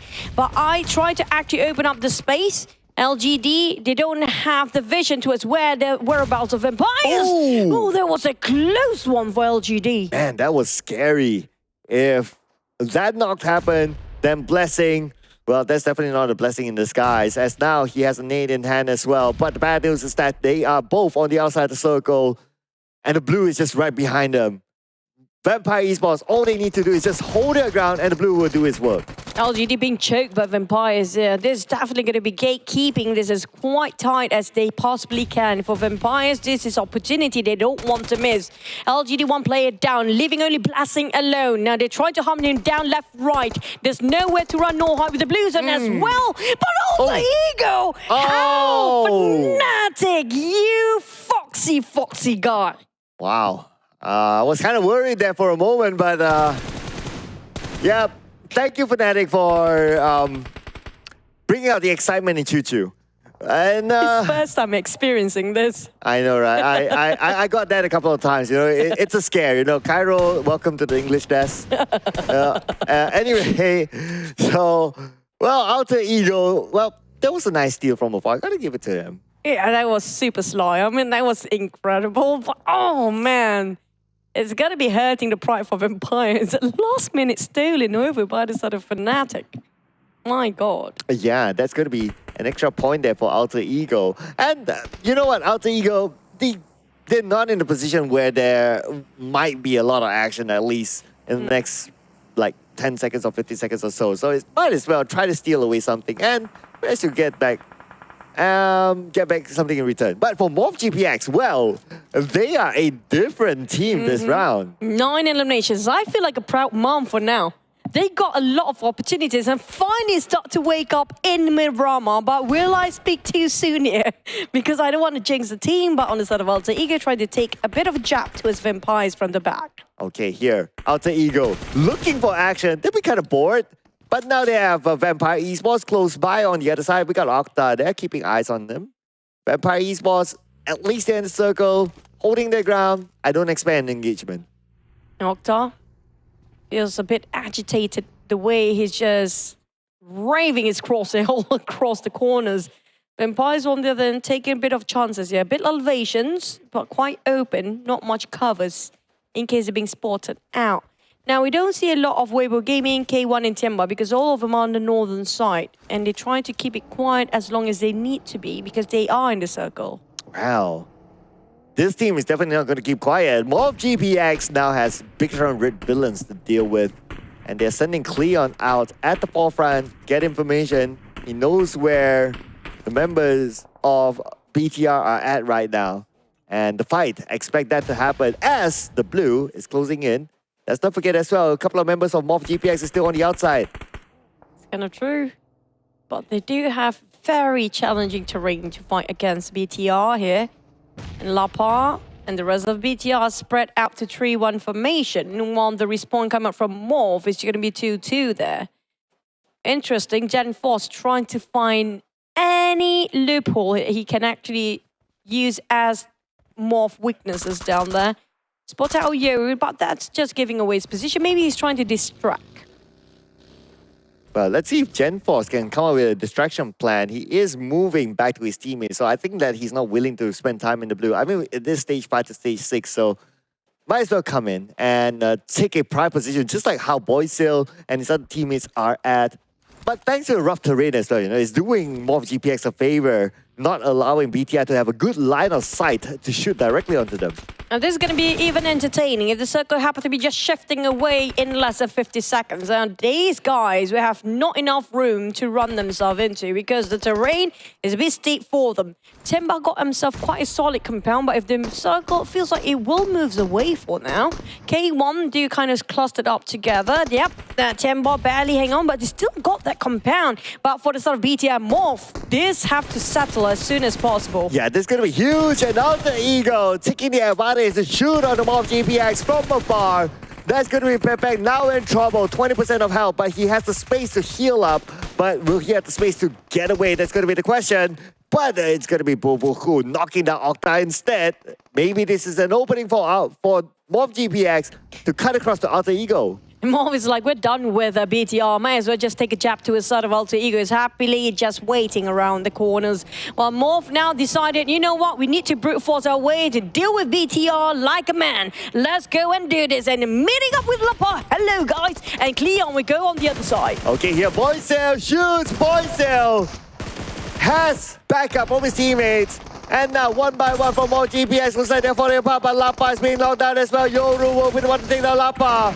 Pepe tries to find an advantage here with the DBS gameplay. Can he get one? Yes, he will, but he's not able to get them all. Gen Force is the one that's still alive. Gen Force, 1v1. Can he finish off the last member of MORPY GPX now? Boo-boo-hoo, he just runs at gunpoint. How are you doing that? Boo-boo-hoo just runs straight forward, giving his body. Gen Force, take me away. That's the message I got. Okay, somebody has to bring Choo-Choo for supper after this, ladies and gentlemen. Looks like I should have eaten her prawn fry, whatever that's been called. Yeah, she's clearly hungry now. That was so unnecessary for him to just run straight up to his death here.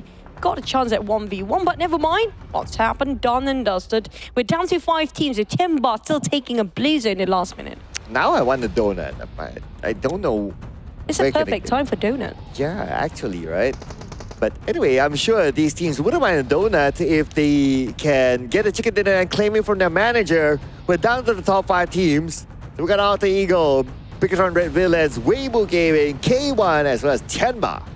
Yep, the 3 PL teams has been quiet for a long time, but now take up the challenge. A brute force to a side of Tianba, going for the rush. LY, where is Spawn? Getting a tree off the ground. Oh, well, why? He's fighting K1 despite them being charged in. Can he do it? Here he goes! Wow. Got a little bit of help from BIGETRON Red Villains, but that's okay. It's still going to be LY doing a lot of heavy lifting, defending their ground, and now he has the time to revive his teammate. He clutched the entire team of another team, K1 by himself. Now we're back to Alter Ego versus BTR. It's going to be Indonesians fighting against the Chinese team. Now, the PL teams are fighting against each other, while the Indonesians are going against each other as well. Oh yeah, it feels like this local connection that they're happening right now. But let's see. Circle-wise, 10 more seconds. We still got stage 7, ladies and gentlemen, so it could favor anyone at this point. Looking at the numbers right now, Tianba and Weibo Gaming has the most numbers. So, numbers-wise, it does favor them, giving them a bigger percentage of securing the final chicken dinner for today. It falls out of Tianba, trying to open up the angles and spreading out quite wide amongst each other. Now, while the lineup of Alter Ego, they're trying to find any information across the other side of the mountain. Octa spotted out the entirety of BTR, but where are the other 2 teams? They don't have a vision just yet, but they have a clear vision now on where BTR is at. Okay, Octa on one side. We've got Fnatic on the other side as well. Octa crawling, getting as close as possible to BTR, but at the same time, looks like Weibo Gaming starting their shooting against Tianba. Taking out one from Tianba. It's going to be YDD out. Yeah, Ma, on the other hand, trying to revive on Ming. Trying to pick himself and his friend up. Well, Tianba, on the other hand, waiting for the golden opportunity to just open fires. Run, playing it patiently. They're trying to gather as much information and trying to spot every single player across them.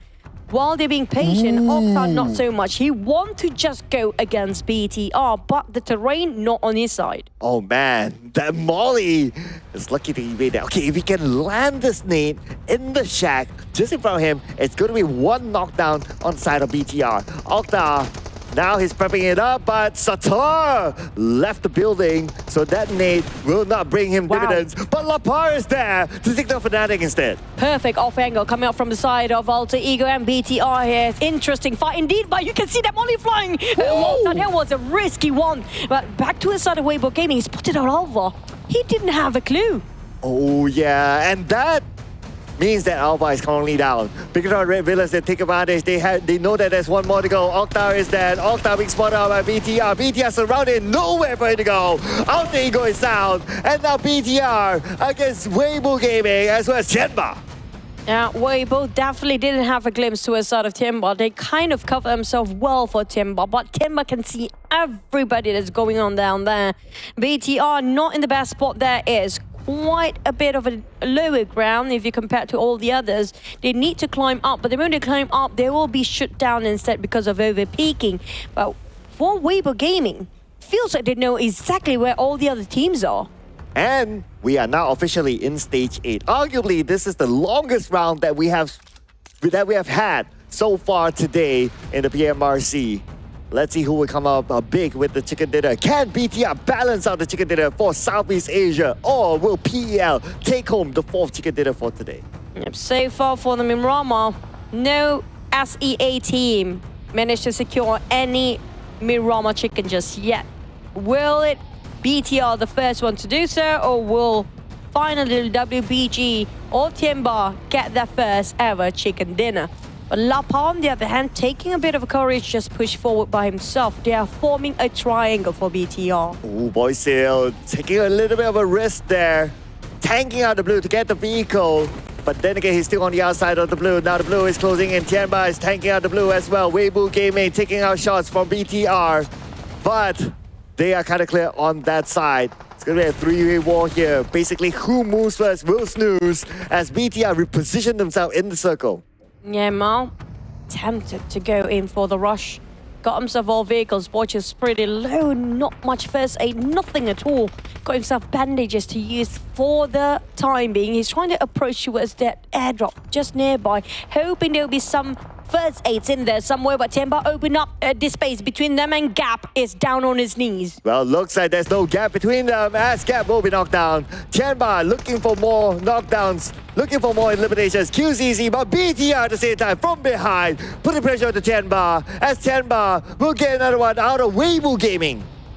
QZZ open up so many smokes in between there, and nobody can actually visualize him right in the center of the smoke. Suk open fires, trying to shoot down on BTR, trying to reposition himself right across him, but he's almost shattered the helmet, shattered his vest, but he needs to get out from the blue zone. It's gonna be painful, but TeamPAI, oh my god, they spotted out Weibo Gaming. It's down to 2 teams, but they are outnumbered by BTR. Well, BTR, Tianba is going to take home the final chicken dinner for today. If it's going to be BTR, that means it's going to be 3-3. But if it's going to be Tianba, it's going to be 4 chicken dinners for the PEL side. Now, stage 9, no circle left. It's going to close entirely. The fight will end.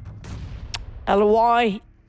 Oh, they don't have any first aid here. Yeah, they do. QZZ toss the first nade out, just trying to test out the waters, trying to fish and bait out BTR out of their hiding spot. But BTR, they got the high grounds. They can see QZZ. Oh my god, Satar, that was so close, but that was actually a smoke. Now, this is where TeamPAI tried to brute force in. Satar actually surprised them. They don't know that he's behind the smoke, but the nade! Satar, that was a close one. He doesn't have any first aids to reset himself, but they still don't know that Satar is out. Maybe they do! They toss it there to Satar! Satar's currently down. 2 more to go for BTR. BTR have to fight this in blind due to the smokes opened by TeamPAI. TeamPAI, I'm not sure what's exactly the plan here. They are fighting it blind as well. Oh! Just randomizing with their hand grenade, hoping it's sort of a relay going on. But BTR, can they revive their teammate to equal out the odds here? It's back to 2v3, despite TeamPAI was 2 before they managed to reset on 1. But they have plenty of hand grenades. Oh, here we go. Tianba, LY with the nade, toss on to BTR. That's going to be his final hand grenade, and now he's going to go in for the rush mid and M4. He sees where Lapar is at. Lapar looks like he's going to be the last man standing for BTR. They're going to rush it on there, and LY has it in sight, and Tianba is going to be taking it home for PEL. What a close combat. You have to give respect for the side of BTR, despite them being cornered down, shoot by 2 teams before. With Weibo Gaming and TeamPAI at the same time, they lost to place themselves that second. But TeamPAI, they took such a long rotation up north, lit up all the hand grenades for this particular reason. And it brought them the chicken dinner. So, well played there by TeamPAI. Taking a very different route as compared to majority of the teams who take a conventional route, and it brought them this chicken dinner. Now, not directly, but then again, they evaded all the tough fights that was happening on the south side. So as they come in, they are fresh and they are prepared for the final moment. That was well worth investing their time in the blue zone. I think they are one of the longest, the team that actually longest in the blue zone compared to all the others, of how they tried to rotate all the way north. And we have no clue what was the plan for TeamPAI until the end, where they're actually just giving so much smoke, so much hand grenade. You know what? They don't want to even pinpoint the exact location. We just toss around the hand grenade, hoping it will hit on 1 or 2 or the entire team here. And speaking about the longest, this is definitely the longest round that we have had so far in the PMRC. Really? I thought it was Erangel. Oh, I thought it was the first Erangel. Okay, so none of the rounds hit stage number 9. Oh yeah, that's so this is definitely the longest, and it was kept at the end. And despite it being the longest, but such entertainment towards the end there by TeamPAI, BTR, all the teams. You guys did amazing. Donuts for all you guys. I have a feeling tomorrow is going to be similar fights for the compounds again once more when it comes to Erangel and Miramar for day number 2 though. Yeah, I want to keep an eye on that as well. Especially Sanhok, in which we only have 1 Sanhok. So, well, we don't know if it's going to be a repeat, right? But we will keep an eye on that. But ladies and gentlemen, that is all from us at the Castle Desk. My name is Sir Clark, as well as Choo Choo. We'll be sending it back to the analyst desk and ask them whether they like donuts or not. Take it away. Of course, we love donuts. Yeah. Who wouldn't? But then this is just classic from Tianba, securing a winner chicken dinner for the PL teams on the final game of the day. This is what happened to during PMWI. They were dominating on the third day during the main stage, and they're doing it a bit earlier on day one. Final game, Tianba, your winner chicken dinner. Yeah, this is just a Tianba signature move where they are not only having the most solid of defensive maneuvers around, like the way that they play is so oppressive. You saw Weibo try to push forward, they managed to halt them in the progress. Even despite BIGETRON Red Villains having a little bit more of that advantage, it seems that they're all caught up. But look at how they slowly dissect the fight. Once they got the pick off, they just run rampage. So QZZ definitely is the man that has been hitting the mark throughout the course of this final battle inside Miramar. And just like how Sirkala said, it was the long haul fight, the longest that we had, and these guys have got the stamina to pull through. Yeah, Tianba, they just so good during the last map. Just now, they managed to eliminate Weibo Gaming, and then they were down one man when BIGETRON tried to put a fight to them, but then suddenly things changes so quick. But then, yeah, Tianba, they managed to secure the winner chicken dinner and put themselves now on the 11th spot. This is one of the great news for PL teams. Only LGD now need to figure it out how to play PMRC this time around. Yeah, and for the Indonesians, they got it all figured out. They're the flag bearers of Southeast Asia at the moment. Currently, PERSIJA, EVOS, BTR on first as well as second. Then TeamPAI have yet to find a chicken dinner, but they have evened out the number with even BIGETRON Red Villains. MorphGPX now moving up to number 4, and you can see that maybe there's a little bit of stagnation in the middle of the pack. But hey, I like how the rest of the PEL teams have been able to progress throughout the later stages of the day. Yeah, and we have to give props to the top 4 eliminators. Spy being at number 1 place right now, a support for his team, but delivering a lot of elimination points. 15 coming up from him with 339.5 average damage, 19 minutes and 32 seconds of survival time, and 15 throwable use, followed by second place Suki, Schwab's third, and Zuxi on 4th place. But then all of these 3 players have the same elimination points. Yeah, it's just so scary on how these 2 regions have actually met each other's match. And the top player has to be from TeamPAI. My goodness, they never really had those chicken dinners. Thanks to him that they've been able to really pull through. And you look at it go, like early on you were mentioning it was about 3.5 average points that he brings in terms of eliminations. He is so reliable every single map to bring these numbers back to TeamPAI, which is why they're still in the top 3. Yep, correct. And looking at the earlier fight for drop spots, we've seen that maybe some things need to be figured out by the teams that having fights around Hacienda del Patron between TEC and SEM9. Most probably SEM9 would change their drop spot, or maybe they just don't mind and just want to fight with TEC, because currently it's even Steven for both of them. Meanwhile, for Minas Generales between Thundertalk Gaming and VPE are dominating them. Clearly having the cleanest fight that they can have in Miramar. Doesn't need a lot of time to eliminate their opponent. Yeah, I think like these sort of contests will still be happening the next time we go back into Miramar. That's tomorrow's story. But going back into that earlier gameplay where I just can't keep my eyes off of BIGETRON Red Villains, because there was that one moment, remember, that Morph was actually pushing them up the hill. Only one member was alive, and that was Genfos. He didn't only eliminate the entirety of Morph, he revived everybody in order to allow them to move into this top 2. If that play didn't happen, I don't think BIGETRON Red Villains would be sitting at number 2 right now. Yeah, but as for now, we can conclude that the bigger maps are being fully dominated by the PL teams, which we can see two maps of Erangel and 2 maps of Miramar won by PL teams, and only one Erangel AE, if I'm not mistaken, won by AE on the 3rd map of Erangel. And yeah, Sanhok for C teams. Might be some changes for tomorrow, but I feel like C teams must be more prepared for bigger maps. Yeah, and I'm also looking at the CE region in general. Now it's all a heavy showing coming in from Indonesia. I've expected a little bit more from Thailand, and I would say my expectation wasn't exactly being met throughout the course of the day. Do you feel like there was a couple of hiccups that these teams have actually gone through? Because it didn't seem like FaZe Clan is playing at the finest level that they're known for. Maybe because having these early fights going on, especially in Miramar and Sanhok, where they have to fight with a lot of teams.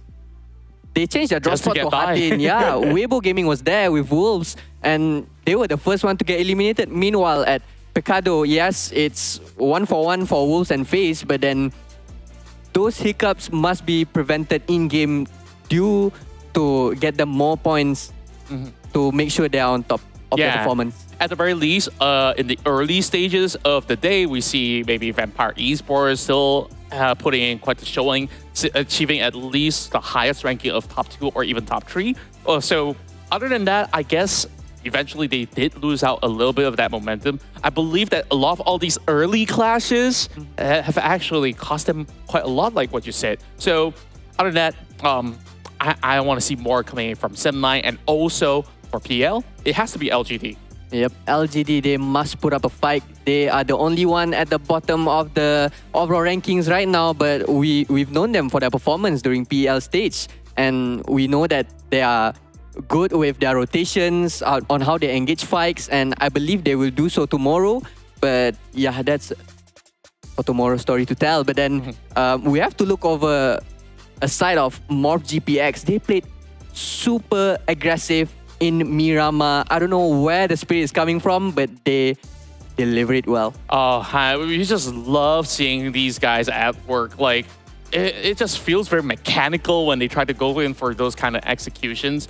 And for me right now, I just want to spin the story a little bit, because I look at the C teams. Yeah, it's currently Indonesia's domination. But when we look at PEL, it really feels like everybody wants to best each other, even within their own region. Like, you can't really say, hey, Titan Esports Club is still like the very best team. Later on, we see throughout the day, TeamPAI start to have a little bit of a surge in momentum. And then TeamPAI quietly takes most of all these points out of nowhere without much of a highlight going on. And like, they're just basically smiling to the bank, right? So Thunder Talk Gaming started off strong, maybe a little later stages, a little bit slower. So I can't put my finger. Which team of PL do you feel will have that sort of strength to pull off all the days and come out on top? All the days, I would say maybe TEC. They didn't start strong and they didn't end well, but in the middle, they were doing great. They got like 13 elimination points in one game. They're looking super solid with their firepower. Maybe just need a little bit more, I can say, good mentality in all of the games that they are playing. Maybe not being overconfident on taking each fights, and maybe not so defensive style, I can say. Yeah, I believe that we can go on for all night, and I believe all of you viewers out there have already gotten a taste of all the chicken dinners for today. We thank you all very much for joining us here from the start to the finish, or if you just joined in for one game, we still thank you as well. Of course, all of this is brought to you by Tencent Games and everybody in the production crew making it all possible. Also, huge shout out to the casters on the desk. So my name is Contra. This is Cairo. And we are going to be signing off for tonight. But tomorrow, make sure you guys come right back here for more PUBG Mobile action in the PMRC. Good night.